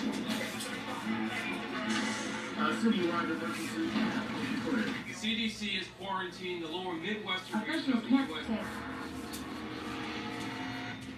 Commitment, honesty, integrity, these are the core values that create the foundation for Umbrella.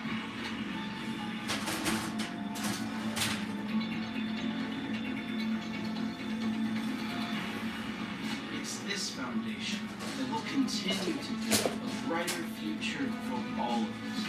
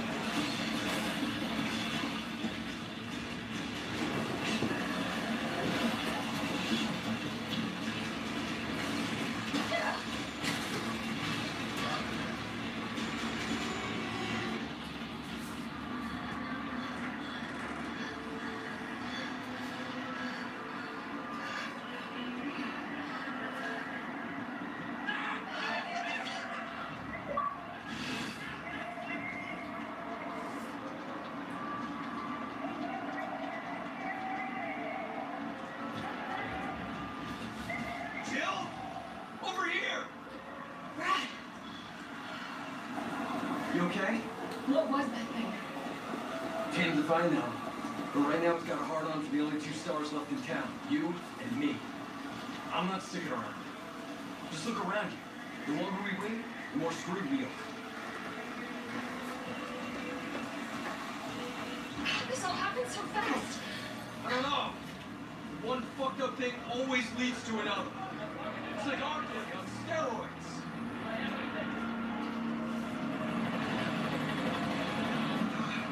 Hey! Hey, wait! Get out of here! Get in! We could be journeying. This many people being affected. Run! Here they come!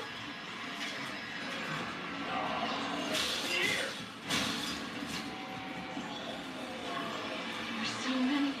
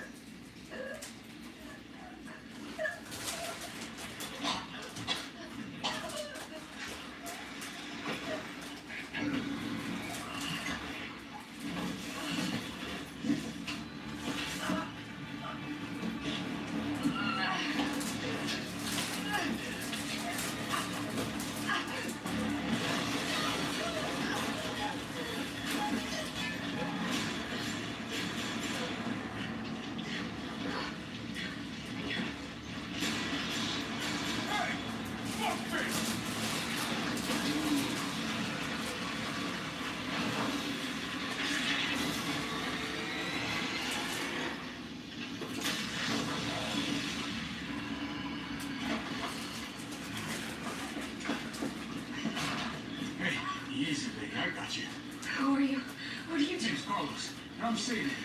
Come on. Let's get you someplace safe.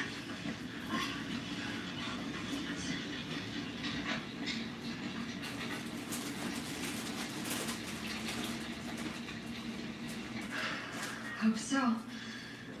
We've been bringing survivors here. Here where? My guys have converted some subway cars into a shelter. It's safe. I'm fine. Personal space. Okay, I get it. Let's go. Oh, come on. Who's the dipshit that closed this? Sorry, we're gonna have to go around. Hey, what do you know about that monster? Nothing. I've never seen anything like it. But it's no zombie. It knows what it wants and won't stop till it gets it. Don't you like that in a man? No thanks. He's all yours. Listen, I promise you're in good hands. I'm with the Umbrella Biohazard Countermeasure Service. XVI for sure. Are you kidding me? Are you fucking kidding me? You guys are the ones who caused all of this. Whoa, whoa, whoa, whoa. What are you talking about? You don't have to trust me, but I'm going to the shelter. You coming? Come on, it's this way.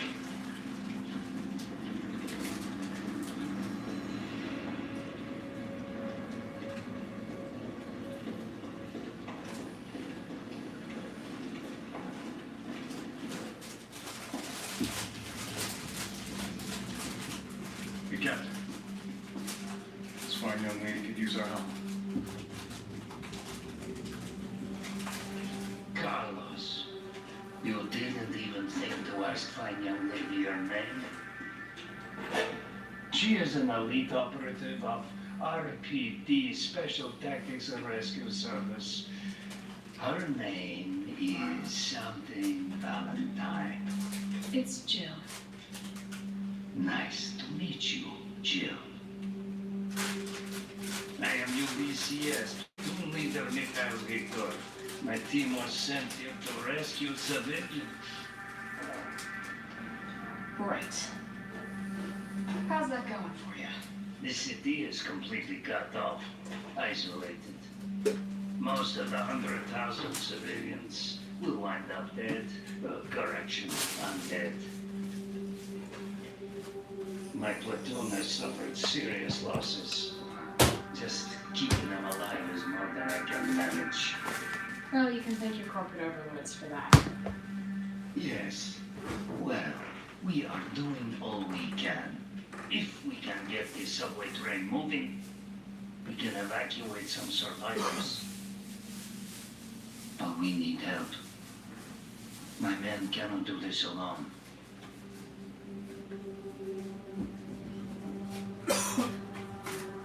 All right. I'm in. But I am on their side, not yours. Hey, it's cool. We're all the same thing. Thank you, Jill. All right, Super Cop. Here you go. You can use this to stay in contact. I know what a radio is. First things first. We need to get you geared up. Head up to street level. You'll find supplies there. All right.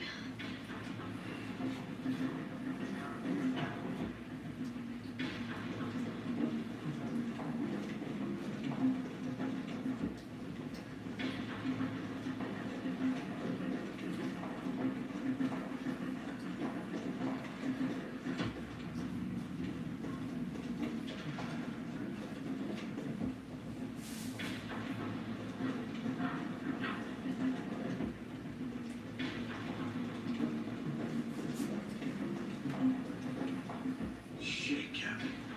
They really took a chunk out of you. Nothing that I can fix.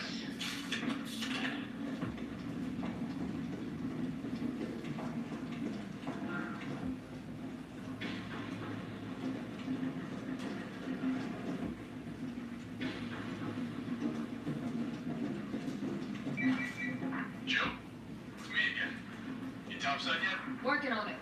So what's the plan? The old tax got me clearing the tracks. You mind getting the subway infrastructure back online? And how do I do that? Let's start by restoring power. I'll navigate you to the substation once you hit the main road. Copy that. Let's do this fast.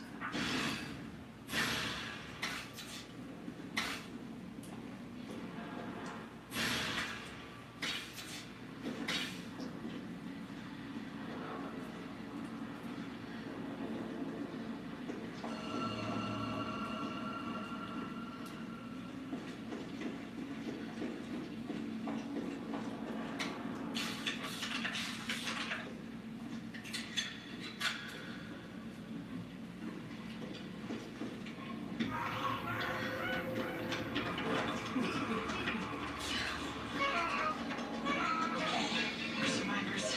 Gotta get that train moving.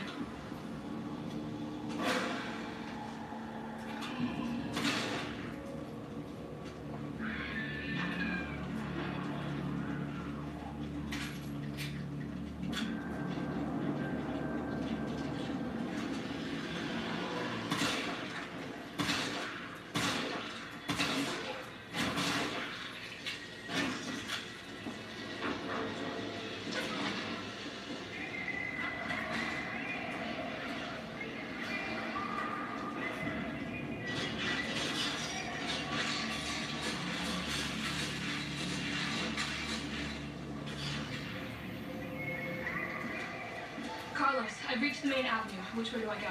See a big transmission tower? That's the substation. You'll have to circle around through an alley to your right to get there. You mean the alley that's on fire? Maybe. I'm sure we a tall drink of water like yourself and put out a few flames. Fuck you.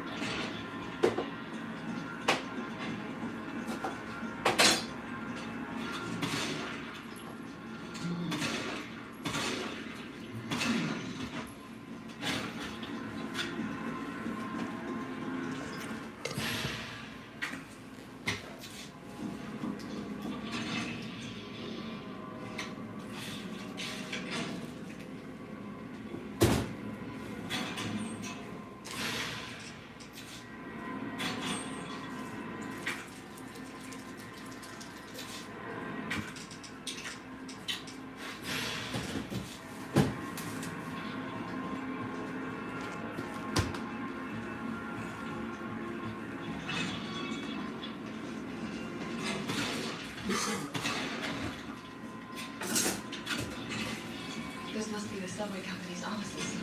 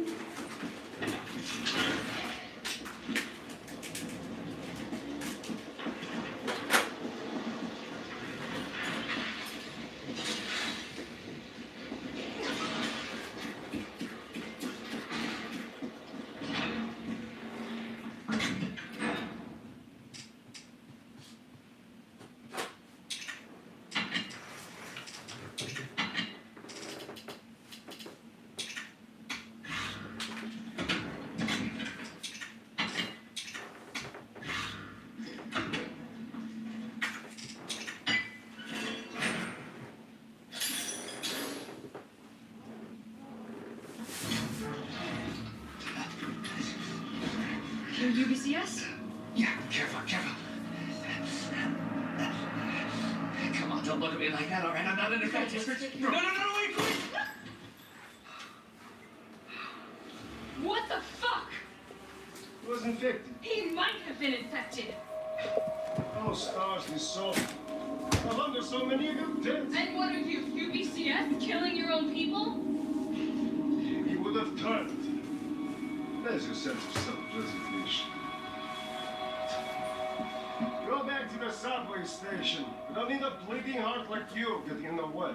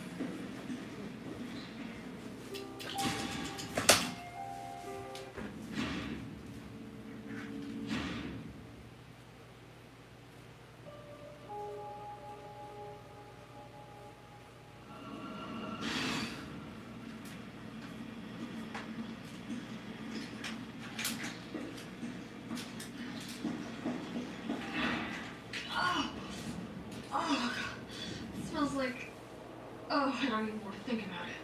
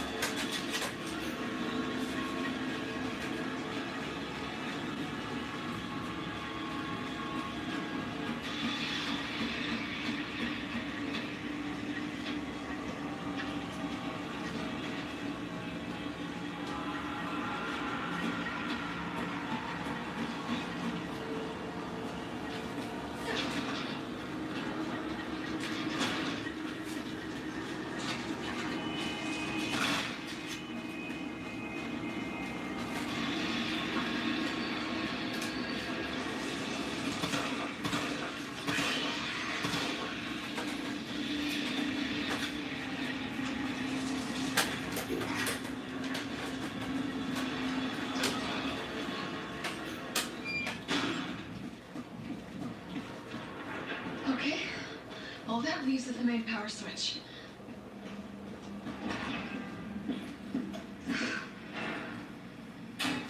Enjoy.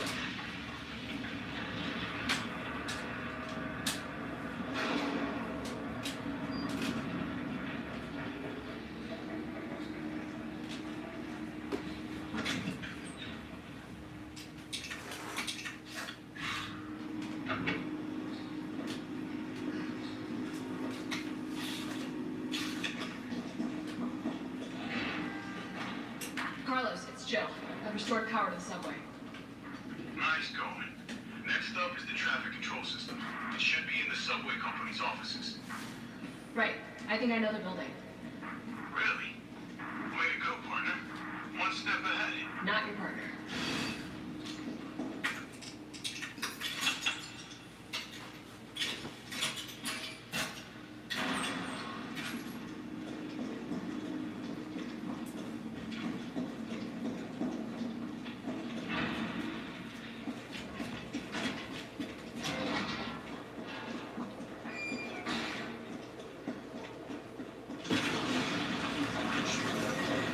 Kidding me?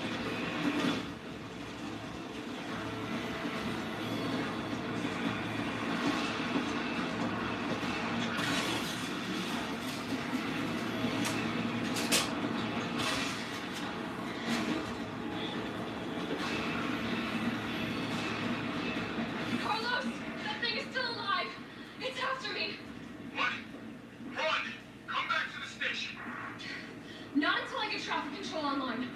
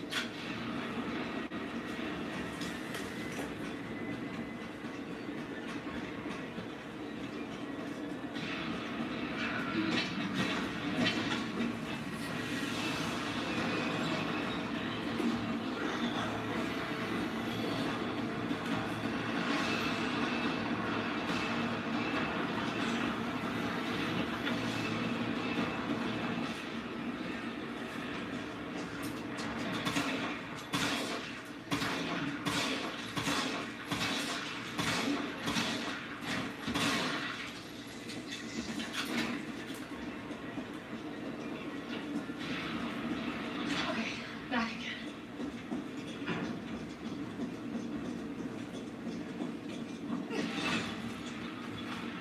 Carlos, I'm in the control room. Now what? Nice. Now you gotta plot out a route. Okay, give me a second.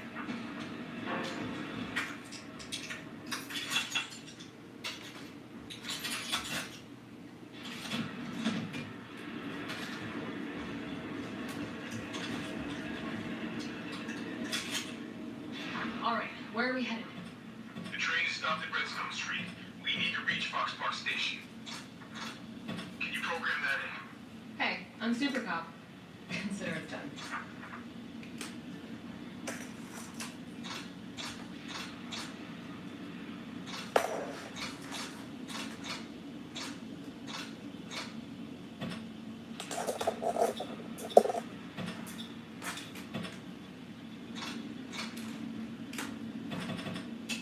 Unable to establish route.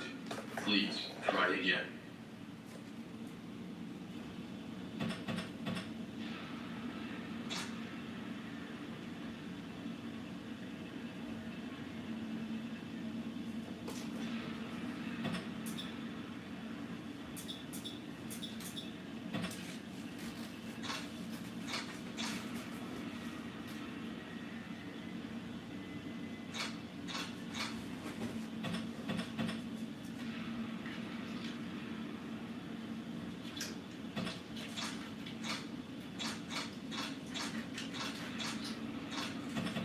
Valid route. Confirmed. Carlos, it's me. I finished inputting the summary. Chill, you are amazing. Tough as nails, too. Hurry back to the station. We'll make sure the subway's ready to depart.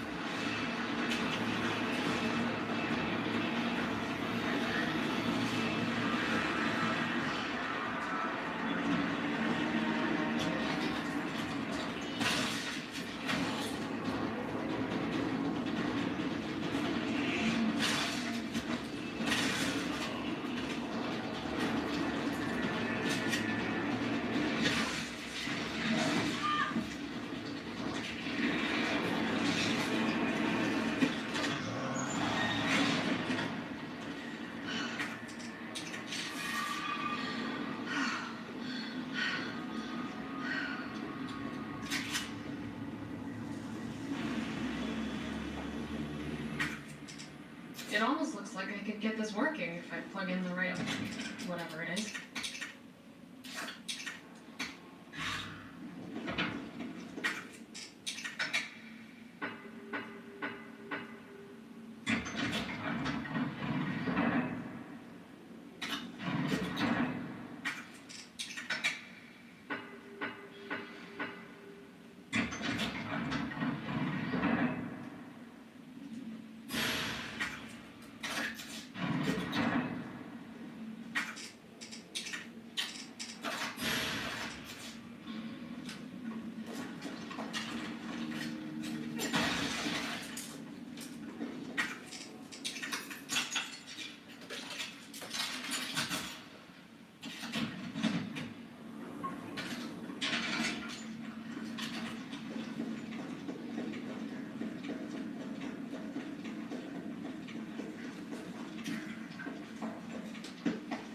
Nice job, Super Cop.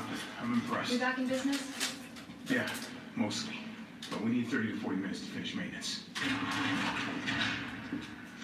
Nikolai, how are we doing? The town's crawling with those freaks. No chance of fighting our way out of the city. Why is she here? She's helping me get the trains, Rodriguez. Bad time to start getting dead weight for her. She's unreliable. Can't pull the trigger when it counts. Hey, take it easy. She'll get you killed. Sorry about that. Everyone's a little worked up. Oh, come on. Not again. It's me he's after. I'll buy you some time. Hey, wait! Wait, Joe! No! Damn it! Come on, you creepy ass stalker. You want stars? I'll give you stars. Ah!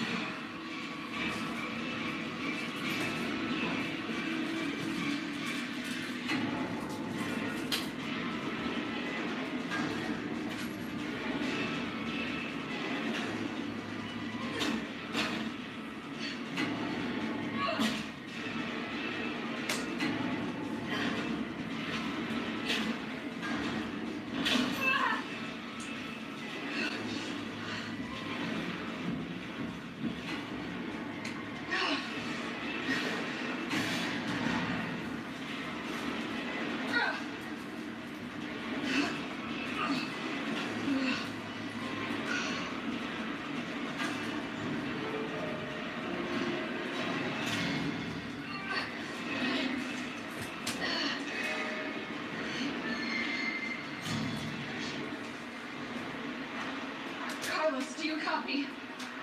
Carlos? Oh, shit. Oh, I need to find another way out.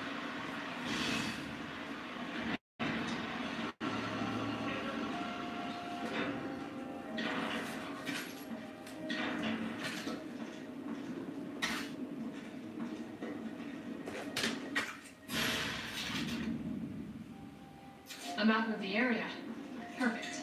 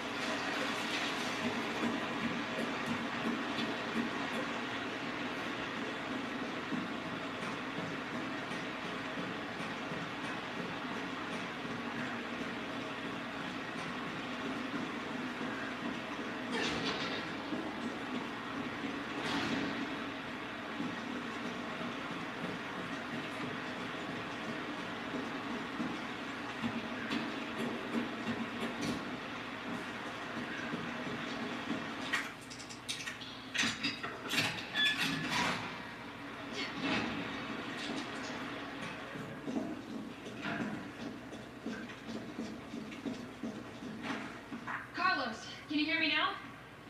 Jill. Oh, thank God. Everything okay? Yeah, I'm alive. I lost him. Great. The subway's ready to go. We'll leave as soon as you make it back.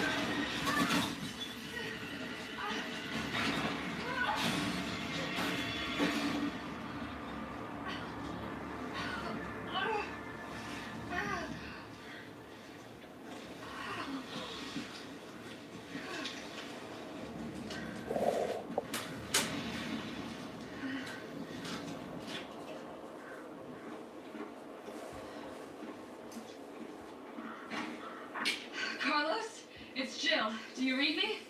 Loud and clear. You alright? Yeah. Bastard's dead. Good. Fuck him.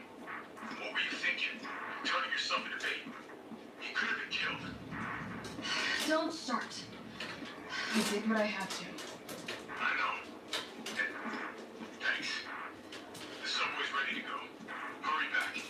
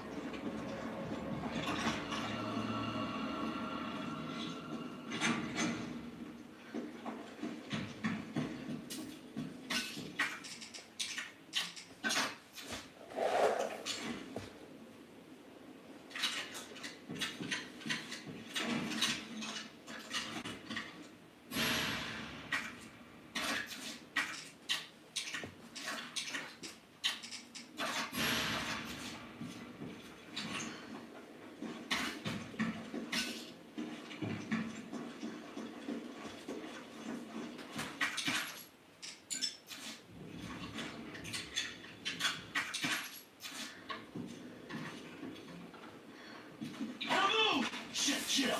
Kendall, you're all right. Yeah, all right's a stretch. Sorry, I got a little jumpy there. Didn't know quite what to expect. No shit.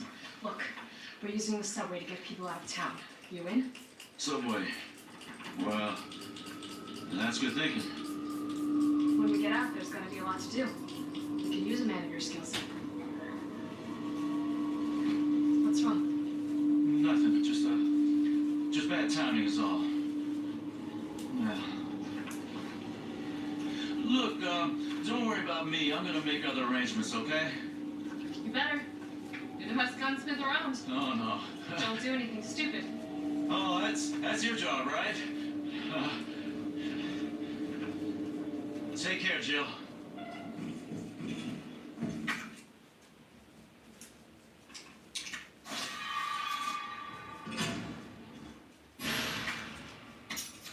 If you're heading to the station, take that service alley out in front of the shop, okay? The key's hanging on the wall.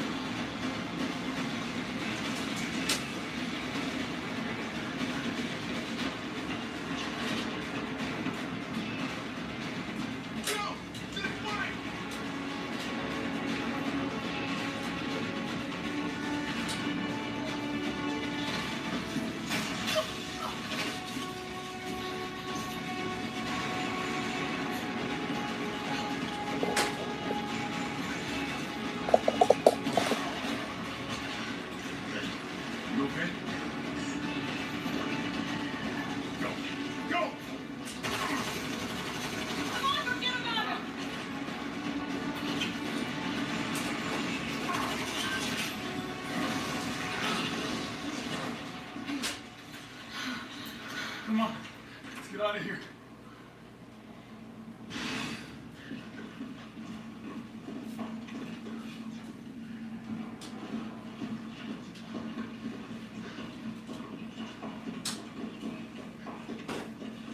Carlos, I know we didn't get off to a great start. Thanks for the save. Hey, you saved my ass first. You're a hell of a lot braver than me. Well, what matters is that we can get everyone out of the city now. Yeah, now you'll be safe.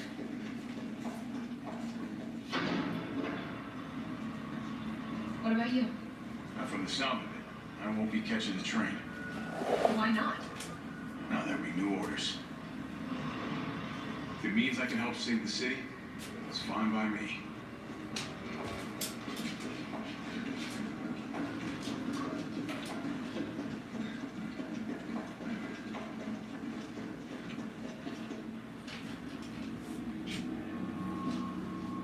Good work.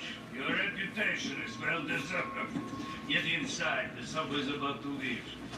Carlos, Tyrell, you have your orders. You need to go back out into the city and find Nathaniel Bard. This isn't the last fight out of town, right? Do not worry. Once the civilians are safe, the train will be back. It's all right. You go on ahead. I'm not gonna die on you. Leave you in a cold, cruel, Carlosless world. Okay. You'll need to find this scientist. His vaccine research could save us all. You see? You're learning. In a life that matters is your own. Good luck. Let's go.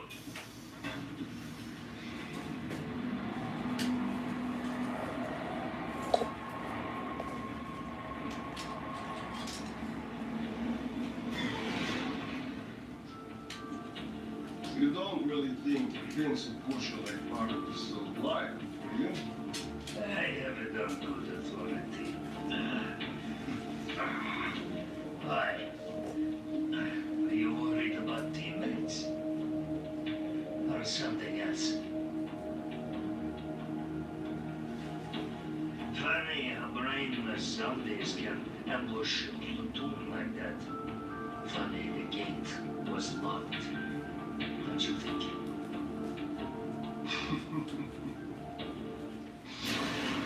What was that?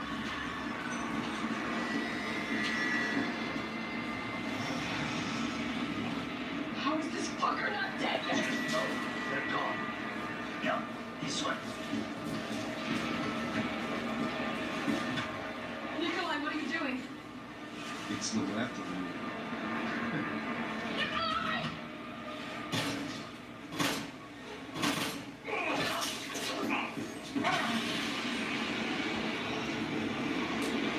Get off my train. Shit, Bard.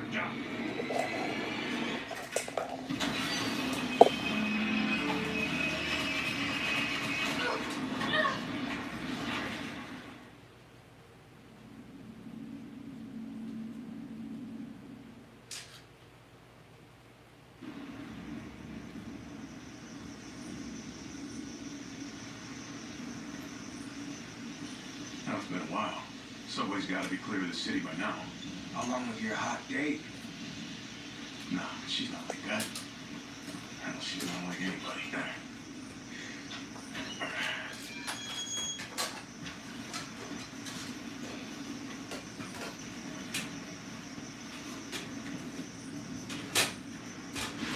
All right.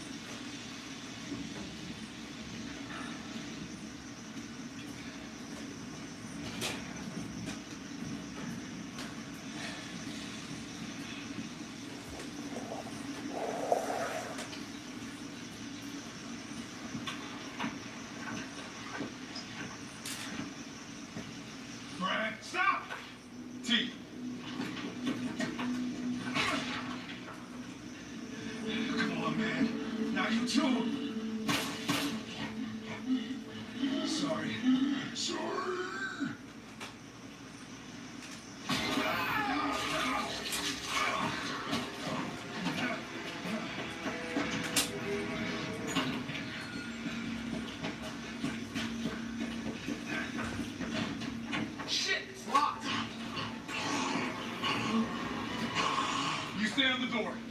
I got this fucker. Come get some.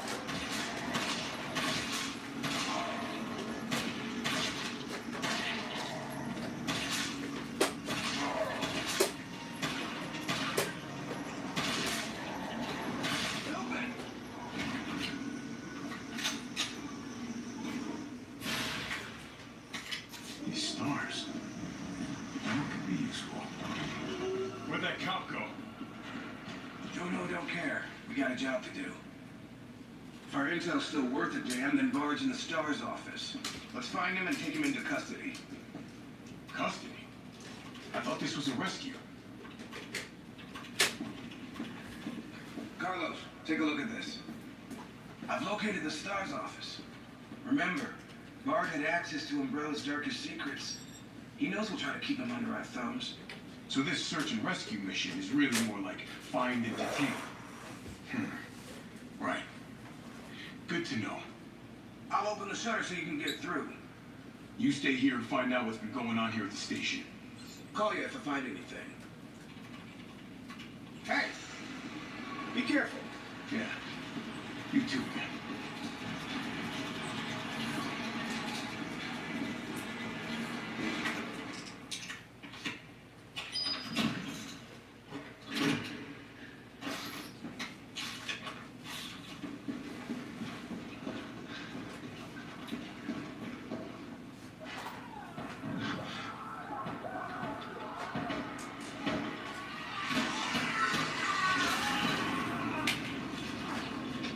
What the hell was that thing?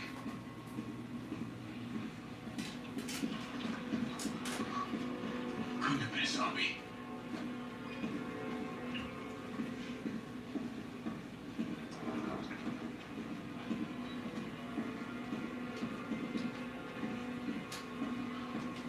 It didn't stick around. Here we go.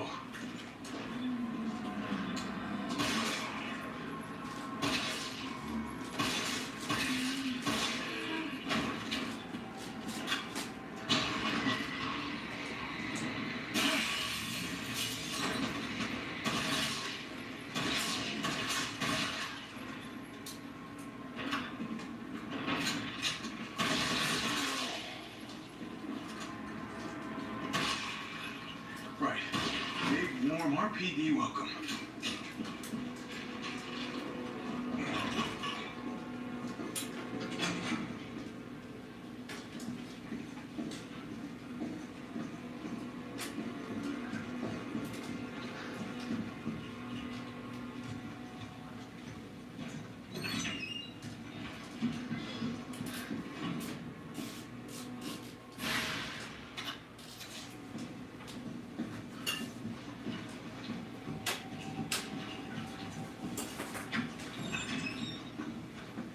T, you copy? There's something real nasty in here.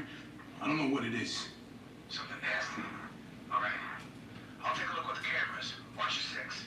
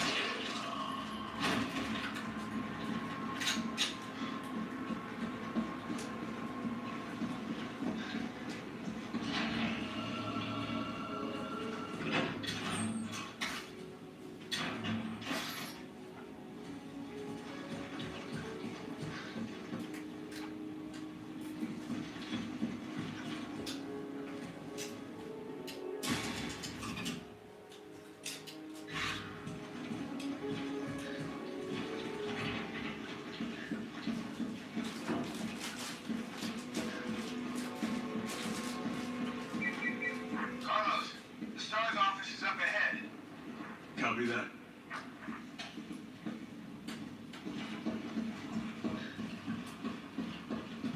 Oh, for fuck's sake. Why is it blocked?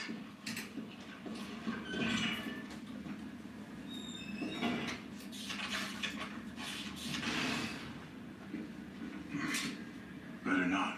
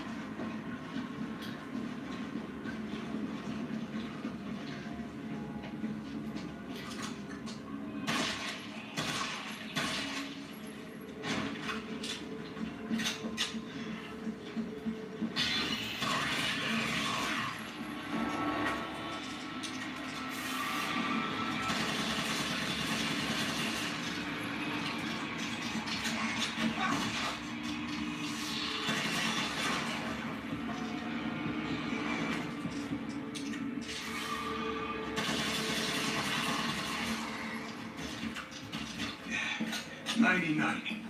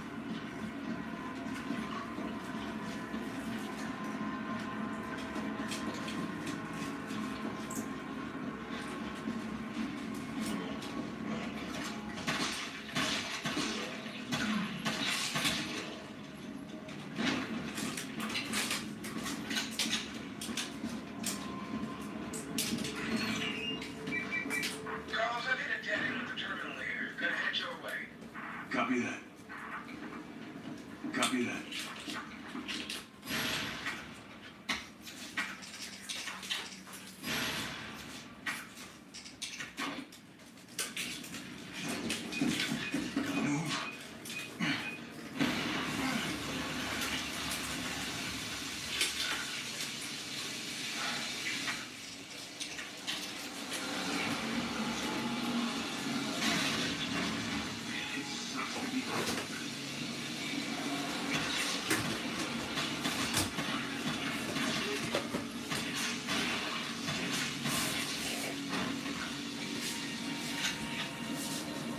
One at a time, take a number.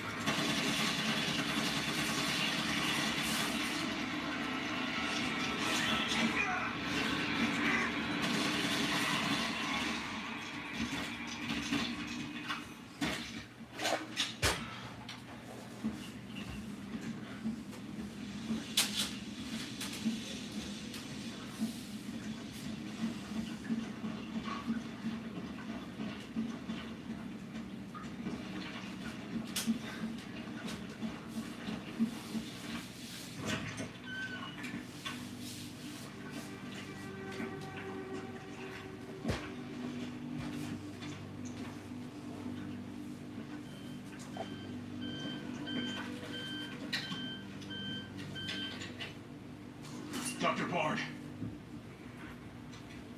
Oh, thank God. You know how long I've been trying to reach somebody. Don't worry, we're gonna get you out of there. Just tell me where you are.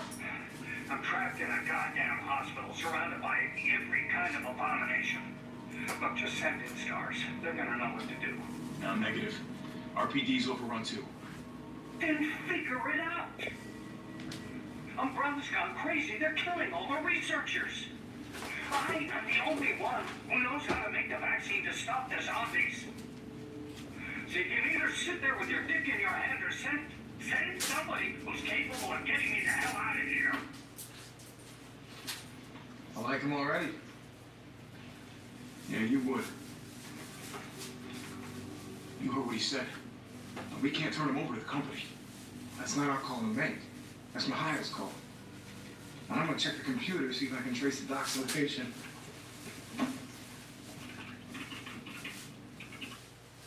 This will take some time. Look around, see if you can find anything useful.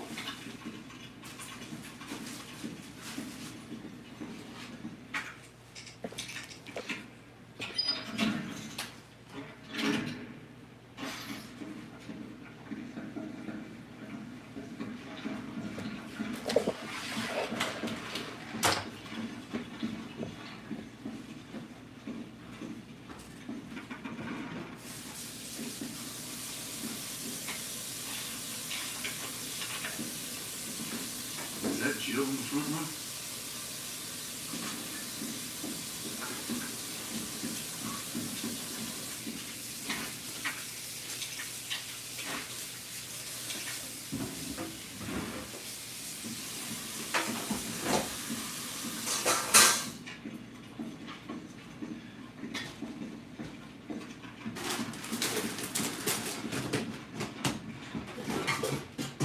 Yeah, what's up? Is anyone hurt? Jill? Oh, shit. Wait, what? Jill! Jill, what happened? Jill, come in! T, I gotta go. Do what you gotta. I'll take care of Bard.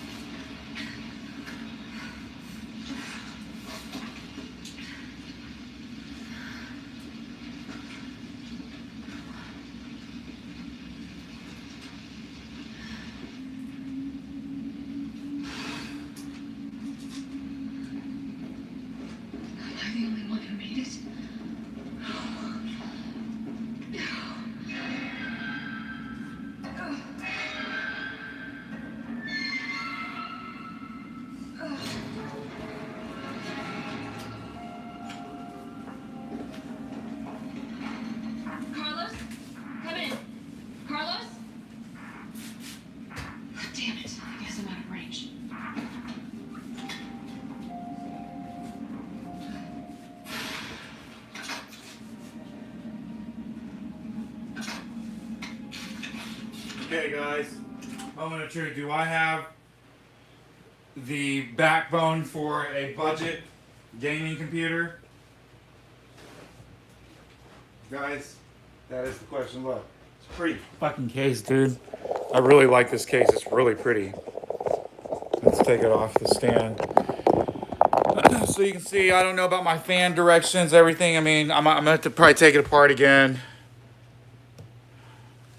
The lighting is terrible, guys. There you go.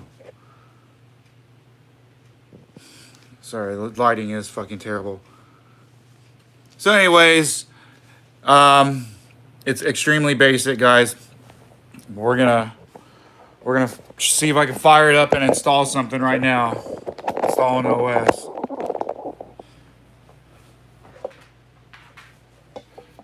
So give me a second while I just shut down the other computer, hook it up, go get my USB stick.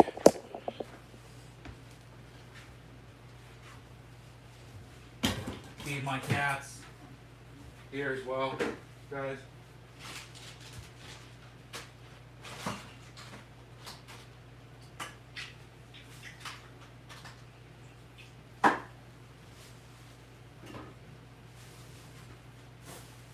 My black cat's already coming up. He knows it's time to eat.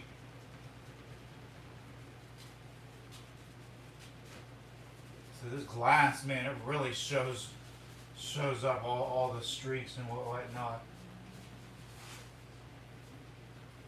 So I'm gonna have to clean that later. It's a really pretty case, guys. I really like it.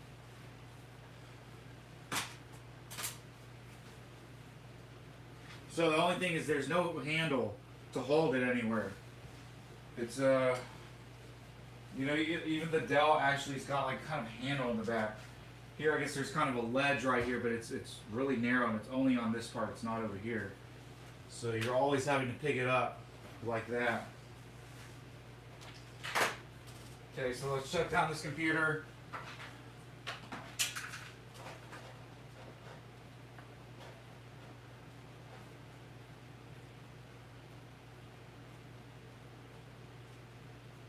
I'm going to take the Wi-Fi, Bluetooth, and put it in here and the keyboard. We're just going to trade out the computers.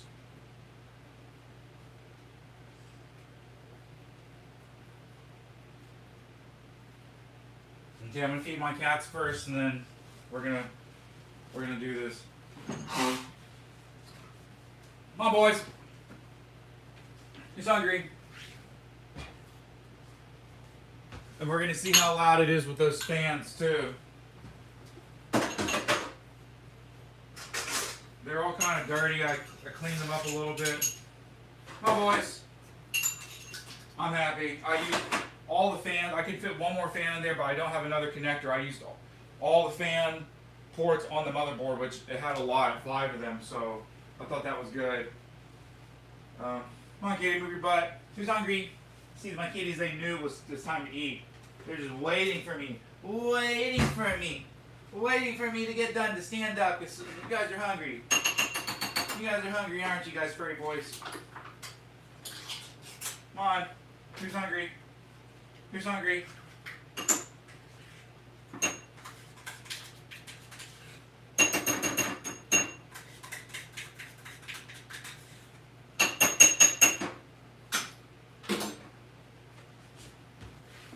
Alright, I gotta go find my boot thing I made for this, boot USB.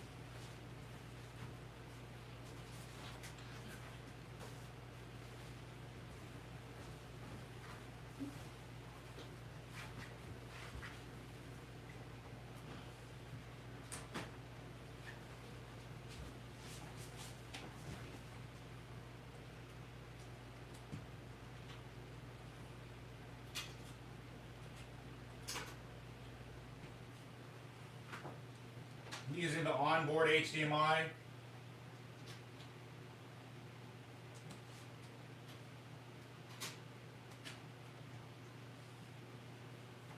Hey guys, moment of truth, okay?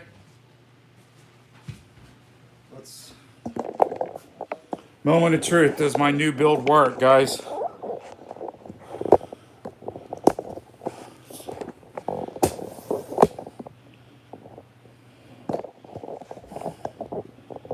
Okay, good. That's what you guys are going to be able to see. Scoot up. We're going to try to install Windows on here. Okay, here I'm going to plug it in and we're going to go. Hopefully I hooked up all the buttons right.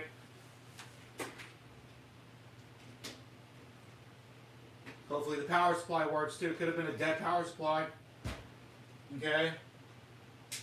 Flipping it on. Nothing happening. The dead power supply.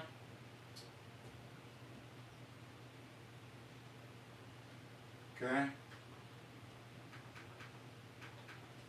Dead. Or I didn't hook up the wires right. Oh, there we go. Power. Okay. Powered on. Powered off. Powered on. There we go. Okay. Fans working. I'm going to redo some of these fans. Everything's working. Oh my god. Oh, fuck yeah. Okay. Let's go. Let's go into the BIOS. We get into the BIOS.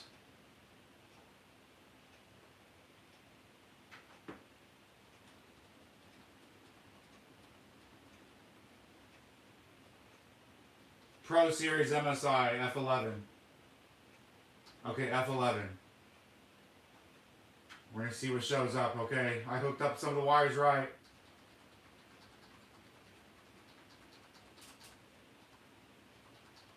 Oh my god, there we go. Oh my god, select boot device, look at that.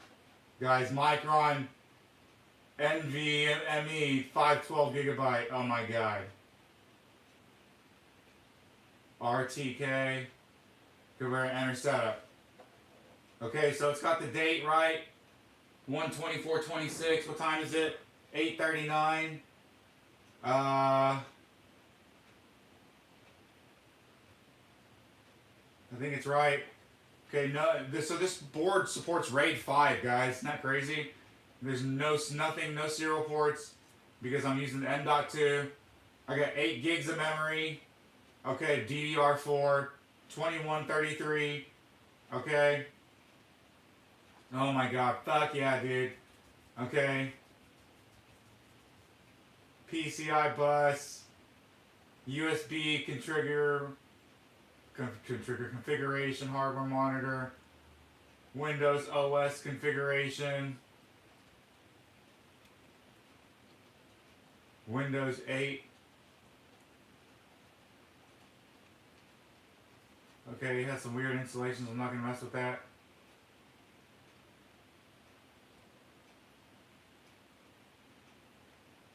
Okay, this processor is 3.7 gigahertz. Boot, okay, we're gonna do boot on USB.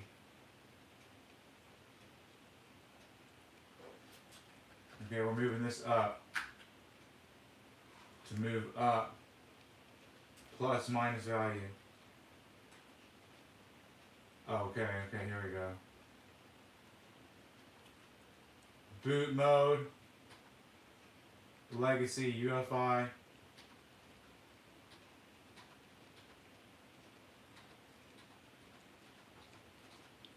Boot option 1, USB.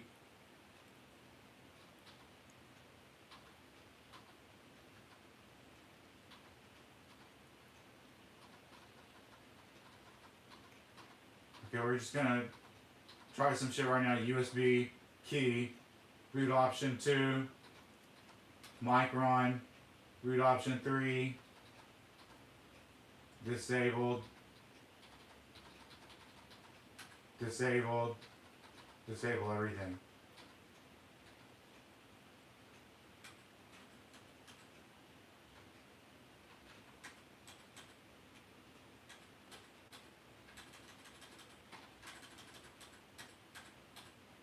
Sorry. Oh, sorry. You guys cannot see what's happening. My bad. So I'm in the BIOS. Okay. I got in the BIOS. I'm setting it up to boot off this, and I'm hoping I have a key that works because I don't have another Windows key. Whoops. Oh, here we go.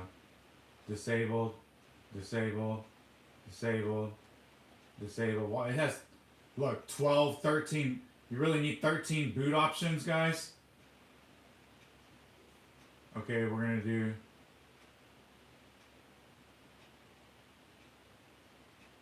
USB key, boot option 2, hard disk. I don't know why that stuff kept changing. Okay.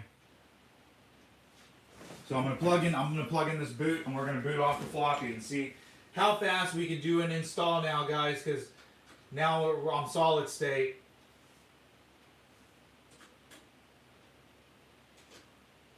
And it took forever to do all those updates on the other computer with the hard drive.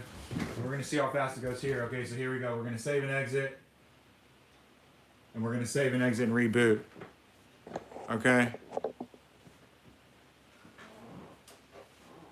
I'm gonna try to give you guys a view where you can read, because I don't know why you guys can't see the screen.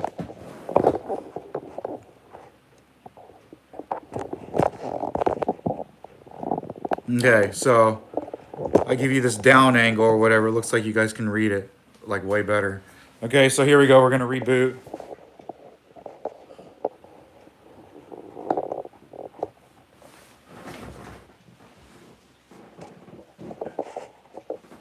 Okay, let's reboot.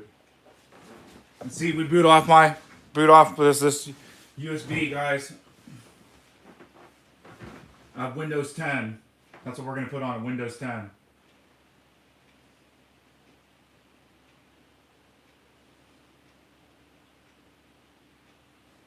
It's doing something. So these fans have colors. Okay, I got a blue and a green. Okay, we're gonna give it some time. Let it do its thing. Oh my God, there you go, it's booting. Oh my God, guys. I got another fucking computer, maybe. We're gonna see how fast this goes. Oh my God, fuck yeah, baby. Oh my God, fuck yeah, baby.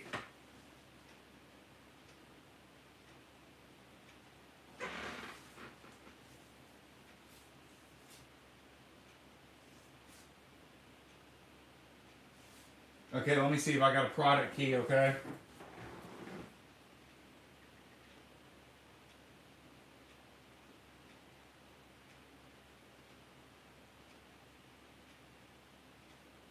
Okay, don't copy my product key. I'm gonna see if I got one.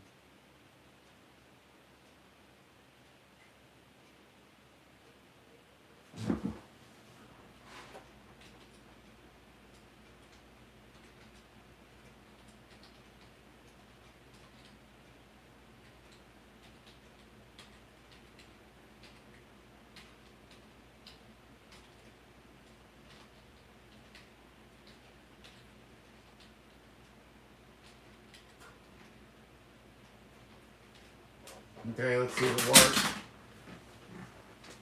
Please tell me my product key worked.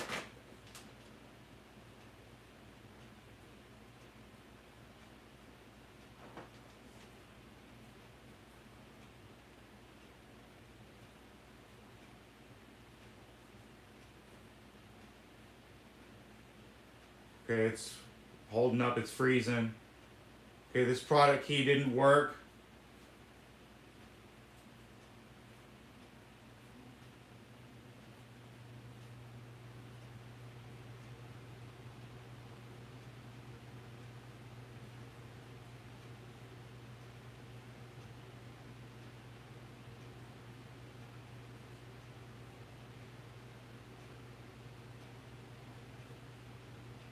Okay, we're gonna try a different one.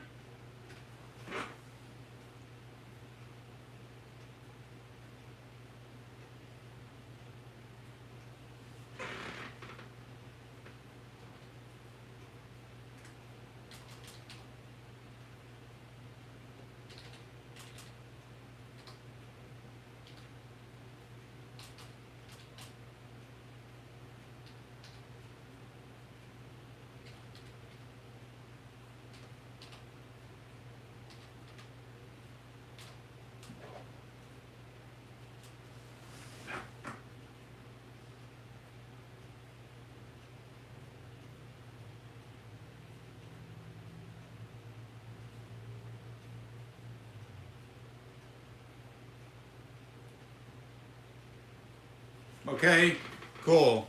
I got a working product key, and we're gonna install Windows and see how fast this SSD is, guys. Oh my fucking god. Guys, I got another fucking computer.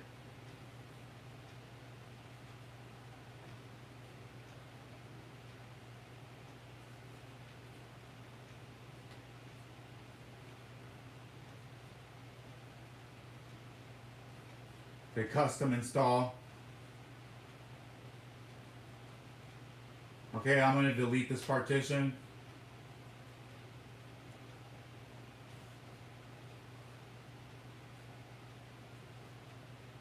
Okay, I'm gonna delete. I'm gonna make a new allocated space. A new size. Okay, that's the maximum size. Okay, if it wants to make an additional partition, that's cool. System reserve, very good. Okay, so I'll be able to see 476.9 gigabytes. Okay, I love that. This is so easy. Windows used to not have this setting up. Okay, let's see. Oh my god, how fast this goes. Okay.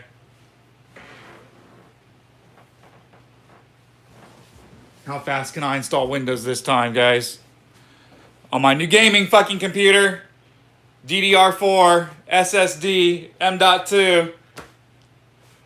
Okay, I'm definitely dropping a 30 something. I saw a guy selling a 3050 8 gig for $100. Guys, I don't know if it's a joke. I think he's just throwing it out there trying to see who's biting. I've seen people do that with pianos as well. And you know, once I find out they don't want to sell it, I'll send them a message. You know, stop doing that because people really want to purchase these things. So I'm really happy. Okay, I'm not going to upgrade the OS. It's going to have that 512, and I'm going to work on getting another SSD for this or hard drive. Okay, definitely bigger than a terabyte. I'm looking like 4 terabytes, or if it's an SSD, then 1 or 2. Probably it's going to be a hard drive. I'll tell you that. So I'm looking for a hard drive now to throw in there. I'm looking to do 64 gigs of memory in here. So that's 4 sticks of 16. Okay, and then the processor in here. And I got a different heat sink too. You saw in that other one. I'm going to use that heat sink, which is cool. It's like a Thermaltake heat sink, I believe. So I'm going to buy it. Well, we're going to see how this processor is. It's an i3. 3.6 gigahertz. I'm going to mess around with it first. We're going to see what it does. But definitely the memory is probably something we're doing first. Okay, memory, definitely, guys. So 8 gigs. I already have more baseline in this than I did in than my Dell, which has 48 gigs now. But it's again, guys, it's only showing up if you saw as dual channel, and it's also running at a lower speed too. So I need to double check if that's what I got, or I have settings, or I need to increase the voltage or something like that. So we're gonna also do the HDD scan on this M.2 drive. Okay, and we'll CPU-Z it too. So it's got to do a lot of updates. We're gonna see how fast it can do these updates. If you guys remember the Dell updating on that computer, it was okay. One, it had to do with the slow downloads, but hopefully I have that figured out now with my Wi-Fi, so it should go pretty fast.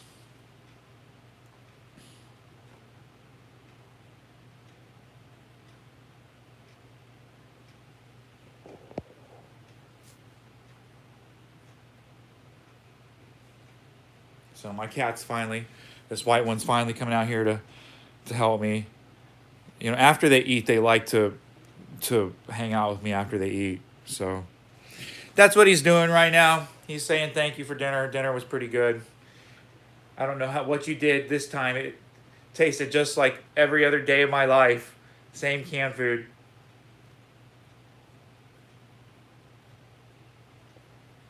So I'll show you the RGB lights down here, guys. Okay, I said I wasn't going to do RGB, but if I'm going to go all budget gaming and I have the RGB controller in there for 6 lights, that's what I'm looking for now, and we're going to do that.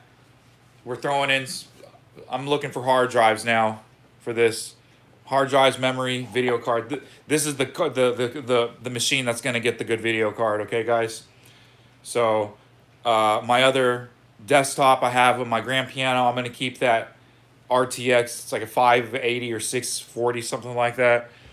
And then in my studio, music studio one, that doesn't need any video thing. So that Quadro FX 1800 is gonna be perfect. Okay, so let's continue setting up Windows. Let's go Windows. Let's see how it finds all these drivers and stuff.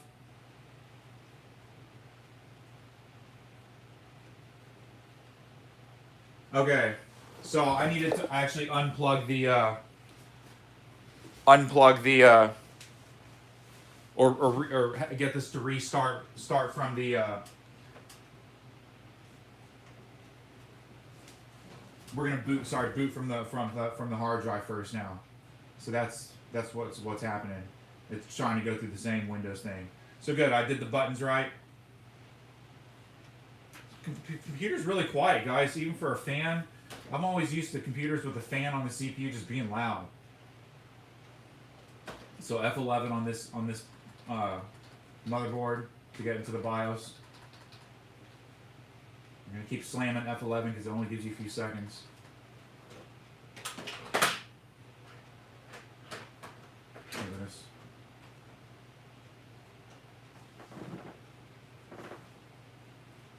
Okay, I think it's still stuck again. It's trying to post to the USB.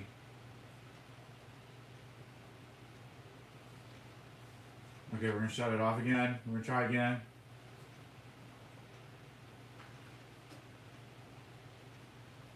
I'm so glad this power supply works, guys.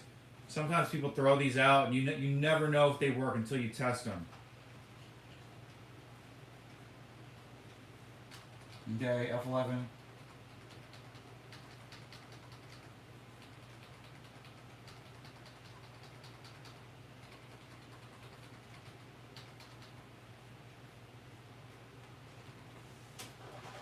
I don't know why.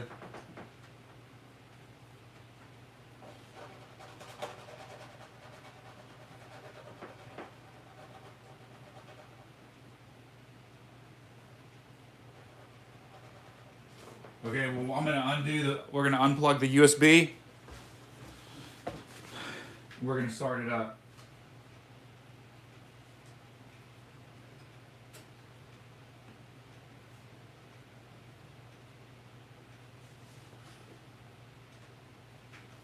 Okay, let's go.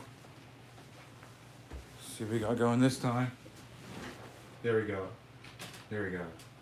All right. Let's change this in the BIOS. Oh, I missed it.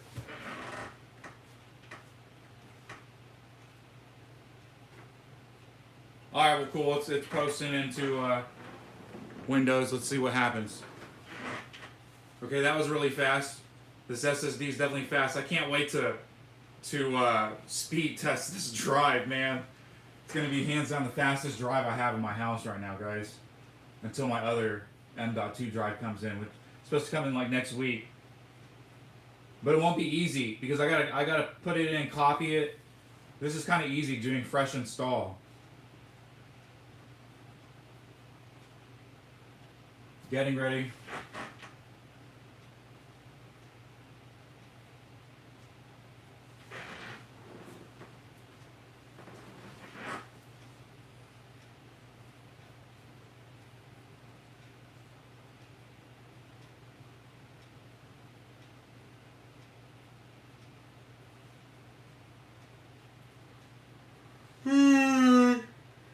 Getting ready, getting ready.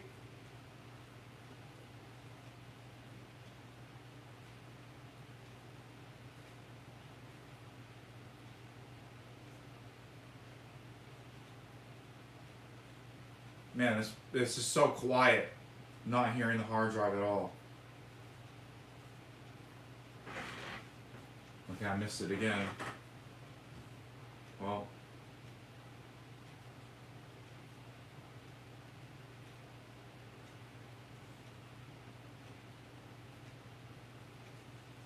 So I have to name this computer. I'm thinking of a name.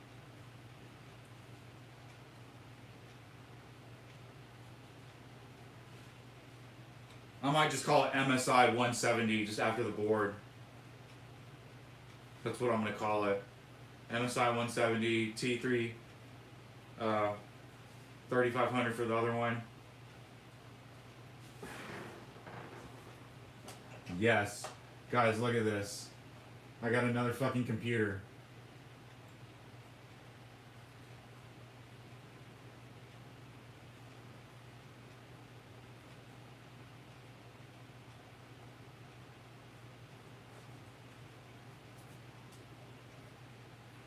Yes. No.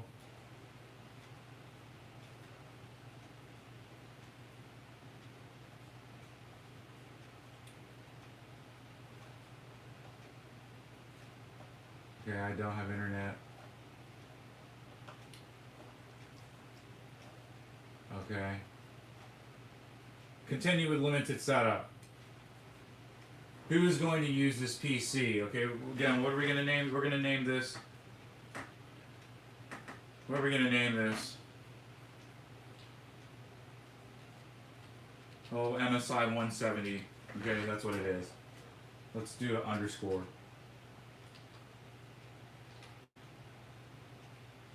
MSI 170. Super memorable password, guys.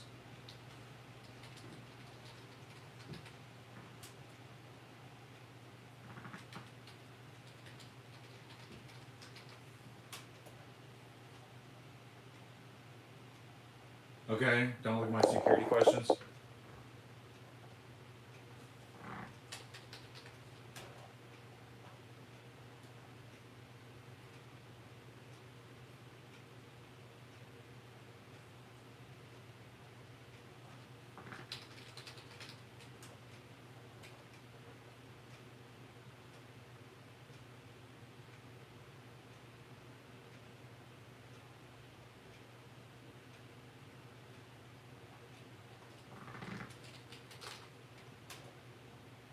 Okay.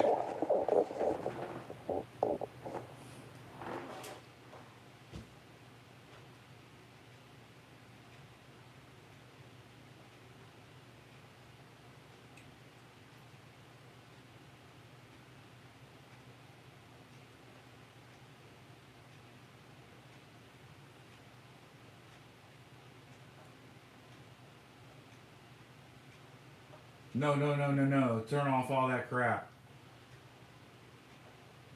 Nope.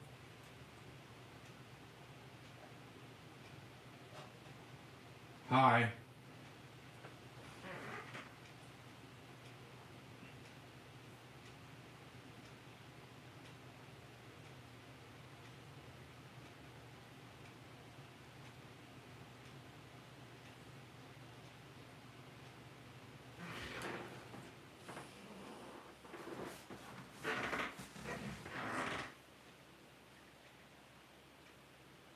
Guys, I can't believe everything. I got a working key, my fans, the power supply worked.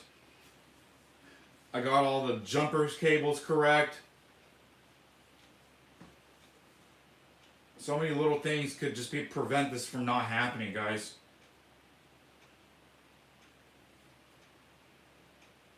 I've had this case for like 3 years. I'm really glad to finally use it. So I'm definitely going all RGB.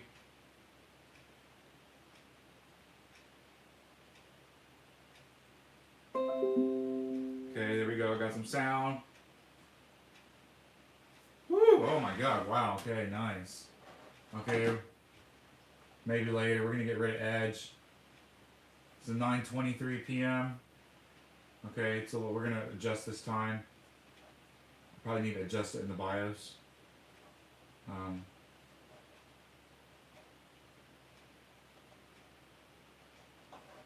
Man, this computer is already 1,000 more times snappy than that other computer. I feel it already. Date and time.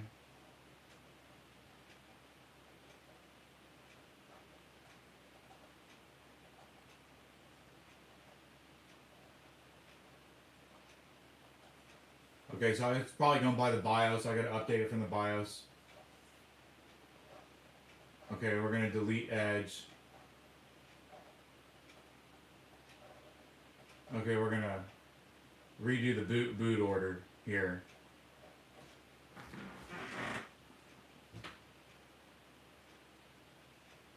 I'm gonna put a gaming background as well. I don't necessarily know what.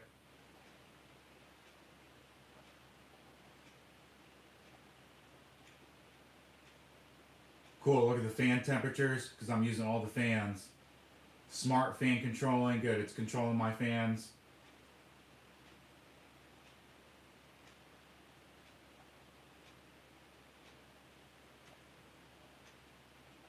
Okay, I'm letting it control everything. It had 5 fans. I'm gonna let it control all 5 system fans. See what happens.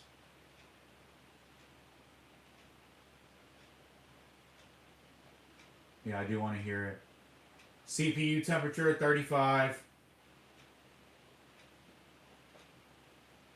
Pretty cool.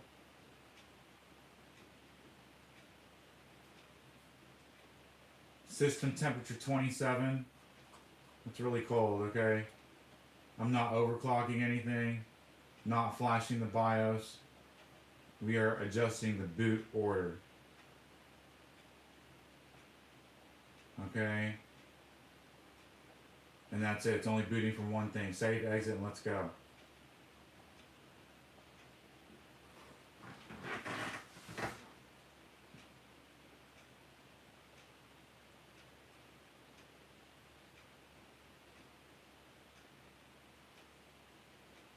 So the first thing we'll do is install the Wi-Fi and see how much stuff it downloads. And how fast it downloads these updates. Okay, it looks like it already got an image. Maybe that's a stock image. MSI 170. The gaming computer. The budget gaming.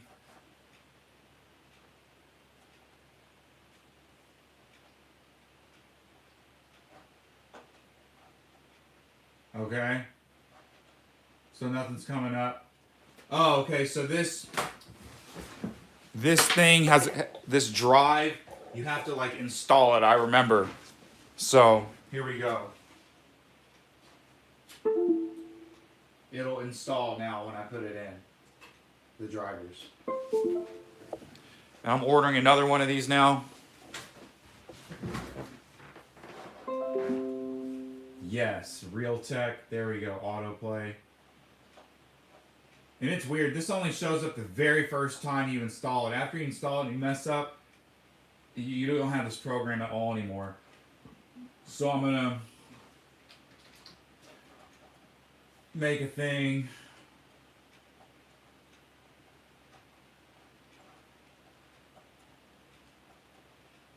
Yeah, because you see my this resolution is really big right now too.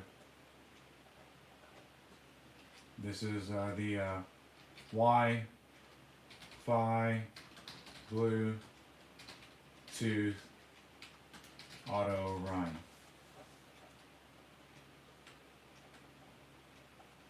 Okay. Cool. Let's go.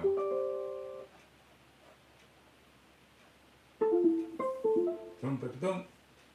And I shot Bluetooth, and when we're gonna, once we have internet, man, you know that's just when everything starts. Okay?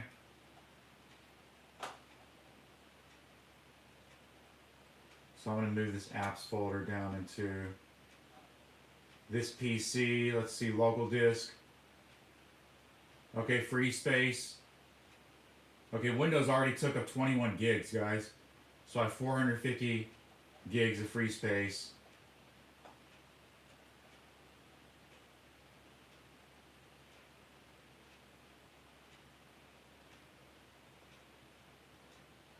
Make a folder here. Let's call it MSI 170.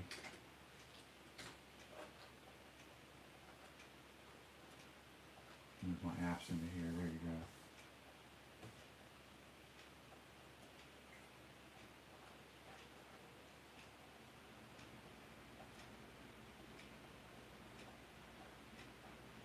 So do I Bluetooth now?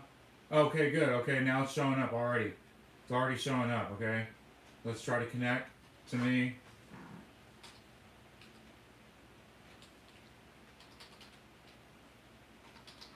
It's the weirdest password, but I got it memorized now, guys. Okay, to my 5G. Connected, perfect. Now you know Windows is going to start downloading a bunch of shit. Okay, we're getting rid of Edge. Okay, we're getting rid of this. Getting rid of this. Okay. What's this? Loading feeds, downloading shit. See, immediately I'm connected to the internet. It's trying to download so much shit. Okay, so we have to use Edge, first to get Chrome.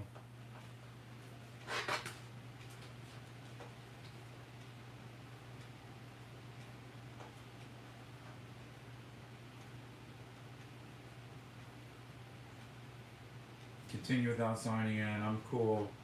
Cool, Edge. Thank you. No, thank you. See what resolution we got going on here. Okay, I guess that's the highest.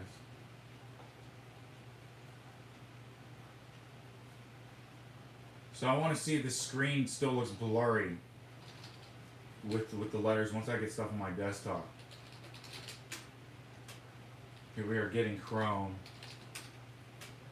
first.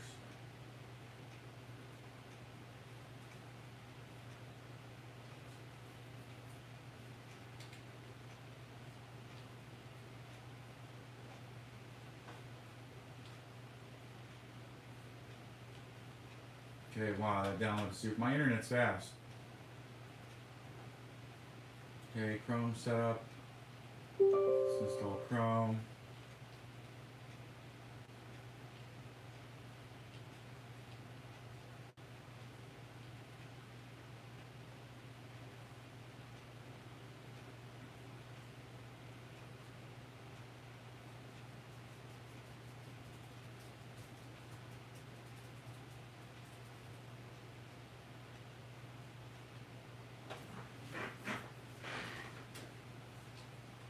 So it definitely feels more speedy, guys. It feels like installing stuff on my phone.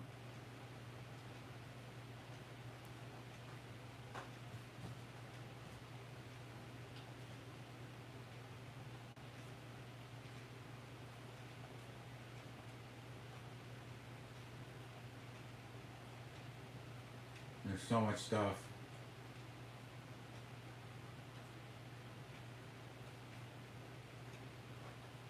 So much stuff that still has to be set up, guys. It's ridiculous. So let's do test my bandwidth. Test my internet speed. Let's see what we're getting. I expect something like 200.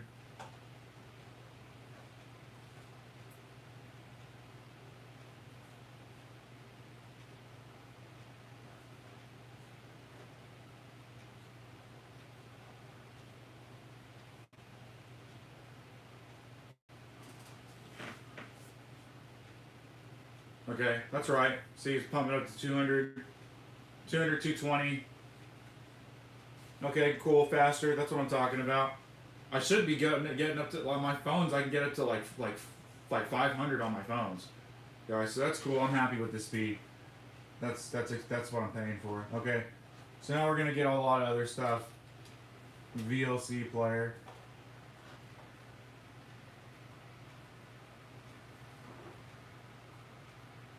Okay, the fans are speeding up, making a little bit more noise now. They definitely just sped up.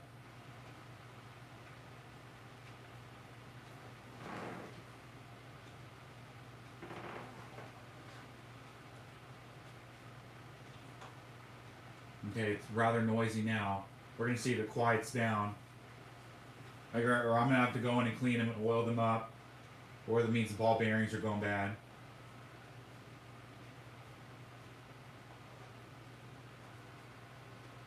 So on my other computer, the fans are also really loud too, but then they quiet like when you haven't used them for a really long time.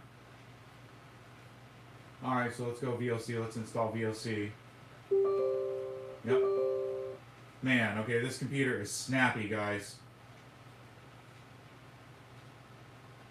It is snappy.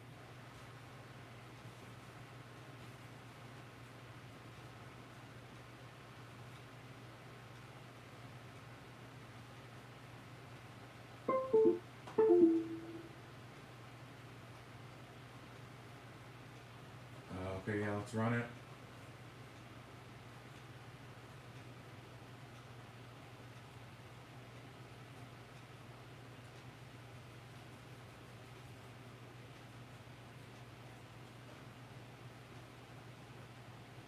Okay. Why is Edge trying to be here again? I just removed it and it's trying to add itself again. Okay. Let's go to YouTube.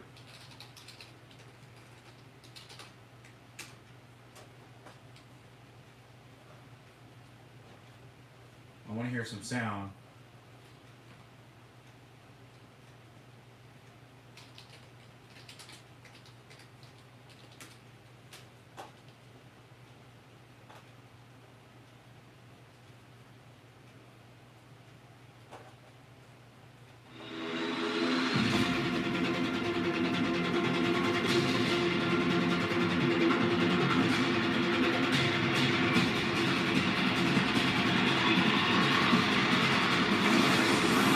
Look at that. Look at the memory.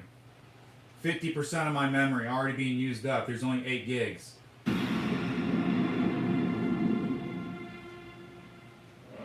In this showcase, we'll go over the latest information on Resident Evil Requiem, which will release next month on February 27. Let's take a look at some of the gameplay.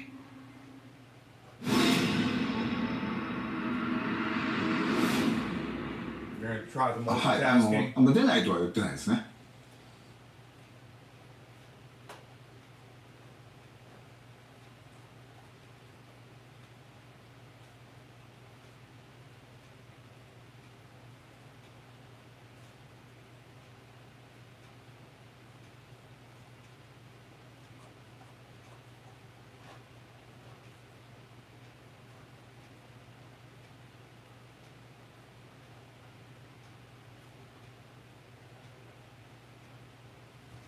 Okay, there's no snow or anything up here yet, okay, guys? Mom, I just want a $500 gift card, and all they need is your banking. Okay, so the next thing we're doing.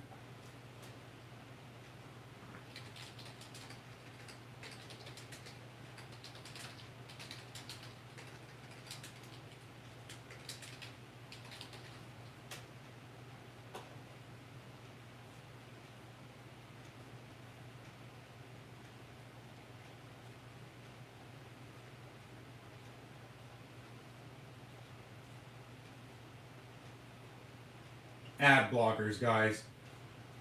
Isn't absolute necessary. Okay,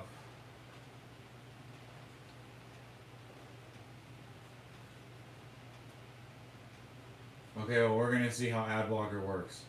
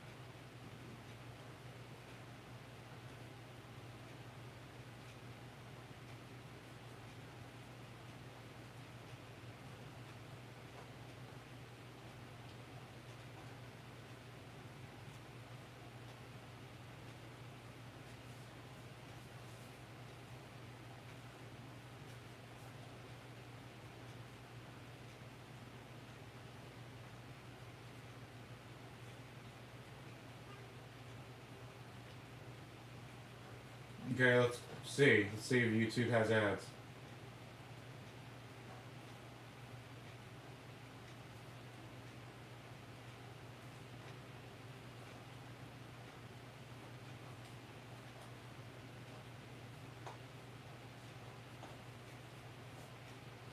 You know, Mr. This is a $1 billion rocket ship of future technology.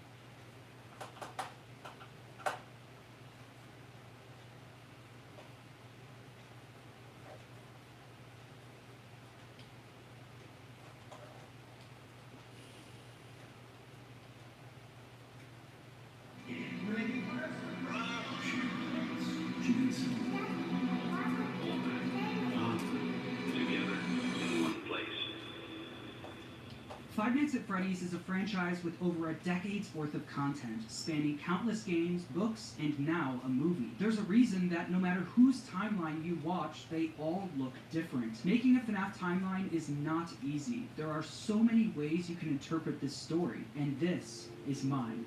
So let's start at the beginning.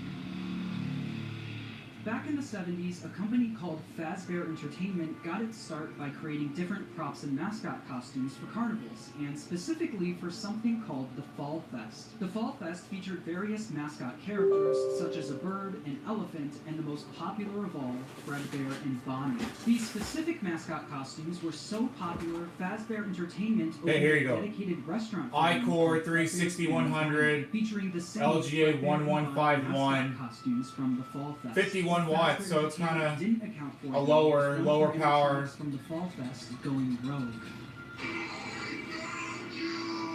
ending in a giant fire, with most of everything from the Fall Fest being 3 megs of cash.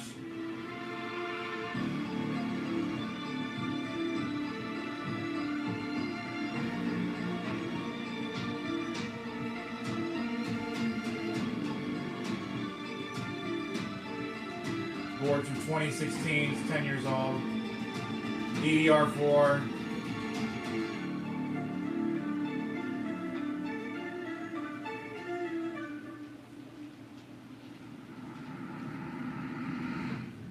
The specifics about the animatronic that went rogue and the fire are unknown and will likely be revealed next year in FNAF's next big release. Although Okay, I got Intel Graphics HD 530, that's what it is. After the fire, Fazbear 128 megs. phasing out of the mascot costume era. They needed something. Let's see if I can increase. Can you increase that in the BIOS? The amount of dedicated. Emily stepped up to the plate. William Afton was mostly the businessman of the two, handling all of the money, while Henry was the more creative one, with him being in charge of building most of the animatronics and props for the company. With the Fall Fest era of the company coming to a close, they were only left with Fredbear's Family Diner, the standalone restaurant created for the Fredbear and Bonnie characters. In order to replace the mascot versions of Fredbear and Bonnie, Henry went to work on new versions of the characters, eventually creating the new Fredbear and Spring Bonnie. The same characters, but with new designs and new suits. Henry called them Springlock suits. These suits are able to double as both an animatronic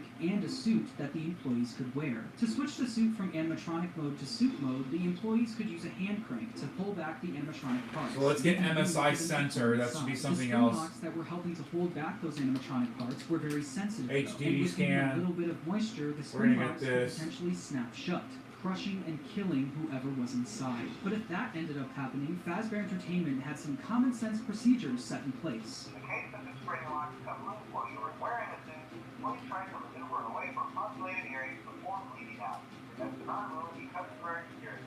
Fredbear's Family Diner ended up being super successful for William and Henry, so much so that other companies tried replicating it. Another company proceeded to rip off Fazbear Entertainment's old mascot characters by creating their own animatronic versions of them. The leader of the group was Ned Bear, a direct copy of Fredbear, followed by a hippo, an elephant, Fans definitely loud, all guys. characters from the Fall Fest, and all with slightly different designs to avoid copyright issues. But while the rival companies speeding up now. replicate the designs, they could not replicate Henry's state-of-the-art technology. Their robots were poorly made and had to have giant batteries with exposed wires on stage with them. Naturally, the rival company failed and ended up being bought out by Fazbear Entertainment. With all of the success from Fredbear's Family Diner, William and Henry decided to branch out and create more characters for a new restaurant. Okay, we'll do the hard drive 1983, scan William and Henry later. opened Freddy Fazbear's Pizza, featuring Freddy Fazbear, Bonnie, Chica, and Foxy. With the opening of Freddy Fazbear's Pizza, Fazbear Entertainment was experiencing success like they've never seen before. But with two restaurants now open at the same time,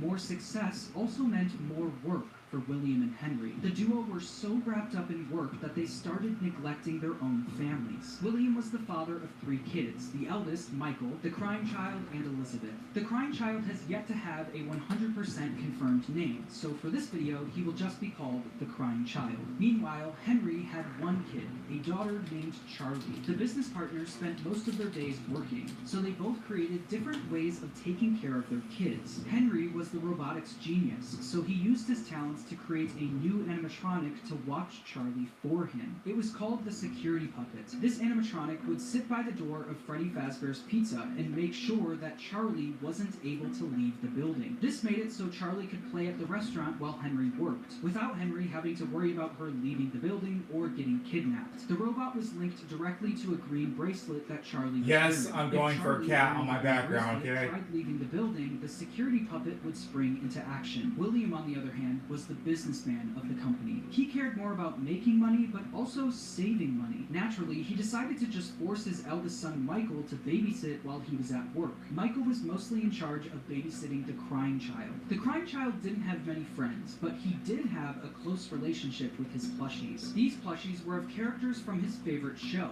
Fredbear and Friends, Fazbear Entertainment's newest cartoon, featuring Fredbear, Freddy, Bonnie, Chica, and Foxy. The crying child's favorite character, though, was Fredbear. He especially loved his Fredbear plushie. Although he loved the plushie version of the characters, the animatronics would soon become a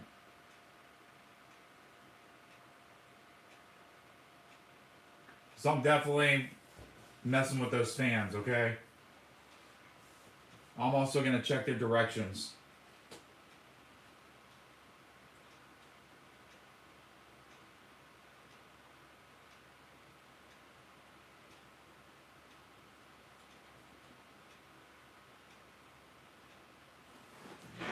These are all like cyberpunk cats is what this looks like.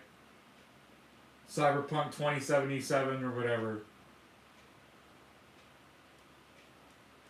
That's funny.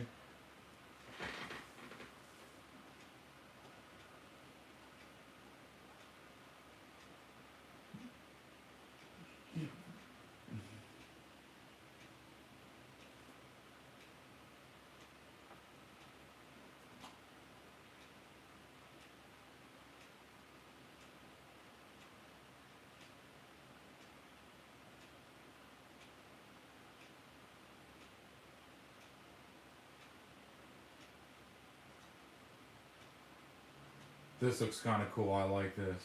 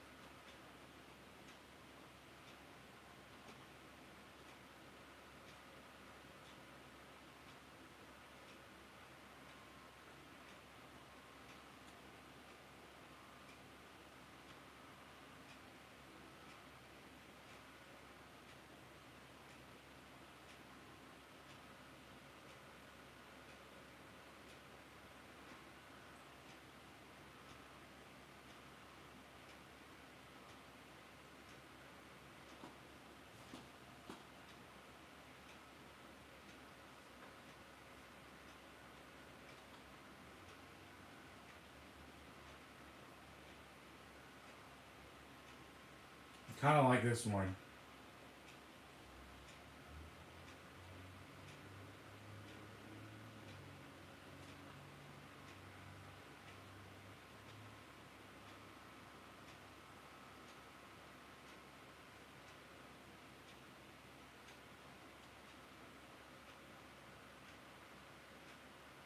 Oh, that looks fat, guys. Oh my god. Alright, we'll keep it for now.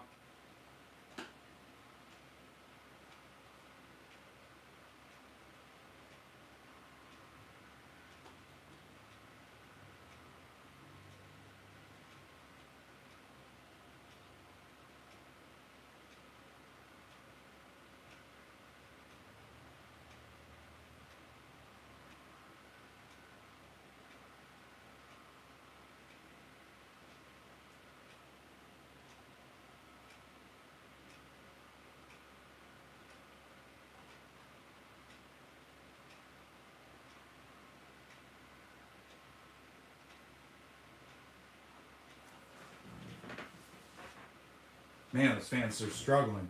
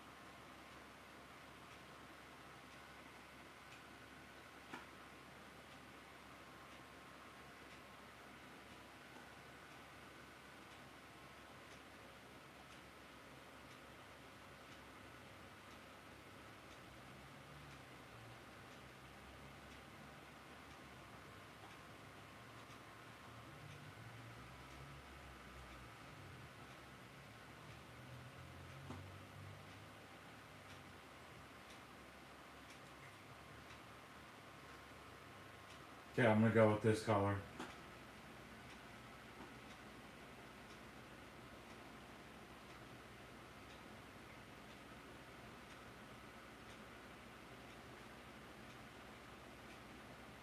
Different story. One day, while visiting Fredbear's family diner, the crime child saw something that would scar him for the rest of his life. While wandering the restaurant, he walked by the employees only room, where an employee accidentally left the door open. Inside the room was his father, William Afton, helping another employee into a spring Bonnie suit. But through the eyes of the crying child, this looked like someone was literally being stuffed into an animatronic suit. The crying child was so young that he wasn't educated on how the mascot characters worked, so seeing a human be put inside of one terrified him. When a child experiences something traumatic, their brain naturally tries finding ways to deal with that trauma. The crying child's way of dealing with his trauma was by creating an imaginary friend. This imaginary friend took the form Down of like an 20, object he loved the 27 most, megabytes his a second, Fredbear guys. plushie. His new imaginary insane? friend Fredbear followed him wherever he went, shape-shifting into flowers, hiding behind cars and in the sewers, with nobody being able to see him except for the crying child.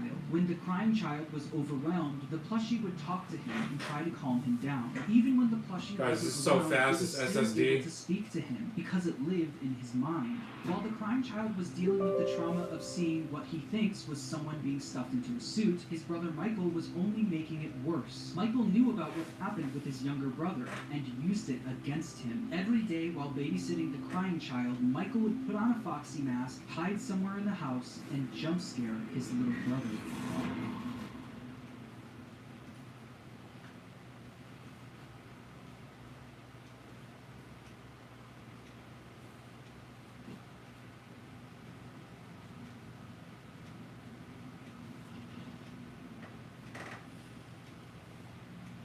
So I want to feel how hot, if any,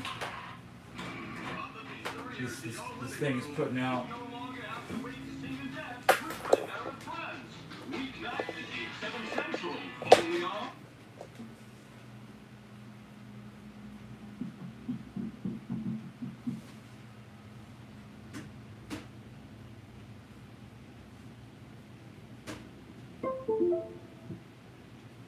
Take out the fan that was noisy.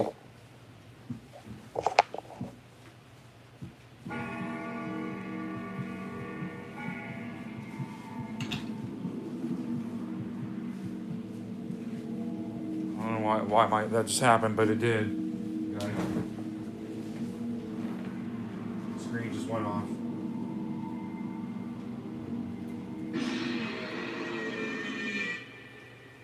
Through all of Michael's bullying, the crying child's imaginary friend Fredbear would comfort him and talk him through the situation, saying, "You know he is hiding again. Be careful. Tomorrow is another day." Michael wasn't the only one bullying the crying child, though. The local kids in the neighborhood heard about why the crying child was so scared of the pizzeria, even making up fake rumors related to what the crying child thought he saw there. "You better watch out. I hear they come to life at night. And if you die, they hide your body and never tell anyone." But all of this bullying would come to a head on one special day, the crying child's birthday. Ironically, his birthday party was being Yeah, man, I don't know what was going on there, guys. He was so terrified of being at the pizzeria, he hid under the table, not knowing that Michael and his friends were nearby, planning a prank that would go terribly wrong.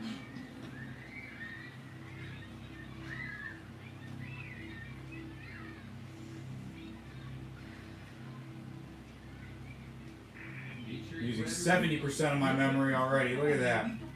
This is why you need more memory, guys.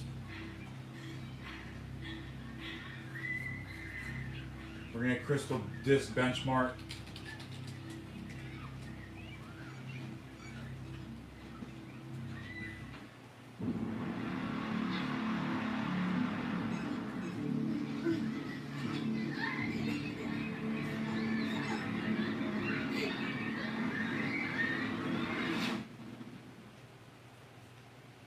Michael and his friends lifted the crying child up to, quote, give Fredbear a big kiss, and Fredbear bit down on him, leaving his body to go limp. Michael and his friends quickly stopped laughing. Because of Michael's immature behavior, his terrified younger brother paid the ultimate price. Although the crying child was badly hurt, he didn't immediately die. Because of the immense brain damage, he slipped into a coma. After being treated at a hospital, the crying child was taken home so he could be comfortable, surrounded by his only friends, his plushies. In the crying child's final moments, Michael decides to apologize for what he's done, saying, "Can you hear me? I don't know if you can hear me. I'm sorry." After Michael speaks, the crying child's imaginary friend Fredbear, created out of the trauma he experienced, continues doing what it's done the whole time. It comforts him, saying, "You're broken. We are still your friends. Do you still believe that? I'm still here. I will put you back together." This would be the final thing the crying child hears before he dies. The crying child's spirit would then live on in the Fredbear suit, the thing that took his life. The crying child's death wasn't just an accident. It was directly caused by Michael's recklessness. This is something that Michael could potentially face jail time for, so it needed to be covered up. Since the crying child was being kept at home, no one else knew that he ended up passing away. So William and Michael ended up burying the crying child's body in the middle of the woods where no one would find him. No tombstone, no flowers. Alright, let's see what happens. I'm curious about this. An unmarked grave, and a lifetime's worth of So I can already tell I need more RAM. I mean, these are the 7 it most seems powerful speedy, men in but China. this is because of the solid state drive.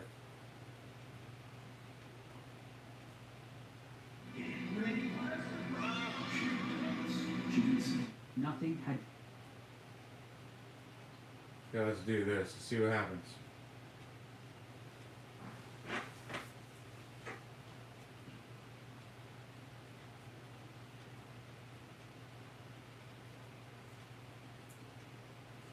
Okay, good. 3200. It's reading faster than it should. 3200 megabytes per second. You guys see my crystal disc benchmarks?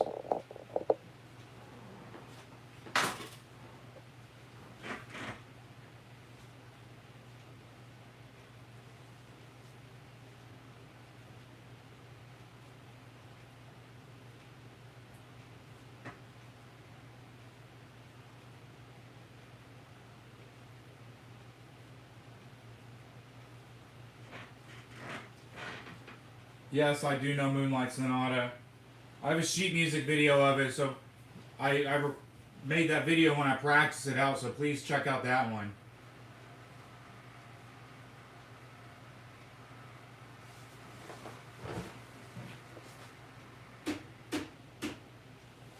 Okay, so it's that back fan in the back that's being loudest. So I'm going to see if I can turn up all the fans through this MSI center after this is done. And we're going to tweak the fans. Or see if just making them go max speed makes them any quieter. Or breaks them in. Either way, guys, I'm happy. I'm real happy with this. This whole system so far has been like 120 bucks.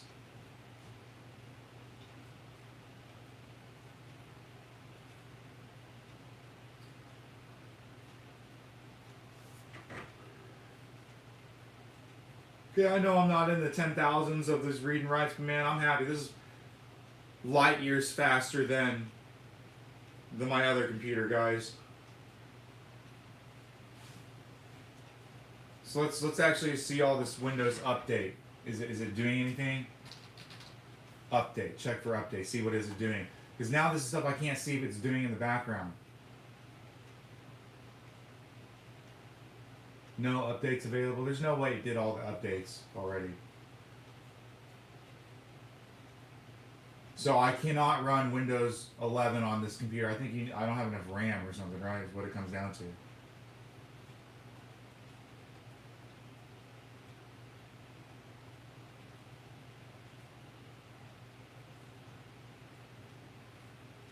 Okay, no, I have it. 1 gigahertz. 2 more cores, 64-bit, 4 gigs of memory.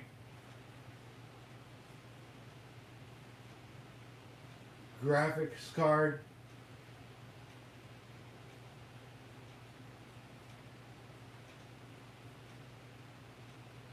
Wow, they require DDR5.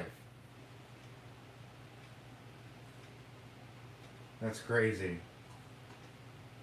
Okay, so I don't know why I can't get that, but okay. Okay, so these are my crystal disc benchmarks, guys, right here for this drive. Pretty damn fucking good. It's essentially going faster than it's rated. And these random read and writes are insane for me, too. Up from like 0.8.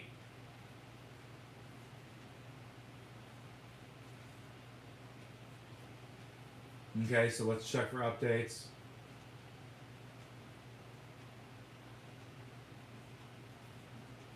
Last time I did this, man, it was updating like... There you go. Alright, I was about to say. There you go. It's about to update a bunch of shit. Okay, and this is about to take a long time.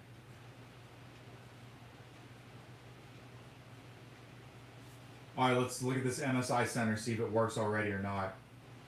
I'm supposed to be... So I've had an MSI board before. You're supposed to be able to control directly into the BIOS with these programs. So yes, oh my god, you have to go through everything to say, yes, I read it.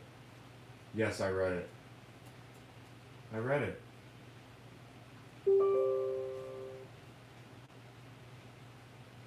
Oh, it's still installing. Look at all this other shit that's downloading. Okay, look, my CPU usage is going up to like 100% right now, guys. Fans going on, making noise.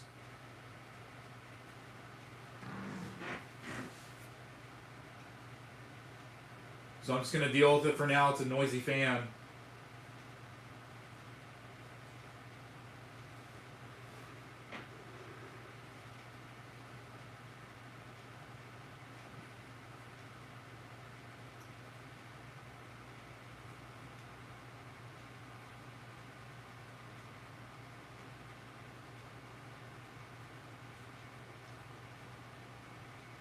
Okay, this stuff is definitely installing faster though. Way faster than last time on the other computer. Look at my 100% CPU usage, guys. CPU usage is going crazy right now. This i3 is going crazy.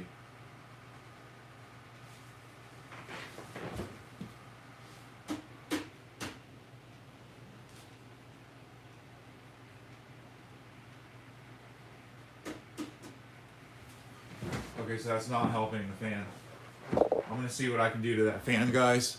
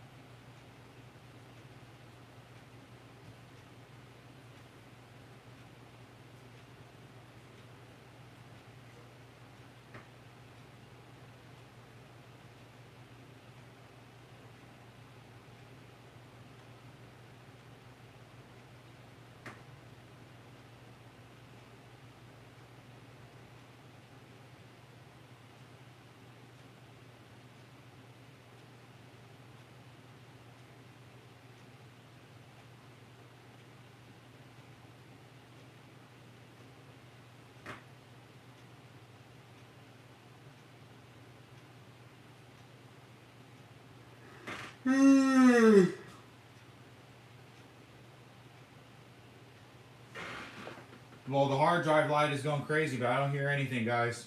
I just see it blinking.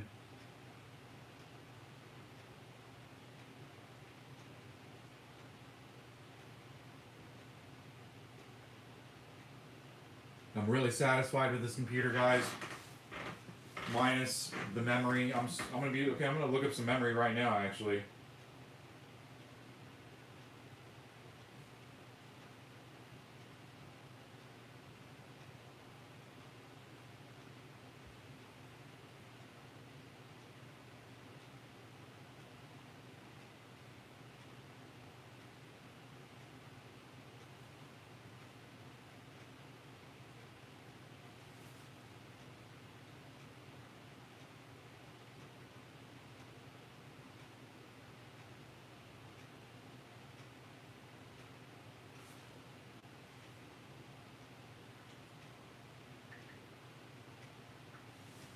So I think I'll be cool. I'll keep the same 8 in there. I'll buy 32 gig and I'll have 40 gigs of memory.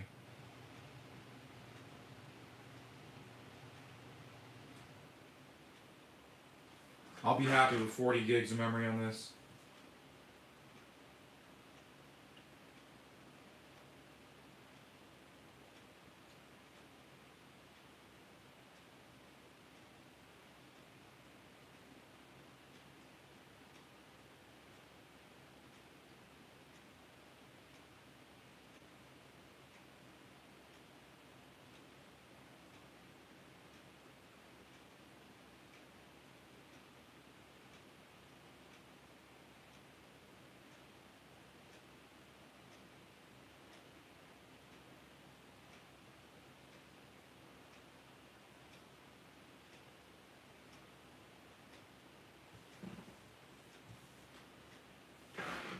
So of course memory is kind of really effing expensive for this computer.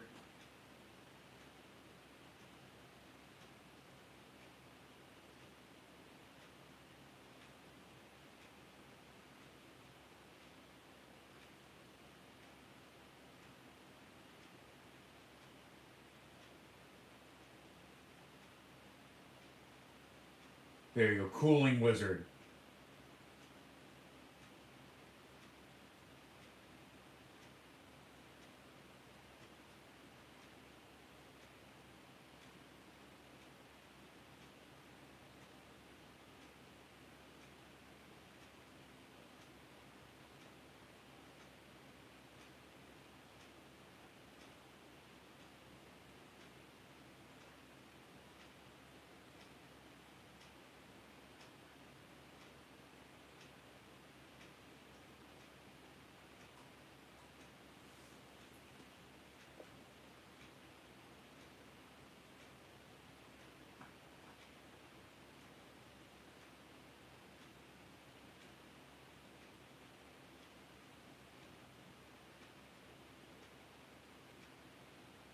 They're still installing stuff.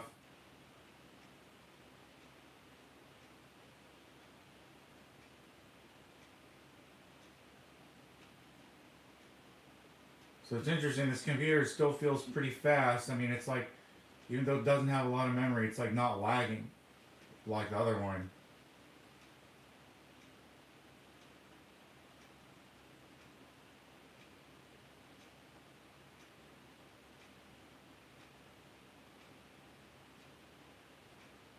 It says 4 inches of snow. Let's see if I see snow outside.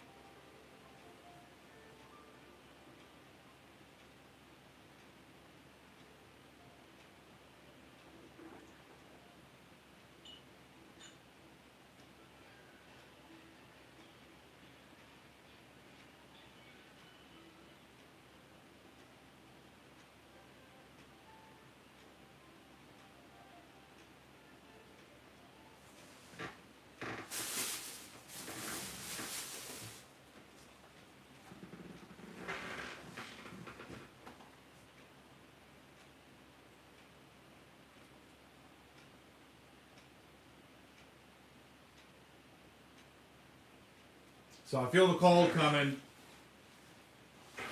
I'm going to turn my fan back on for my basement. I know it's noisy, but it makes a difference.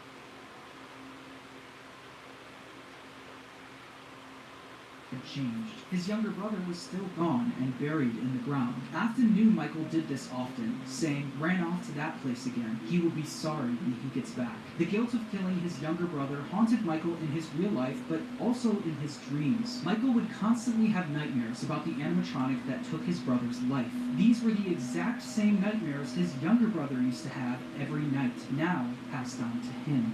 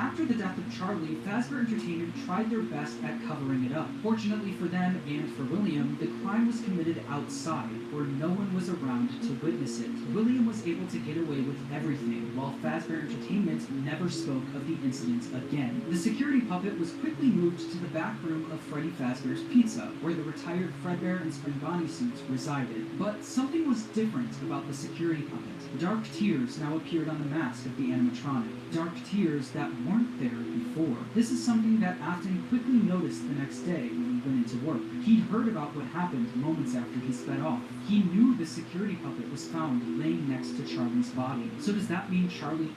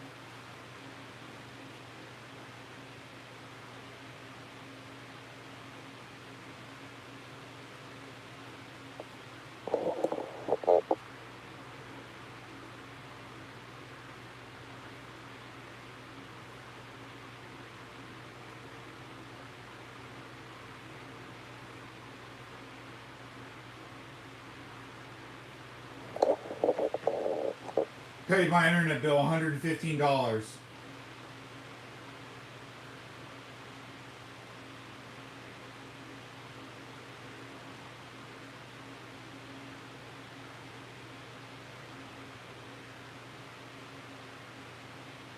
Okay, they lowered my speed, guys. I was supposed to have 600. Okay, see, I don't know why it said...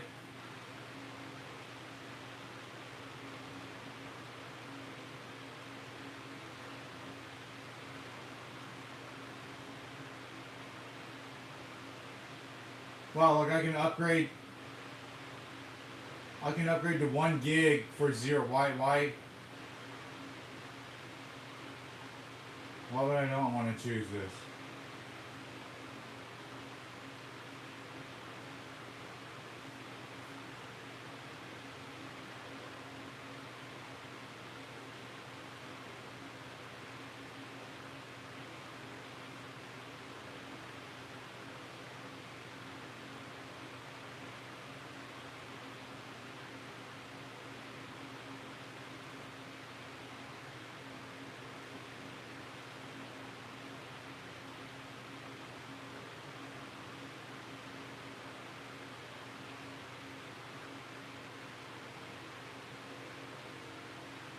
Okay, fuck it. I'm upgrading my internet to internet gig, guys.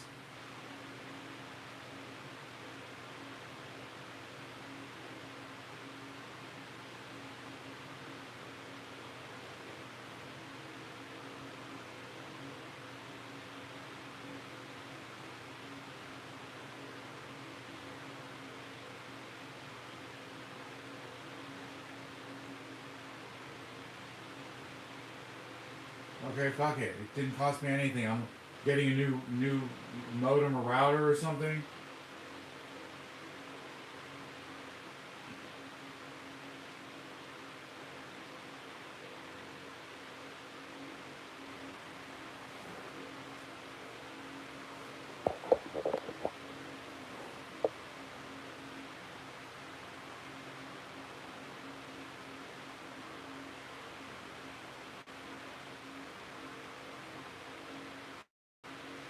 Okay, yeah, I guess my internet is a little faster.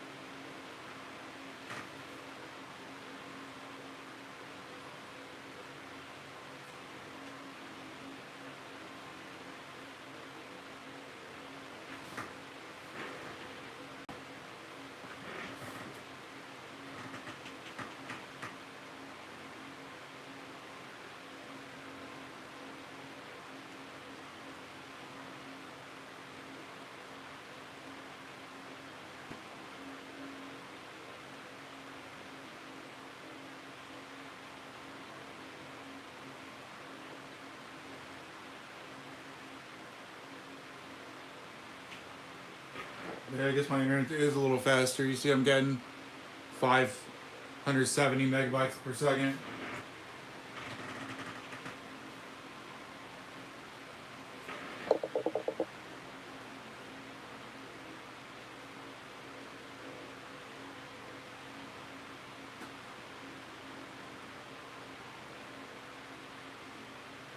I feel the chill. Chill is coming, guys. I feel it. Like my walls are getting cold.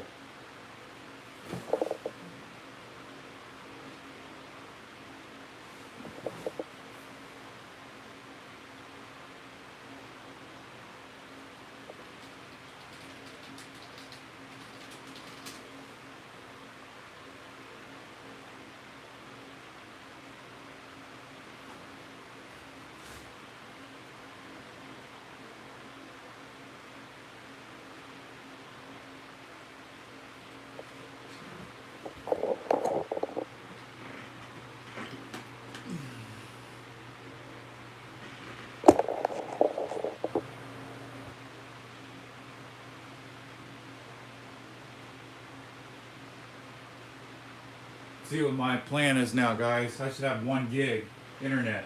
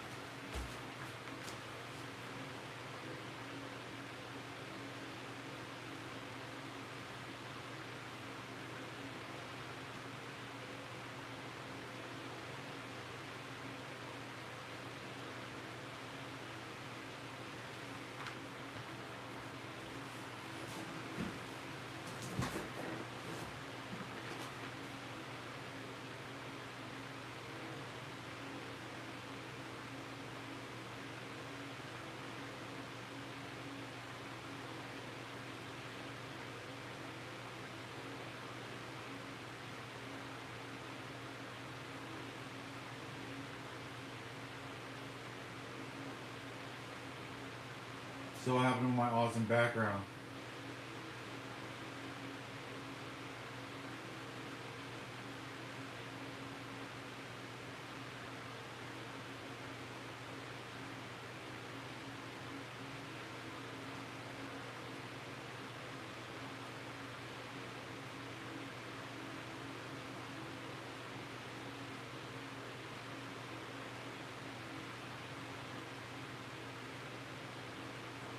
Look, it keeps changing all the applications which I put here in this pin. Really effing annoying.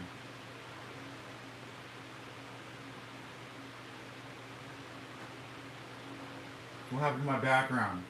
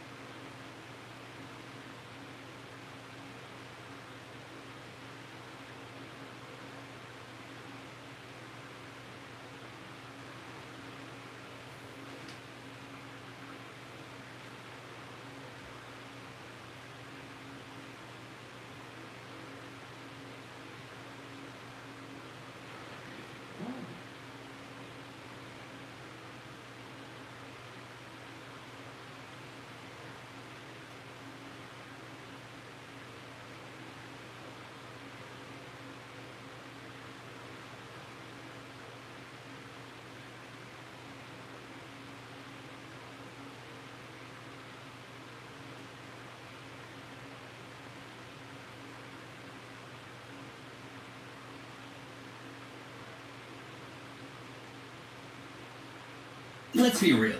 When you hear the name Resident Evil, what comes to mind? Well, if I had to guess, it's probably this.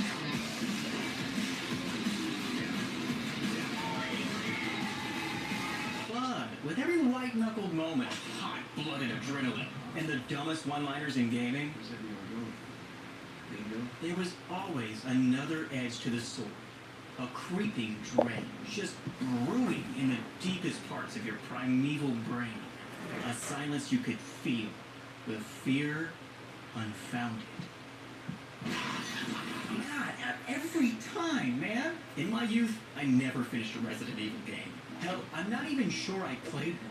I just never had my hands on one long enough. So every time at a party that the games came up, I was a sitting duck.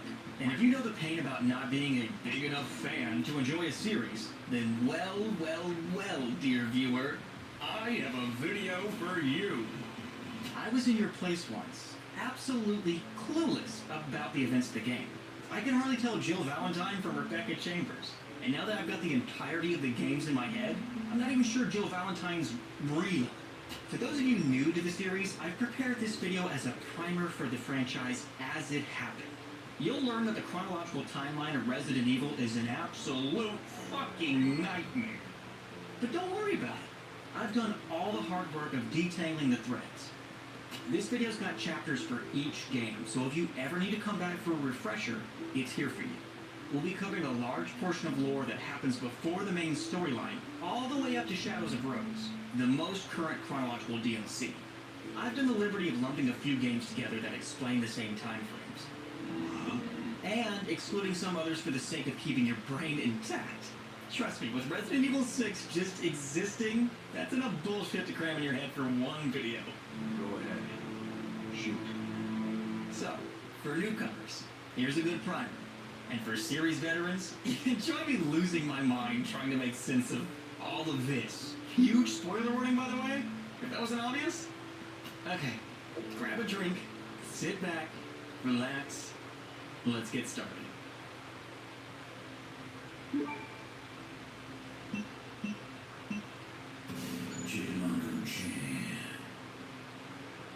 So it's 1919. Mother Miranda is a European super biologist and famed cult leader. Yeah, her only daughter dies of the Spanish flu, and this spirals her into a deep, unimaginable depression. Then she's infected by a fungus known only as the mold. The mold fungus changes its host genes and it turns them into superhumans with great strength, durability, insane regenerative capabilities, and some even gain the power to control other individuals infected with the mold. So she uses this to try to revive her daughter via a superhuman vessel for her kid to crawl into. She then experiments on the residents of her village for decades. Flash forward, it's the 1950s. Mother Miranda tutors a young virologist by the name of Oswald E. Spencer, which Oswald becomes morbidly fascinated with the process of genetic mutation. As Miranda continues to research to try to reincarnate her child, Oswald breaks away to study human mutagens. A decade passes. It's now 1960.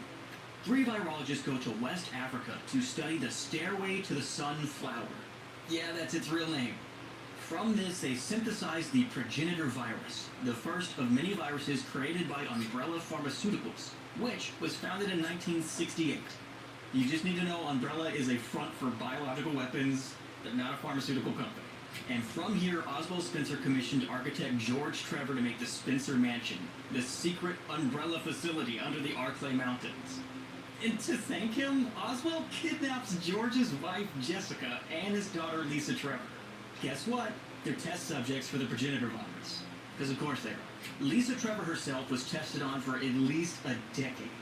Student virologist William Birkin discovers the G-virus from Lisa, and it's a mutation of the progenitor virus. This doesn't make zombies. This makes monsters beyond human recognition. And there's regenerative properties that add extra limbs to the mutation if they get blown off or whatever. It's horrific. It's around this time where James Marcus becomes the director of Umbrella, and he focuses on the progenitor virus. Marcus and Spencer hate each other's guts, and he hates them so much, Spencer plans a coup against him. I will take over the research.